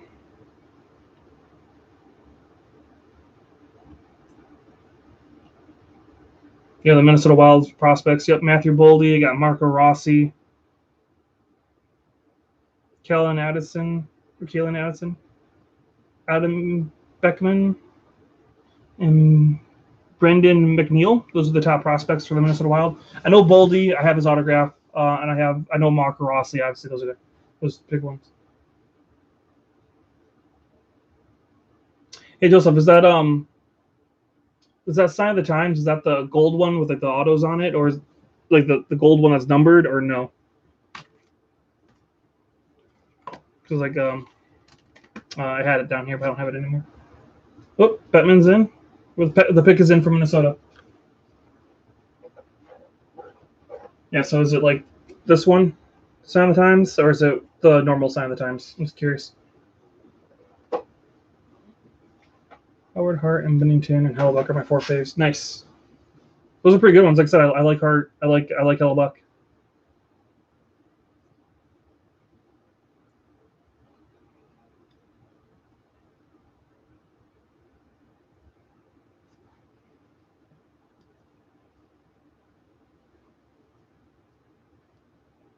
Oh, nice. Not bad. $10 for a kind of Hellebuck. I will say that like buying hockey cards in the States is so much better. I'm guessing in Canada they're not as cheap. But yeah, like we just did like that Holland show, and there's like no hockey fans there. So the cards I had were dirt cheap. Nope, his 20th pick is in.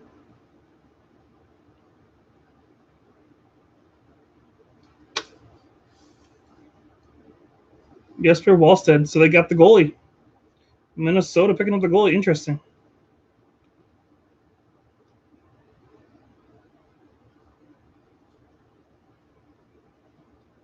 Interesting. Yes, yeah. They were just saying they thought that Edmonton might have taken Jesper Wallstedt, but they didn't. They traded down. Edmonton traded down from getting a really good top tier prospect goaltender. Then Minnesota gets in, takes the goaltender, which is super weird. It's just because they're Capo Kakin in there, don't they? Like, don't they have like a good young goaltender? Interesting. Guess they don't have any faith in him.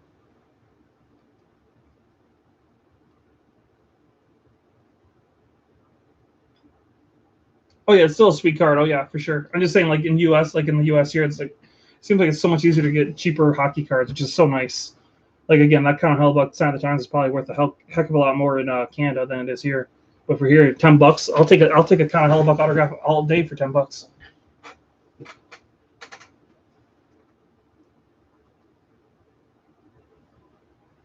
It's one of the nice things because like this year, like all the sports cards like skyrocketed in value.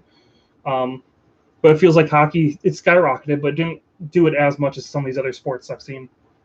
Like their boxes are like $400 or $500 a box and stuff like that. It's just ridiculous. For hockey, like overall, I think what the most expensive stuff has been like $150, $200. A bit of a VC one for 15. Nice. Yeah, Jimmy VC. He's one of those players that, or Vassy. Sorry, you picked up a Vassy, not a VC. I'm an idiot. Sorry. I do have one of those. I do have a. I think it's a Vassy one here. I think it's in here. So I think I keep some of my autos in this book. Did I put it in here? I might not put it in here. I didn't put it in here, but yeah. But I have that one, and then I have a Thomas Chabot one that I really like too. Like I love these gold ones; they're so cool. I'm pretty sure I have a Vasilevsky one too. I think I pulled it even on this channel, maybe. But yeah, no, yeah, I love picking up the Andre Vasilevsky cards. I mean, he's really good too. I do like Andre Vasilevsky, but I feel like it's just, you know, it's not like I'm trying to think like outside the box. You know what I mean? Oh yeah, no, I was super happy about the Thomas Chabot one. Like the Mark Stone's nice, but that one I'm slapping up. I think I actually just slapped up on eBay today because again, it's Like I don't really Mark Stone isn't someone I really like collect, but Thomas Chabot, I do like him. He's a good defenseman. I'm really looking forward to seeing how Ottawa does. Yeah, the inscribed cards are so cool. Especially like I think the Mark Stone one even says like the date of his first career hat trick or whatever. And then I think the Thomas Chabot one, I don't remember what it says on it. Oh yeah, that's right. He wrote his name backwards on the card. That's what it was. Nice. Oh, that Zetterberg one would be so nice. But yeah, no, like so you guys can see there kind of he wrote his name backwards on the card. It took me so long to figure that out. Me and Kim Compton are looking at it. She's like, oh, it's his name backwards. I'm like, oh, that's what the inscribed is. That's kind of fun. Yeah, no, I think I've pulled 3 of the golden ones and a couple of the non-gold ones. Actually, I think I've pulled only like 2 of the non-gold ones, and most of them have been the gold ones, surprisingly. But the Zetterberg one would be nice to get.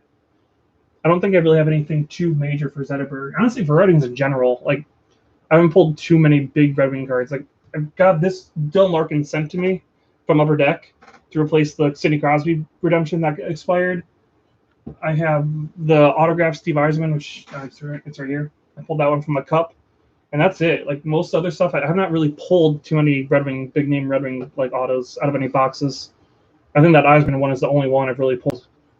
So super jealous of like you getting some nice Red Wing autos. Because even from the stores, like in Michigan, there wasn't a whole lot of like sports stores in Michigan, like card shops that had like a really good selection of hockey. At least the ones I've been to personally. Here in Chicago, it's almost non-existent. Like the Elite Sports Cards I'm going to tomorrow, they have a little section of hockey cards, and then the other place that's in here, there's only really 2 big hockey stores or sports card stores in Chicago, and he doesn't really have much of anything.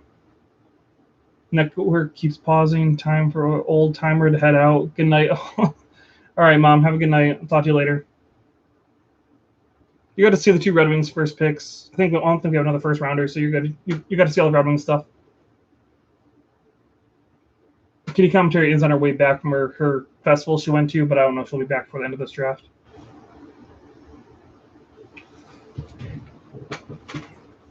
Pick is in for Boston.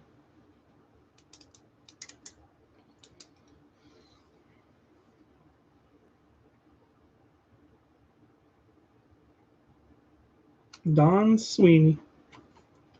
After he announces that, we'll open another pack.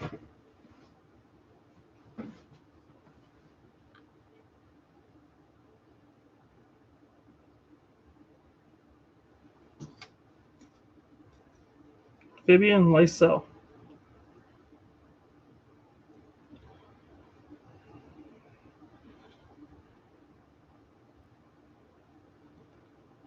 Oh, show his name. I don't know how to spell that.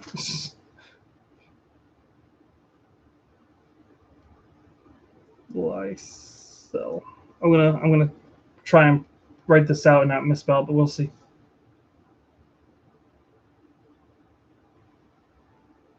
Well, I spelled his last name right. I'll take it. All right, I spelled Fabian Lysell right. I'll take it. So Boston takes Fabian Lysell, right winger. Going to another pack here out of Trilogy. Pack just slipped out of my fingers.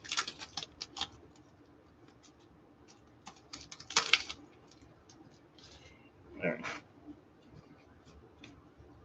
We got our decoy pulled out here. Let's see what we got. Got Alex Ovechkin. We got a Marc-Andre Fleury. Kitty Counter is going to want that. We got a rookie rendition of what we got here. Where's the name here? Why am I not? Eric Brandstrom. There we go. That's rookie rendition of Eric Brandstrom. We got and Ilya Mikheyev rookie premieres. I think that's a level 3, isn't it? Level 3 out of 299, 215 out of 299 of Ilya Mikheyev rookie premiere. So stick that there. Put Kitty Commentaries card off to the side. Bam. Get in the next packet. Oilers are on the clock now. They traded up from 20th to 22nd with the Minnesota Wild. I would think Edmonton's got to pick up the other goalie because I think there's 3 goalies that are supposed to go. Maybe I would think a goaltender, right? You don't need goal scoring when you got Connor McDavid. So okay, going back to commercials. So we're going to finish up the rest of this trilogy, and then we'll go ahead and do the pack. Pick the pack after the next commercial break here. Sergei Bobrovsky, rookie rendition of Jimmy Schmaltz. Schultz. Decoy. We got a rookie premiere of Carson Kuhlman. I think that's a level 1. Level 1. So number 276 out of 999 for Carson Kuhlman. And Leon Draisaitl for the other base card. Sorry, trying to organize this quick here. Okay, we got 2 more packs of this trilogy pack, and then we'll go into it. It's Holland. He's unpredictable. Very true. I like Ken Holland, but yeah, he doesn't seem to be quite on top of his game in the I can't believe what we just got in this one as well. Pull the decoy. But yeah, he in the Sally Cap era, he just has not been on top of his game. Oh, we got Joey Decord, rookie rendition. So Seattle Kraken property now. We got ourselves an Adam Fox jersey card. So rookie premiere, numbered 434 out of 499. Adam Fox jersey card. Again, this has been amazing pulls so far tonight, guys. Super excited with these pulls. Oh yeah, back in the no cap era. Oh yeah, he was amazing. He was probably the GM back in the day, but during the cap era, he doesn't seem on top of it as much as he used to be. So that's why I was kind of glad when they picked up Steve Eisman instead. Ryan O'Reilly, we got a rookie rendition of Zach McEwen. Our decoy, we got a red rookie rendition of Jimmy Schmaltz, which is numbered 365 out of 799 for that one. And then we got another rookie rendition of Brady Keeper, numbered 381 out of 399. So those are our hits there out of that box. Oh, yeah, the O2 Wings. Oh, yeah, I still say that's one of the most stacked teams in NHL history right there. The O2 team. I mean, the amount of Hall of Famers on that O2 team was just ridiculous. Like, the fact they almost lost in the first round is still amazing. They almost lost to Vancouver. Okay, so here's our box of extended series that we're going to pull a pack from and give away in just a few minutes here. So again, the last chance for anybody to enter that word, that keyword that we told you guys in last week's video. Enter it in the chat below, and you guys can get entered to win a pack from this extended series we're going to be opening up in just a minute here. We won't open the pack live. We'll send it to you guys sealed, so you guys can open it yourselves.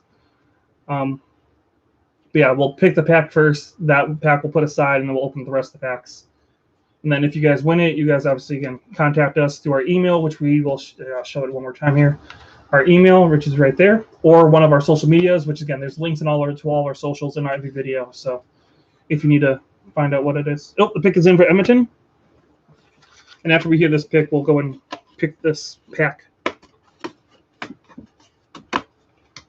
And again, whoever wins, because we'll probably pull a name first, we'll let you guys pick that pack. Like the pack, I'll hold it up, and you guys could pick like the number of the pack you want.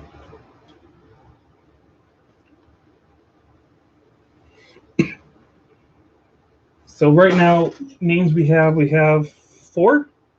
We have 4 entries so far for that pack. Okay, sounds good, Joseph. Yeah. So in the socials, I'll keep an eye out for the next couple days to see who can contact me. All right, let's see who Edmonton is picking.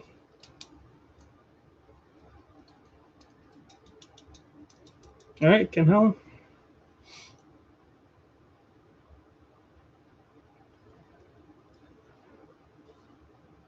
Xavier Bourgault.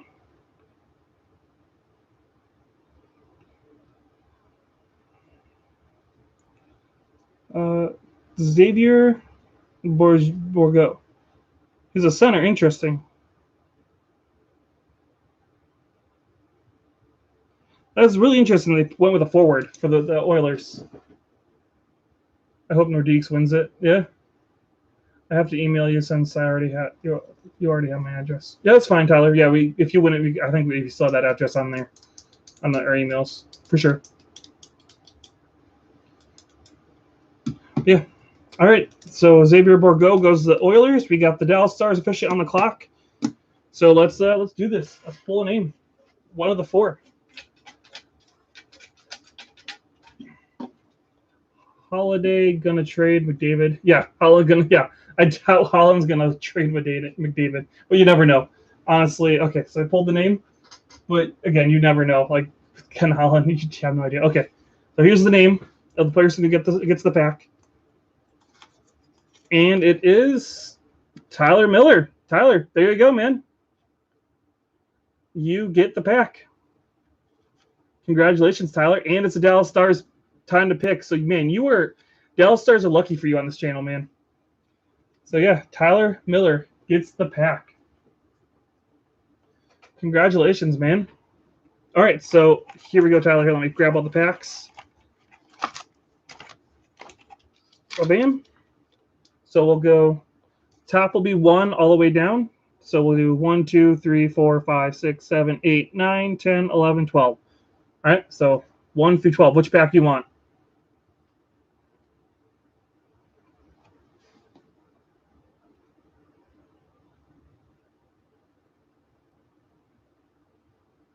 Five? Alrighty, man. So 1, 2, 3, 4, 5. So this one right here. All right. So there's your pack, man. We will send that out to you probably Monday because the post office is closed and we have to record tomorrow. So we'll probably send that out to you Monday. All right, Tyler? So hopefully that'll be there hopefully by end of next week. All right, man. So we'll set that off to the side. All right. Toss this box and we'll open up the rest of this extended series box. If I can get the box in there. Okay.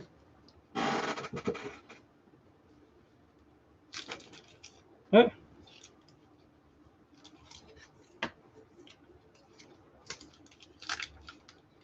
So they're talking to Jasper Wallstead. Apparently lives down the street from Nicholas Lindstrom. That's pretty cool.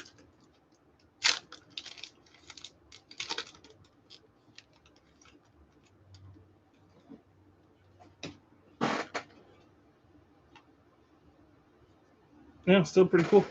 All right. Ow. Extended series. Let's get into this pack real quick. David Riddick. We got a Barclay Goodrow. Nicholas Obey-Kubel. Corey Schneider. We got Oli Mata. We got ourselves a Kyle Turris. And we got ourselves a Zach Parise SPS Finite. Yeah, SPX Finite. I guess this is a parallel. I guess gold parallel maybe? Because it's gold. Sorry. Yeah, you guys can kind of see that it's gold there. Number 206 of 299, so you can get different parallels of these. I did not know that. Thank you so much for everything, Zach. I love how much you care about your fans. Oh, yeah, definitely, Tyler. I mean, I know I'm not a huge channel, but I try to give back where I can. I think that's kind of what I like about this channel is I can give cards here and there to people who support the channel and want cards and talk hockey. That's kind of the whole point of starting the channel. So, yeah, no problem, Tyler, at all. I'm amazed at how lucky you've been with all the Stars polls. It's the Stars pick right now. You win the pack. So I understand why Dallas Stars are your favorite team. They seem to be pretty lucky for you lately. So, yeah, we got that Zach Parise Finite right there.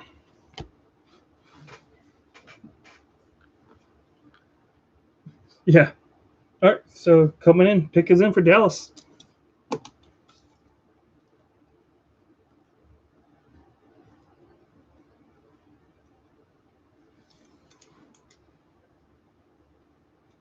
All right. Jim Neal, what you got?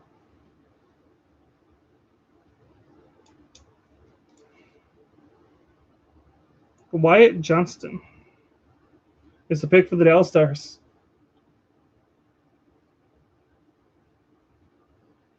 Yep. So Wyatt Johnson for the Dallas Stars. And the fun part about doing this too is like I get to learn the names of the players and stuff like that. So when they come up in a year or two, I get to pull their rookie cards. That can be kind of fun because it's be like, okay, I know that player. We got to do the live stream with that and kind of have a little bit more of a connection with some of these young kids because we get to say we've got to sit here and watch this with the channel and stuff like that. Yeah, I think it'll be great. Yeah, I mean, center. We can always use more center depth. Always. Yeah, I don't know much about him, but yeah.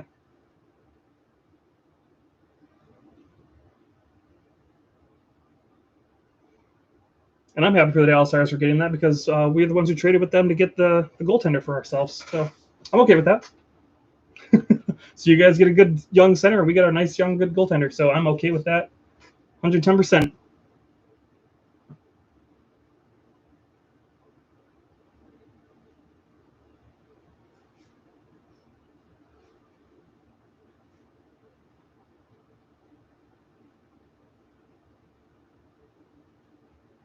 So assuming that he thought the Dallas Stars could have slid a little bit further down if they wanted to and got him still, but they decided to pull the trigger now. And Florida Panthers are on the clock. If you guys didn't see that or aren't watching, whatever. So Florida Panthers. And next up will be Columbus after Florida, then Minnesota, then Carolina. So if you guys want to know the next couple of picks coming up, if there's any team you're particularly looking for. Oh, sounds like our dog is up. Just been napping in the living room.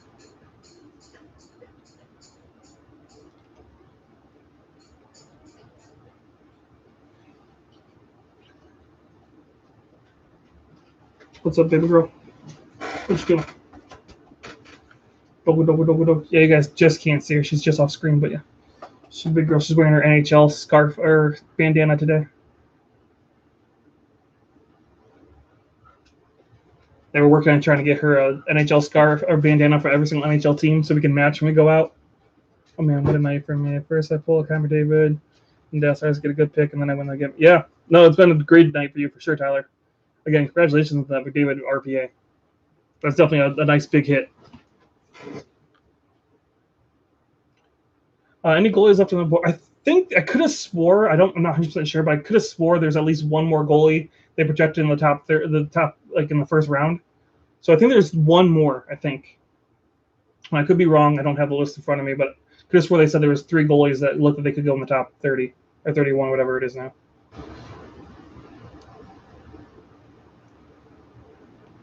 It was very interesting. They have ESPN. They have a ESPN reporter at the Columbus draft day party. So it's kind of cool. They're doing it in Columbus, so it's kind of like in a lower market. So it's kind of cool. That's your pick then? Yeah, I would definitely say if the goaltender's on the board, why not, right? You could pick them up and they could trade them away to whoever needs a goaltender. Call up Eisman and be like, hey, Eisman, you want another goalie? We'll take him for a 10th. I was gonna say 10th rounder, but there's not that many for a 7th round pick. I'm still confused by Carolina's choice to trade away Nedeljkovic without any goalies under contract. Again, I'm sure they have a plan. I'm sure they're not doing it just because they don't have a clue what they're doing, but it's just super confusing at this point.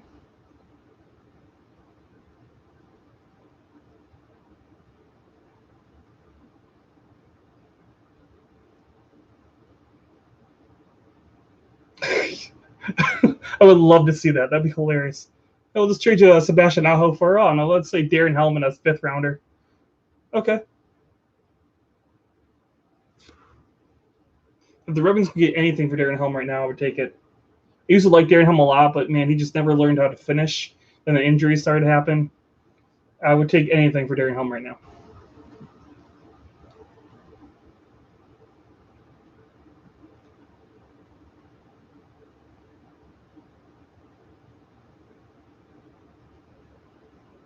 Well, Florida still haven't put in a pick yet, so I wonder if they're trading it.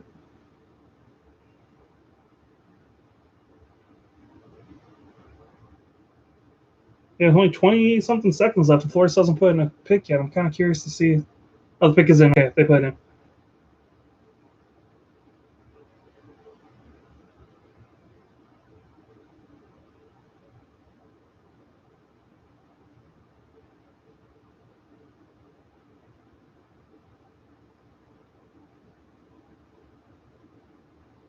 Okay, so there we go. They're showing everything. There's no more goalies. They're showing their projections are 17 through 42nd. There are no other goalies on the list right now. So Carolina's not going to pick up a goalie, I'm guessing, since there isn't one still left on their list for the next 20 picks.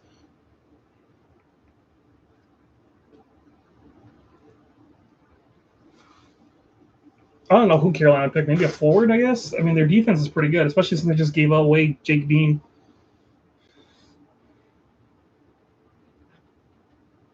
I mean, unless they want to pick another defenseman to replace him in their organization as a depth chart.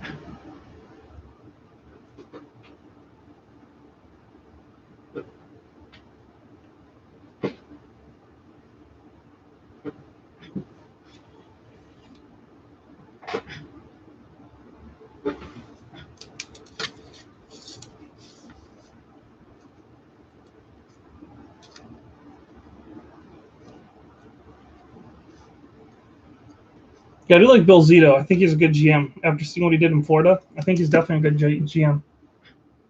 They made some really good moves. That Florida team definitely looked like they need progression. They just came across the Tampa Bay Lightning, who, yeah.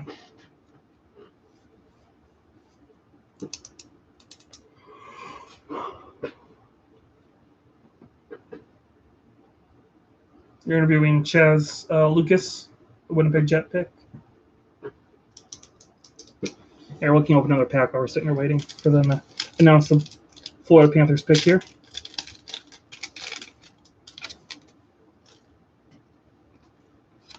Oh, we got another clear cut card. Interesting. We got Jenny Kokkonen. I don't really know that one. Mitch Marner, All Star. Nice PC. Devin Dubnyk. Got ourselves Alexander Texier. Joachim Nordstrom.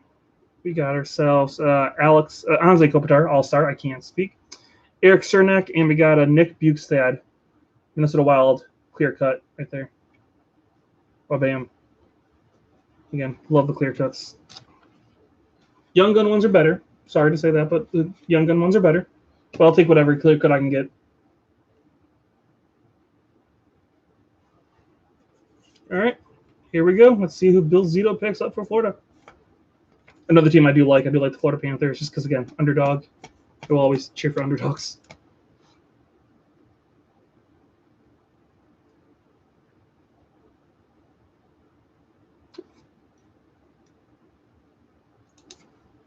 Oh, they didn't have Bill Zito even announcing the pick. Interesting.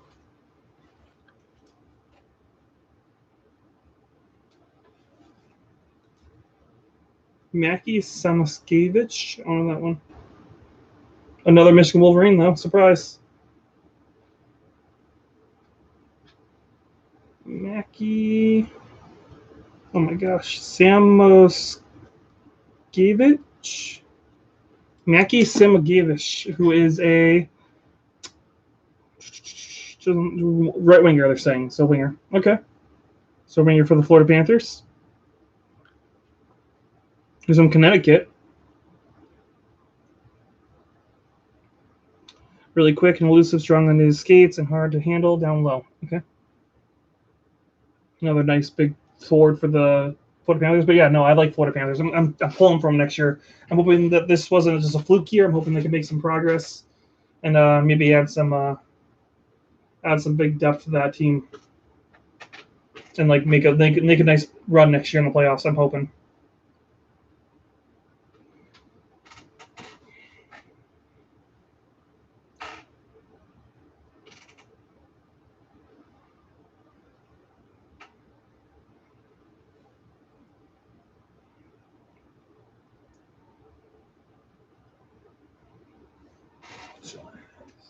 Let's turn that. Since we got the sticker, I'm actually going to make it face the right way, right? So and Columbus is on the clock.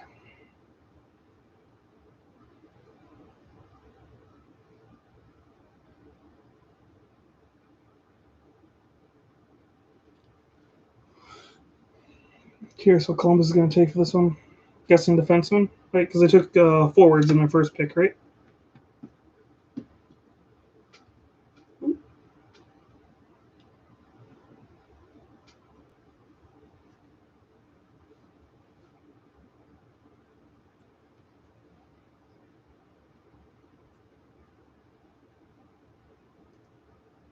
And I'm going to guess a defenseman. I'm going to go with a defenseman in this pick for the Columbus Blue Jackets. Even though, yeah, they took a center. That's right. They took a center with the first one. So maybe another center because I need that center depth.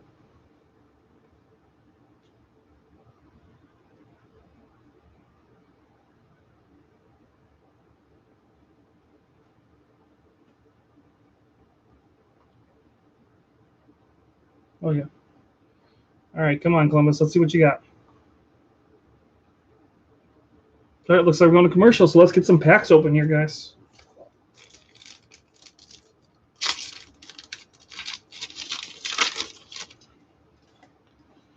All right, let's do this. All right, so we got Matthias Janmark, Nick Kamano, Chris Wagner, Dominic Cahoon, Dmitry Kulikov, Got ourselves a Nick Ritchie. We got ourselves Josh Levo and an Andre Vasilevsky retro card.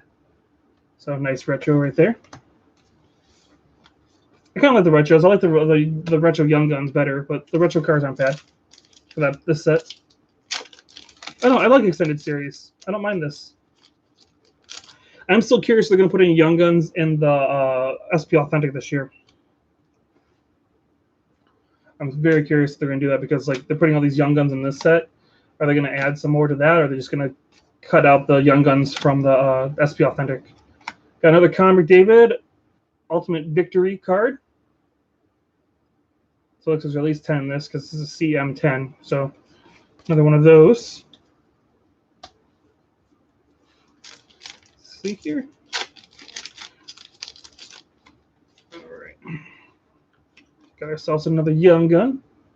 It's got a Derek Grant. We got ourselves Christopher Tanev, or Chris Tanev, Brady Tkachuk, Thomas Nosek. We got ourselves Leon Draisaitl, James Reimer. We got ourselves Ian Cole and a Colin Booth for the Boston Bruins Young Gun. Set that over there so we sleeve that up in a second. All right, next pack here. Yeah, if anybody wants to see the hits we got from tonight, in case anybody missed any of them or anything like that, let me know. I'm more than happy to pick those up and show you guys the bigger hits that we got from tonight's packs. All right, here we go. We got ourselves a Cal Peterson, Nikita Zadorov. We got ourselves a checklist. We got ourselves a Nita Niederreiter, Zach Whitecloud. We got Tanner Kiro, Ryan Murray, and a Ty Smith Hall of X card. I do like Ty Smith, another really good young defenseman for the New Jersey Devils. Let's see that Laffy Young Gun action shot. Yeah. It would be nice to pull that, but I'm not going to hold my breath for that. If I did, I would just lose it. I mean, with the pulls we've gotten so far tonight, I would lose it if we got the Lafreniere.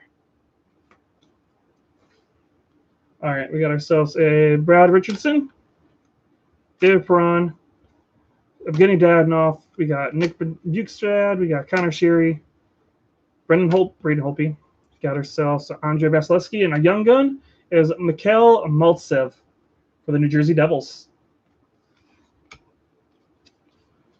But yeah, no, I doubt we'll get that lucky to get a Lafreniere, even though it would be awesome to get one.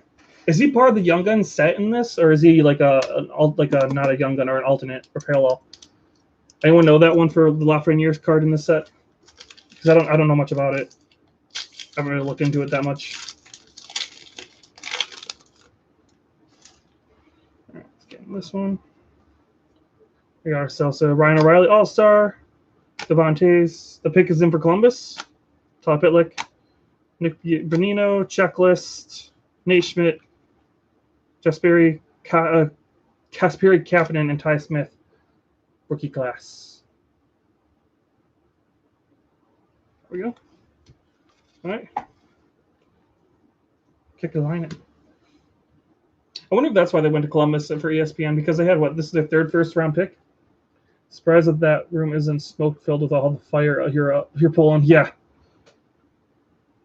Well, that's why we have fans going, so you guys can't see the fire, or the smoke. We have a window open over there, so it blows it all that way, and then it goes out the other window. Yeah, set up for that, just in case they pull a lot of fire. Oh, I totally missed who Columbus just picked. Talking out my butt. Missed who they picked. Carson Sumelians. I don't know how to say that one.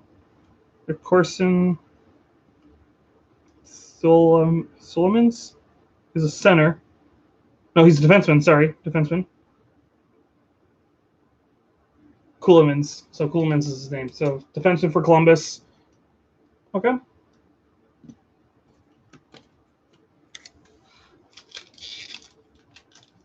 Carson Sulemans. Okay. All right, let's go into this pack here. You got me every time I see a Young Gun. Now you're getting me all worked up. I'm like, oh, is that? Could we do it?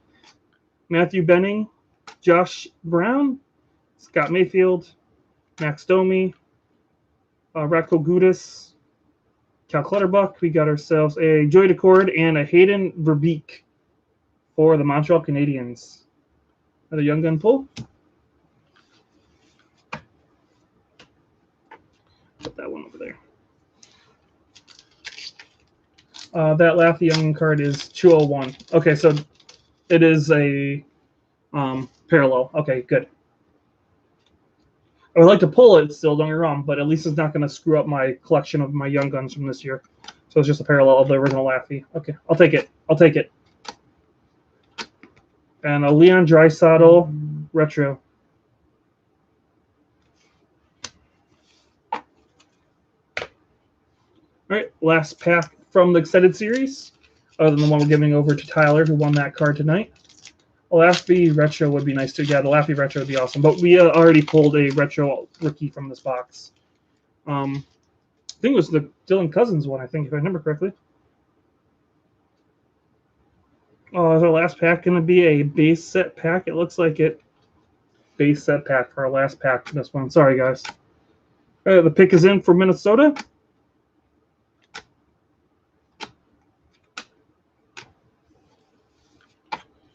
All right. Let's see who Minnesota's picking at 26.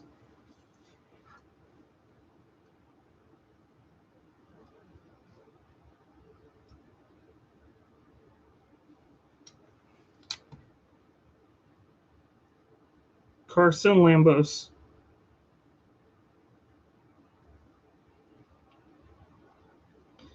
Carson Lambos. Defenseman for the Minnesota Wild.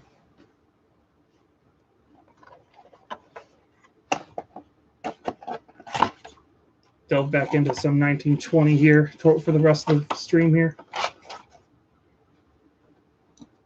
So we got ourselves 1, 2, 3, 4, 5, 6 more picks. So 6 more picks, guys.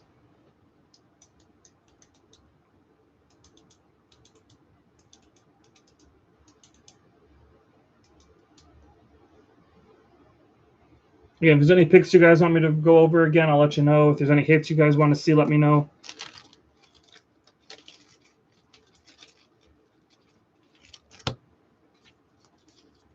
Some of these Young Guns we just pulled. And I should double check and make sure none of these Young Guns were French. Huh. Didn't really look at that. Don't think so. I think you guys would have probably told me, huh?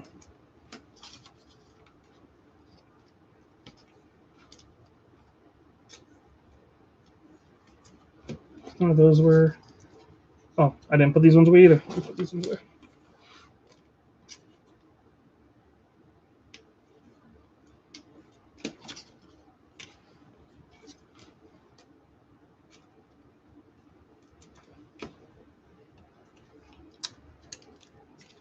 So they're saying that this Carson Lambos only dropped so much because he didn't get to play much last year.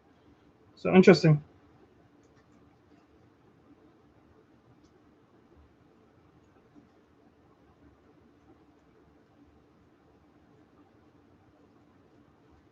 Yeah, no French Young Guns out of the slot. Okay, just making sure. Even though we did pull them already, I think before. Both the French Young Guns we pulled up to this point have been out of the extended series at least have both been on the left side of the box. So that's very interesting as well. I try to always keep an eye on that when I'm opening packs. See,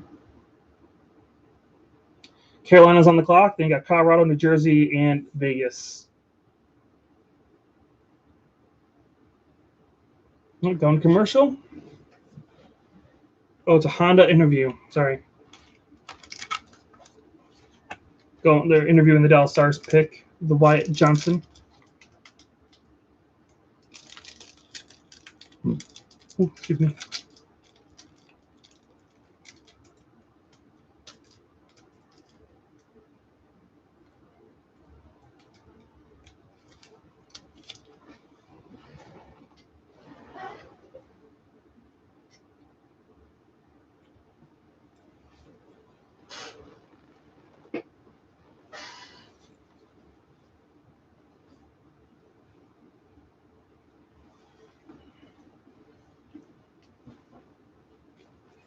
Versatile two-way forward.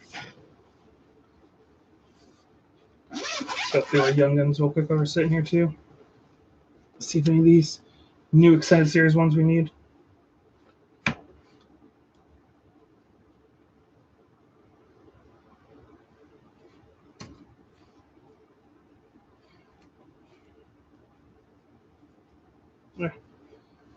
Too much lettuce for the bowl. That's funny. That's funny.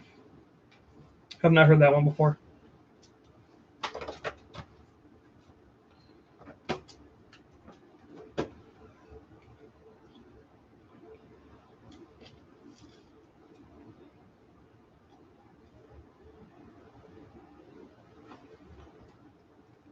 All right, so still waiting on Carolina. They have not put in the pick yet.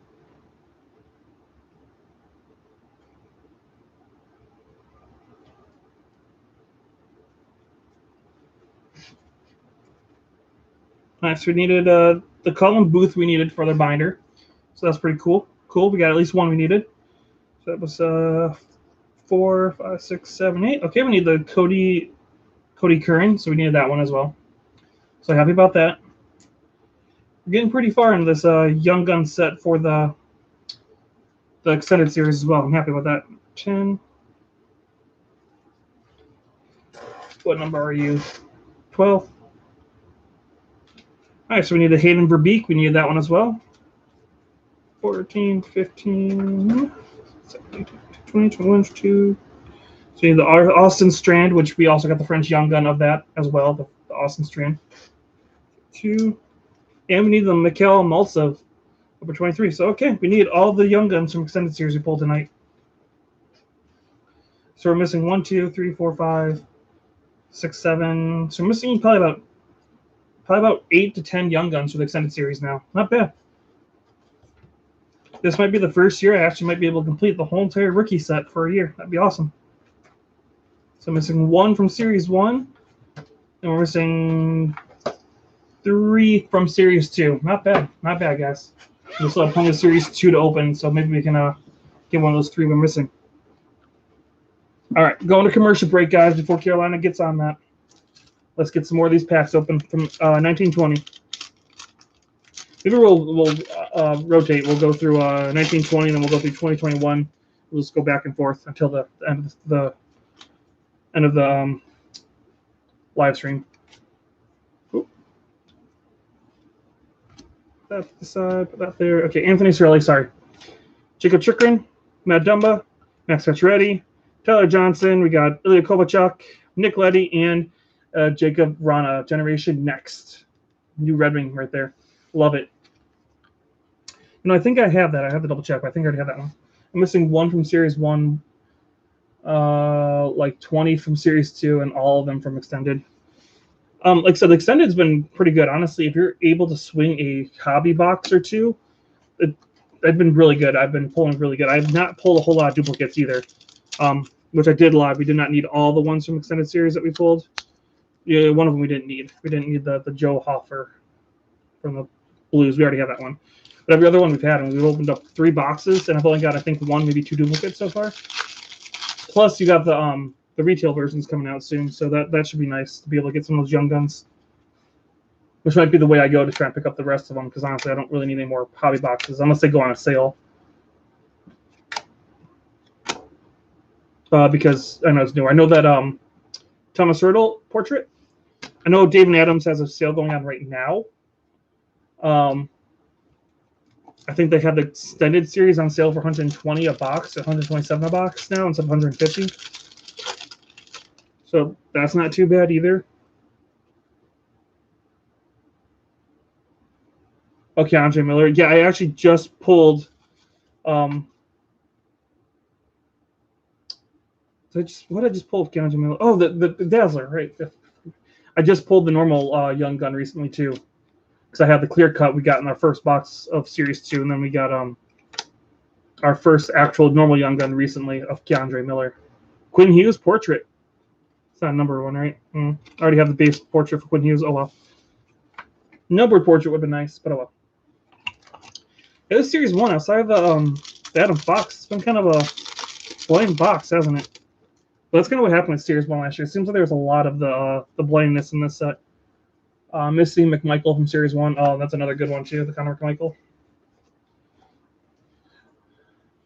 Unfortunately, I was going to say, Joseph, how far away are you from Holland, Michigan, out of curiosity? You're in Flint, right? Carter Hart, Generation Next?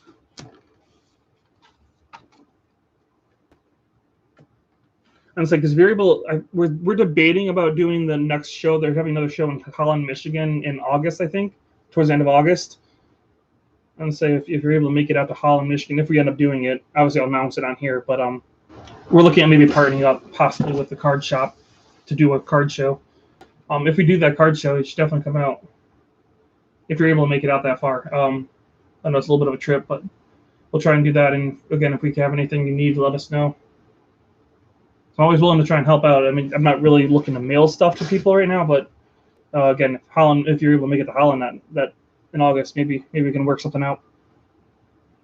Obviously, again, it's still over a month out, so I'm not sure. I'll give you updates on if we're going or not. But yeah, I don't think I have any duplicates of Keandre or McMichael.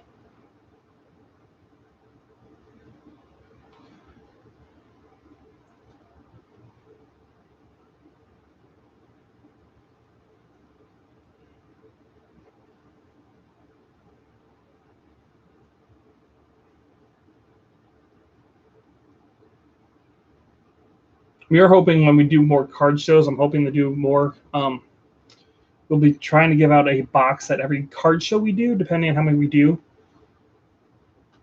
It's a 2-hour job. Yeah, see, for us, it's 2.5 hours from here, so it's like right between us. Yeah. Again, I know it's a little bit of a trip, but we are debating about going to do I'm debating, should I say, but trying to do a show over in wow, blinking on it, Royal Oak. I know it's maybe a little bit closer. I'm not sure, but again, keep an eye out if we do any shows by you, Joseph. Definitely stop in or give us a heads up, and again, we can talk and try and make something work. Maybe do a trade or something if we are able to get anywhere near you guys for a show one day. That goes for anybody else in chat as well. Like if we ever do a show or a card show by one of you guys and you guys are able to come out, I mean, we're always willing to look to trade.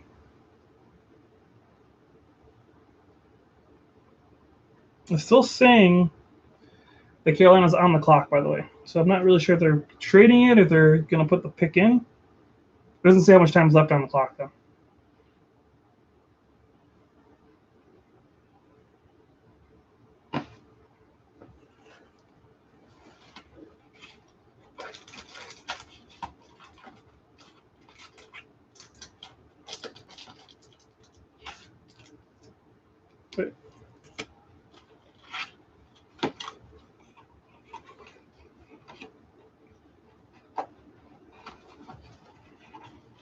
Oh, Boucher's son was the one that got drafted, and he was living with Chris Osgood while he was as a Billet family. That's kind of cool.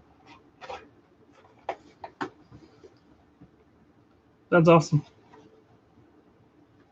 So Carolina traded it. That's what I figured.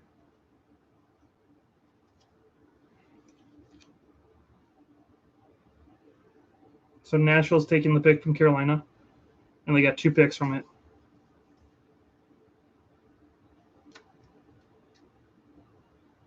So 40 and 51 of the draft picks Carolina gets for Nashville getting 27. So Nashville is on the clock now.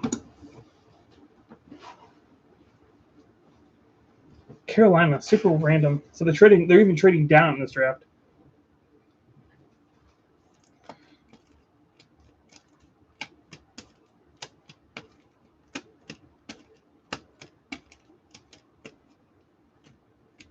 All right, here we'll open up a couple more packs here. Because we got a couple more minutes now that Nashville's on the clock. We had ourselves a Philip Deneau, Martin Jones, JVR, Kim Atkinson, Oliver Bjorkstrand, Ryan Reeves. We got ourselves Lars Eller and Andrei Vasilevsky canvas. That's kind of cool. I do collect the goalie canvas cards. Those are the only canvases I really collect, are the goalie ones. And I have not pulled that one, so that one is going to be sticking with me. Again, being a big goalie fan, I do like my goalie canvas cards.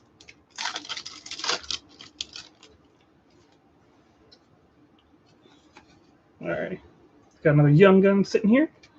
Got Matthias Ekholm, Mark Stahl, Nick Ritchie, canvas or checklist, Eric Stahl, We got ourselves Rope Hintz and got ourselves stuff card Chris Kreider and Connor Timmins. Young gun.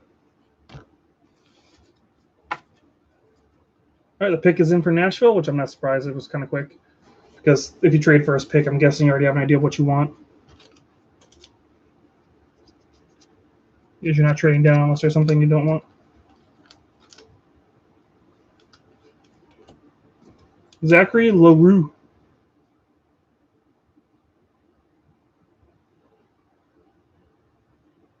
Zachary LaRue.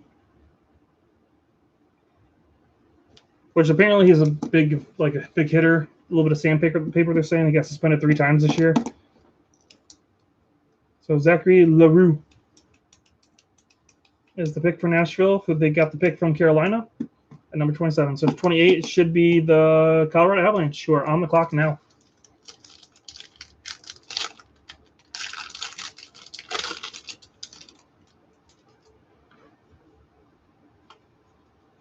All right, we got another young gun sitting here. Got Thomas Chabot, Daniel Sprong. We got Braden Holtby, Radek Faska, Tom Wilson, Robert Thomas. We got John Gabriel Pajot and Tobias Bjornfoot, the young gun right there. All right, last pack from 1920, which we probably won't be opening up a ton more of 1920 unless we get it on sale because it's been really cheap to pick up. That's why we've been buying so much of it lately. David Adams again, which is where I get a lot of my cards from. We've had a good sale on these lately. Oh, got a canvas. All right, so let's get into it. Last pack for 1920. Then we'll maybe delve into some retail of 2020, 2021. We'll save some of that hobby for tomorrow for the Hockey Day in America, which we will be doing a video. If anybody's been just jumped into the live stream, we'll be doing a video tomorrow for National Hockey Card Day at the local card shop. So yeah, Sean Couturier canvas card. That might be another one kitty commentary I might like. Yeah, so excited for that, and definitely check out your local card shops, guys, tomorrow if you can, to grab a couple of packs of hockey cards.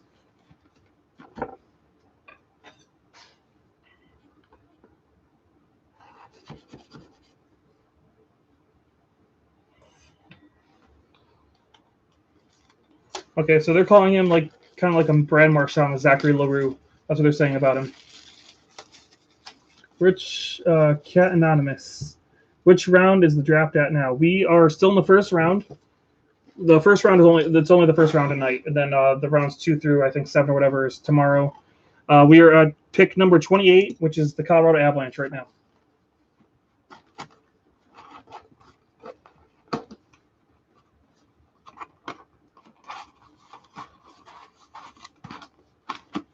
There we go. Bust open some retail series 1, series 2 from this year.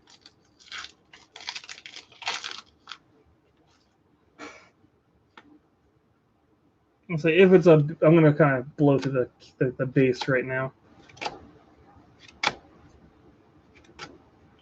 Because again, it's base. We've seen all the base. We got a Ricardo Kell canvas. You don't need to see any more of the base cards from series 2. Open up a lot of this stuff on the channel. I try to pretty much only. Here's a Krill box now. If it's a Krill box, that'd be amazing. Oh, we got a Young on Canvas and a Dazzler, apparently. Zach Parise Dazzler right there, which I don't think I had that Dazzler yet, so nice.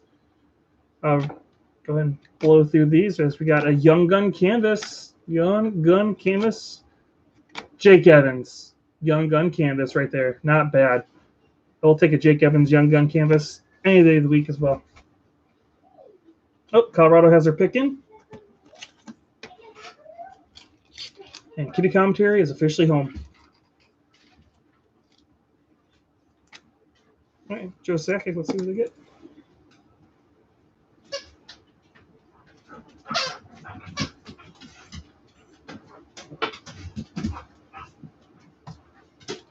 Yeah, you happy Kitty that she's home? Yeah? Don't bang the table, little girl.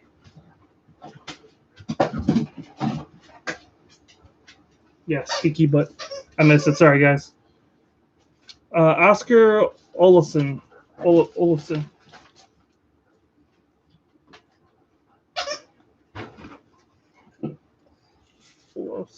Okay, so we got a right winger for the Colorado Avalanche, Oscar Olofsson for the Colorado Avalanche.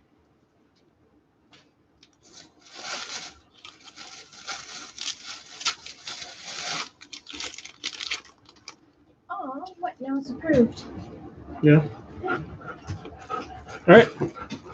So Joseph, you're gonna like this. You're gonna like this hit. We just got another hit. Young gun, as you guys can kind of see there. Keandre Miller. So Joseph, you've been super on the ball. I mean, not the one you picked, but you did mention him already. So we got ourselves another Keandre Miller, young gun.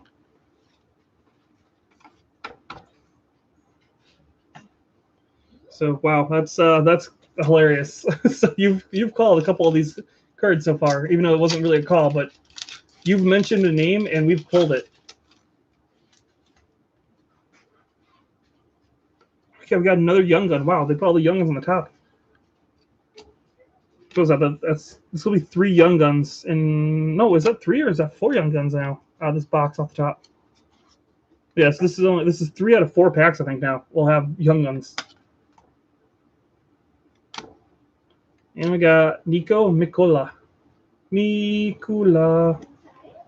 for the St. Louis Blues. I do like him just for his name. Anybody who has fun names, those are the names I like. Okay, another Dazzler. Okay. Anderson. We got ourselves Warren Fogle. Anton Strawman. We got ourselves here a Cam Fowler. We got an OPG retro rookie of Alex Barzil and a John Tavares Dazzler, which I think we already have John Tavares one. I think we have John Tavares green Dazzler.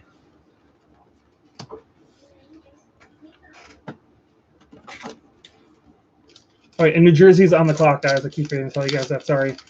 So New Jersey's on the clock. Vegas is up next. Then Montreal. Then Chicago.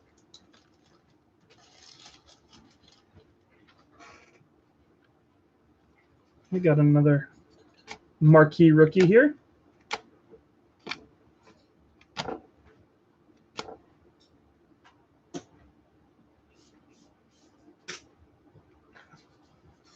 All right, we got Title Andrew, retro marquee rookie.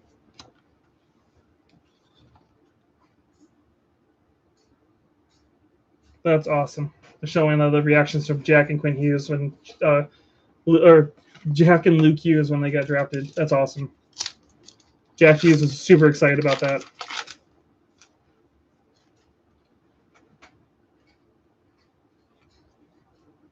Yeah. Nice. All right. Got another marquee rookie. Got some of my least favorite cards, marquee rookies. Joseph Wool, marquee rookie. I understand they got to throw in obviously something that's filler for some of this stuff, but man, there's so many marquee like of the OPG cards. And here's another one. Let's get through all these marquee rookies now, right?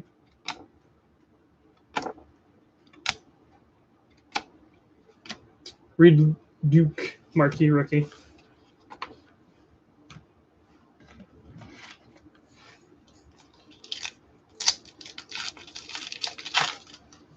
Looks like we got a portrait card here.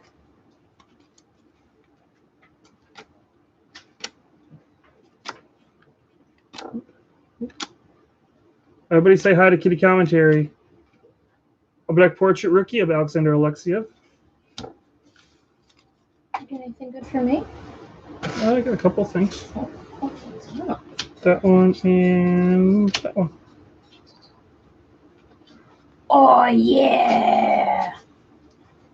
All right, yeah, I approve. Do you want some lamb on there? I'm good. I am good. Joseph Pink says, welcome home, Kitty. Yeah.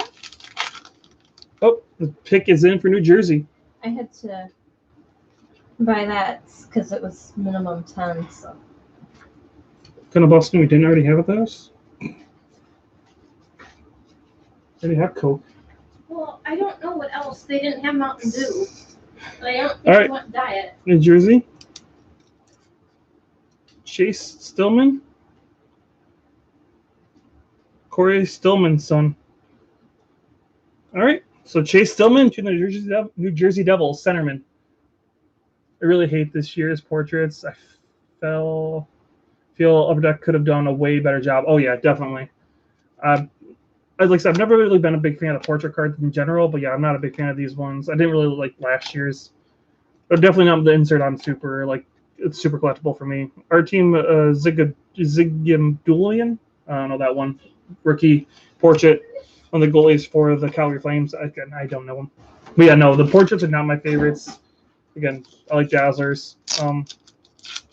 Really went for that like 90s retro look. Just yeah, it doesn't do it. Doesn't do it for me. Does not do it for me. Okay, got another young gun here. We got 3 more picks, guys. So we got the Golden Knights on the clock. Then we got the Montreal Canadiens.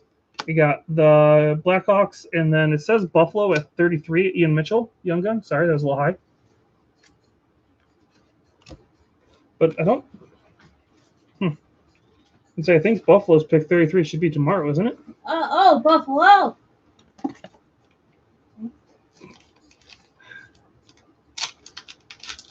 What'd you take? Why are you taking cards?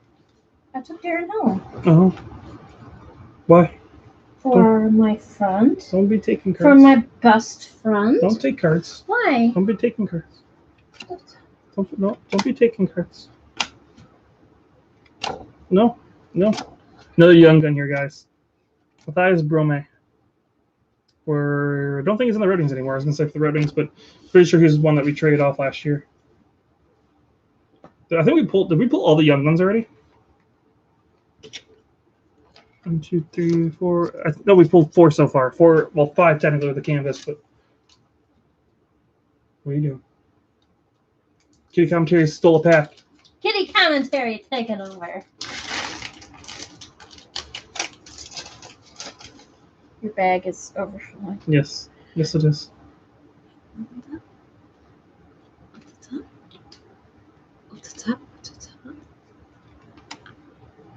Canvas. There you go. What? Vlad Tarasenko? Cool. No, Braden Shin. Nice.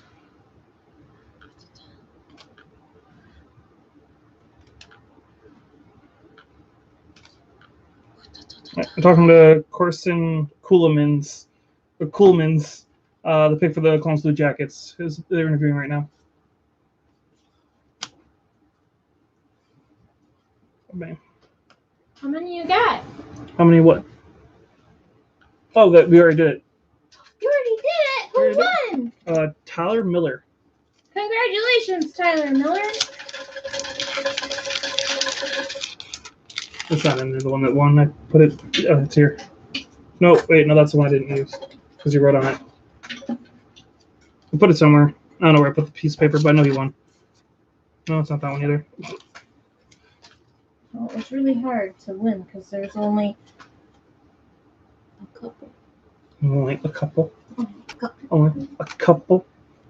Come on, Vegas. Let's get this pick going. We got Dylan Larkin, Kansas. It's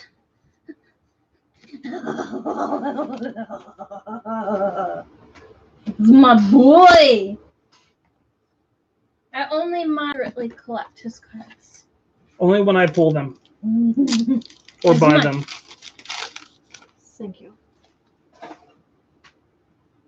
Now pull a Carter Hart. I pulled one earlier, but you already had it. Oh. Yeah.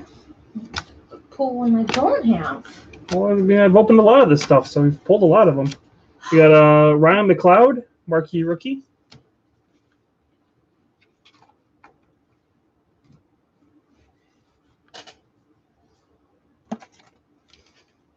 What's this nonsense? All right, so showing the top prospects for the Vegas Golden Knights. Not much going on right now. Still waiting for the Vegas to put in their pick. You know, it is looking like they're going to maybe trade it because they're under a minute now. There you go. That should be good.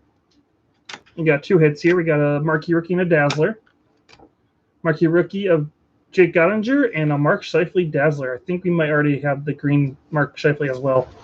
I'll have to double check that after we are done with the stream. The pick is in. Okay, so they didn't trade it. It is Vegas picking. See who they got.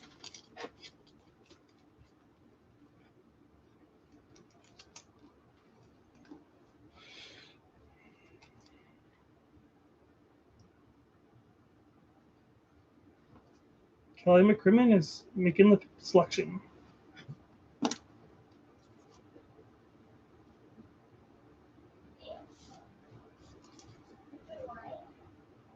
Zach Dean. A lot of Zachs in this year's draft. Look at that. It's a good draft I decided to do this on.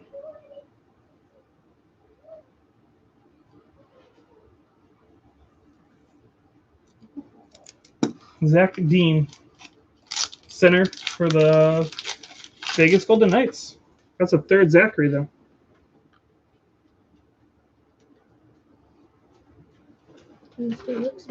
Not on the jersey. Not touching your jersey.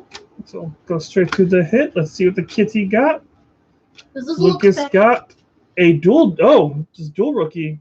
Whoa! Nice dual rookie materials of Nicholas Brodin and Philip Kurashev, Chicago Blackhawks. You're the winner. I like that, the white and black, the red and white. That's awesome. That's awesome.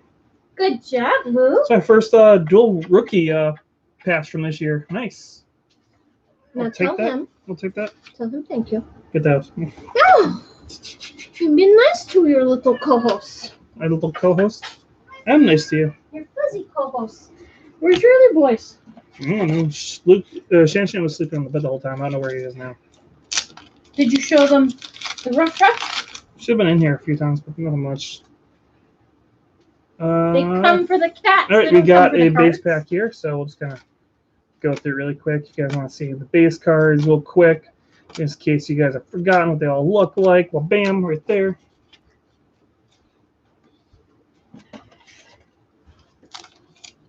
All right, so we have Montreal's on the clock right now at pick number 31.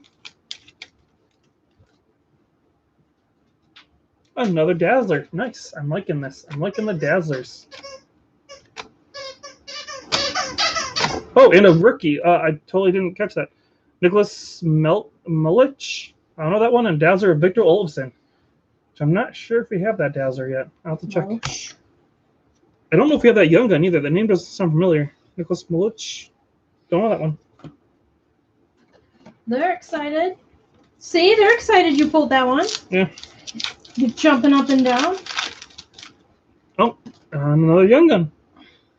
Oh, geez. Really? For anyone who's been here all night, we pulled his young gun earlier, which is, again, it was sad. And now we got another Matthias Klaveniks. Yeah. So, again, not going to complain about pulling his young gun, but man, that definitely bringing up the bad stuff that's been happening lately, huh?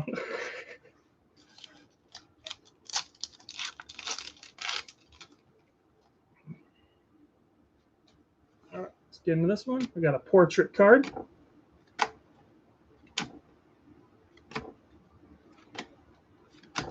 And rookie portraits of Victor Soderstrom. So we got 3 more packs here, guys, and then we'll probably be done opening packs for the night because we're saving the rest of that Series 2 hobby box for tomorrow for our Hockey Day in America. The Hockey Day, not Hockey Day in America, Hockey Card Day tomorrow that we're going to be doing the videos for. Which, like I said, if you guys are in Chicago, definitely come check out Elite Sports Cards over on Montrose. We have some free cards we're giving away along with the packs we're giving out for the Hockey Day. Ty Dellandrea, portrait rookie.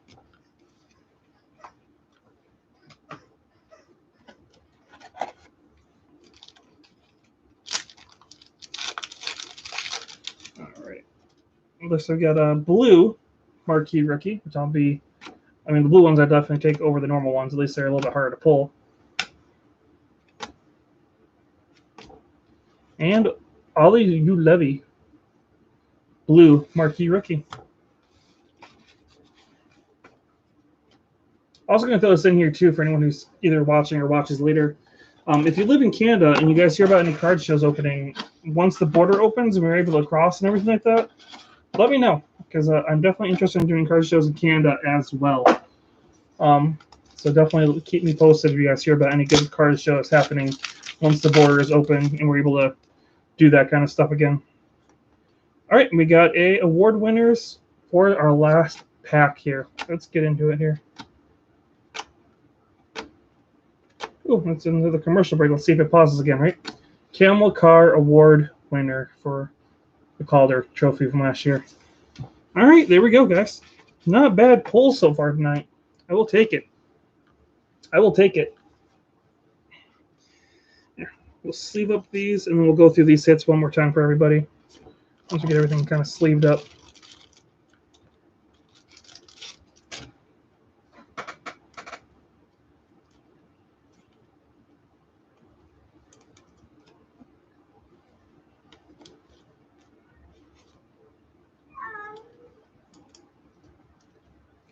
What's wrong, bud?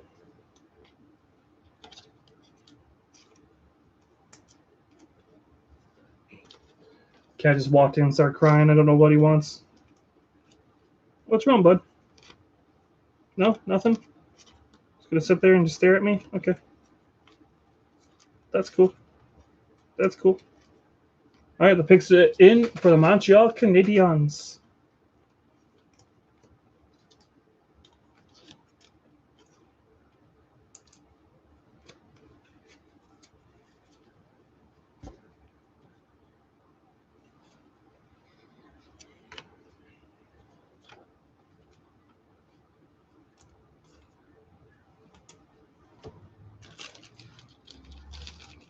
Marc Bergevin.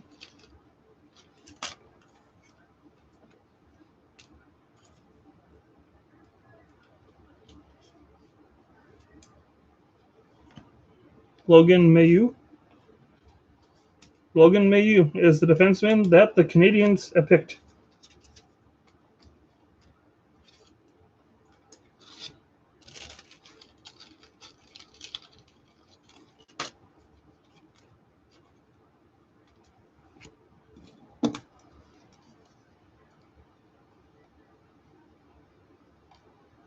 Ooh.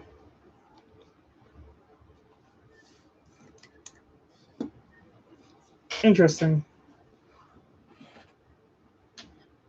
Why would they pick him? So apparently he this Logan Mailloux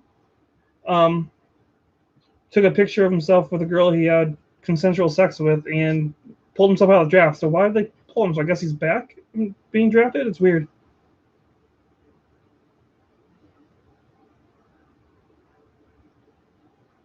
Interesting. Oh, so it must have been last year he pulled himself out of the draft, I'm guessing.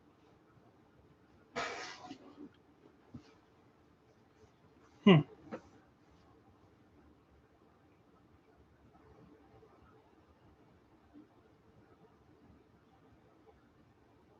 Interesting. This is definitely a weird pick for Montreal to pick.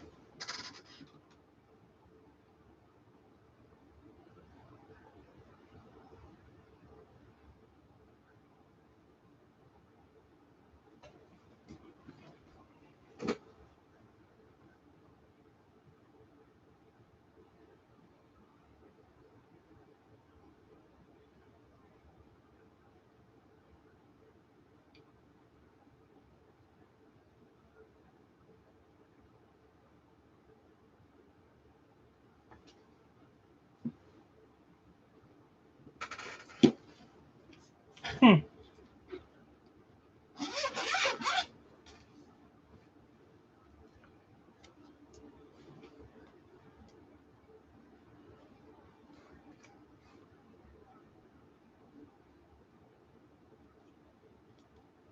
Yeah. It's definitely an interesting pick for the Montreal Canadiens for sure, guys. Apparently he had a lot of he pulled himself out of the draft and the Montreal Canadiens picked him anyways.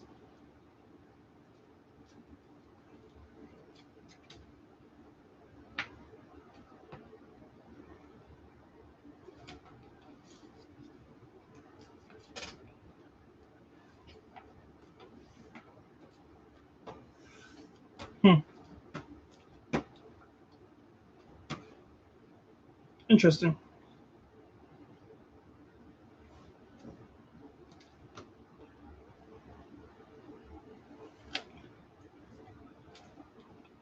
So they're saying he's good and talented, but they're not sure why they picked him because of all the allegations around him and him not wanting to get drafted. Interesting.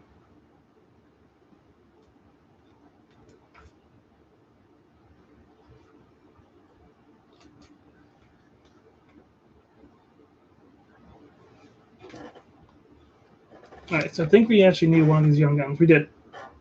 We did need one. Sweet.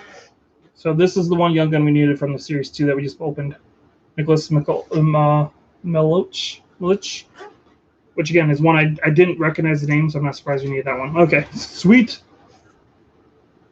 All the rest of them we already had. Awesome. I will take that. I will take that. Another one from Series 2 off the list.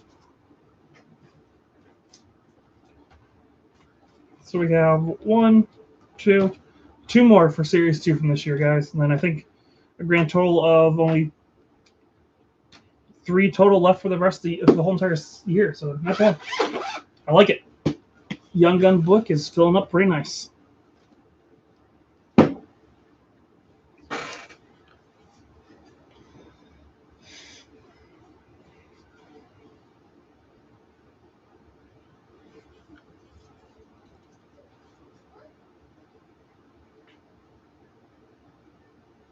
Just talking about carry price. And now Chicago's on the clock. They're down to 40 seconds. So we'll see if they actually end up picking or they trade it. Who am I missing from Series 1? I don't know. I know I have all the big names from Series 1. Let me check. Whoever's after Connor Ingram is the last one.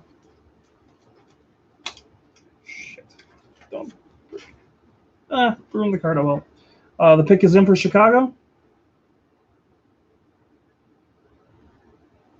Liam Foodie? Oh, Ollie. Okay, I'm missing Ollie Ulevy from Series 1. Ulevy is the only one I'm missing right now. Did you check mail today? No. All right, Chicago Blackhawks. Let's see who they pick.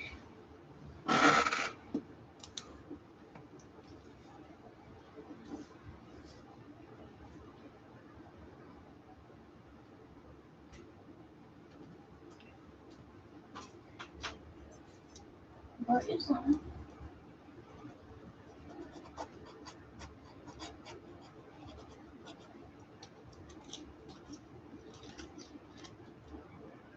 Okay.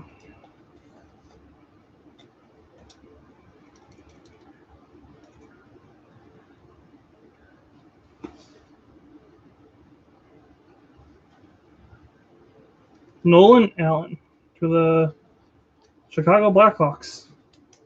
Okay. Who brought you gift? You might have an extra. You look tomorrow. Sounds good, Joseph. Yeah, I mean, if you don't, no big deal. If you do, whatever, maybe we can work out something. Just message me on Instagram if you have it, and then like I said, we can talk.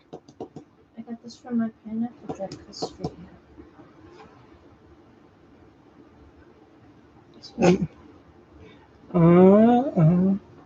I got the little parasail from the kitty commentary. I got to figure out where I want to put it. From her festival she went to. It's from my big pineapple drink that was overpriced, but perfect. Well, it's a festival, obviously it's overpriced. But it was cool. You don't go to a festival and expect to pay normal prices. Oops. It was yummy. There you go. We'll put it back there on top of it too. Yeah, I've got a whole bunch of stuff. I didn't look at it though. Yeah. If I do, I'll just mail it to you. I mean, you don't have to, man. I don't mind. Again, we'll message me on Instagram. We'll figure it out. We'll figure it out on there. All right, so that is the full first round, guys. We are there. Nolan Allen was the last one for Chicago, and then round number 33 will be Buffalo, and that will be tomorrow at 11 a.m. They will start that, 11 Eastern. They will start doing round 2. So yeah, definitely keep an eye on your social medias if you guys want to know who else your teams are picking. So we did the whole first round, guys. Hopefully you guys enjoyed that. We pulled some nice, good cards. We'll go through. I forgot I was going to show you guys one more time. At least the Young Gun hits real quick. We'll kind of go through real quick here and show you what we got. Just because it's a 4-hour-long live stream, so I don't know how many people are going to want to sit down and watch it. So just in case you want to blow through the end and see what we got, you guys can see we got Adam Fox, got a Kirill Kaprizov. We got ourselves a Keontae Miller Dazzler, which I'm super happy about. Again, 2 Klub Lennox. We got a Tim Stutzla. Nice little checklist there. Got a Alexander Romanov, Finite, Kuhlman, or Kubalik, Hiroshi, and Bjorn Foot. So those are all of our those are all of our rookie cards from today. Let's go ahead and slap through these other hits real quick. The Dazzlers that we got. Bill Patch. Got that. Again, hopefully you guys can read all this. This is a gold parallel of the Finite of Zach Parise. We got some of those. We got renditions, Adam Fox jersey card, which I totally forgot about, honestly. Got Ilya Mikheyev, the beautiful Jonathan Drouin autograph puck card. Sorry. Trying to go fast, but also not an Alfred Wallstrom card. So yeah, those are all of our hits, guys.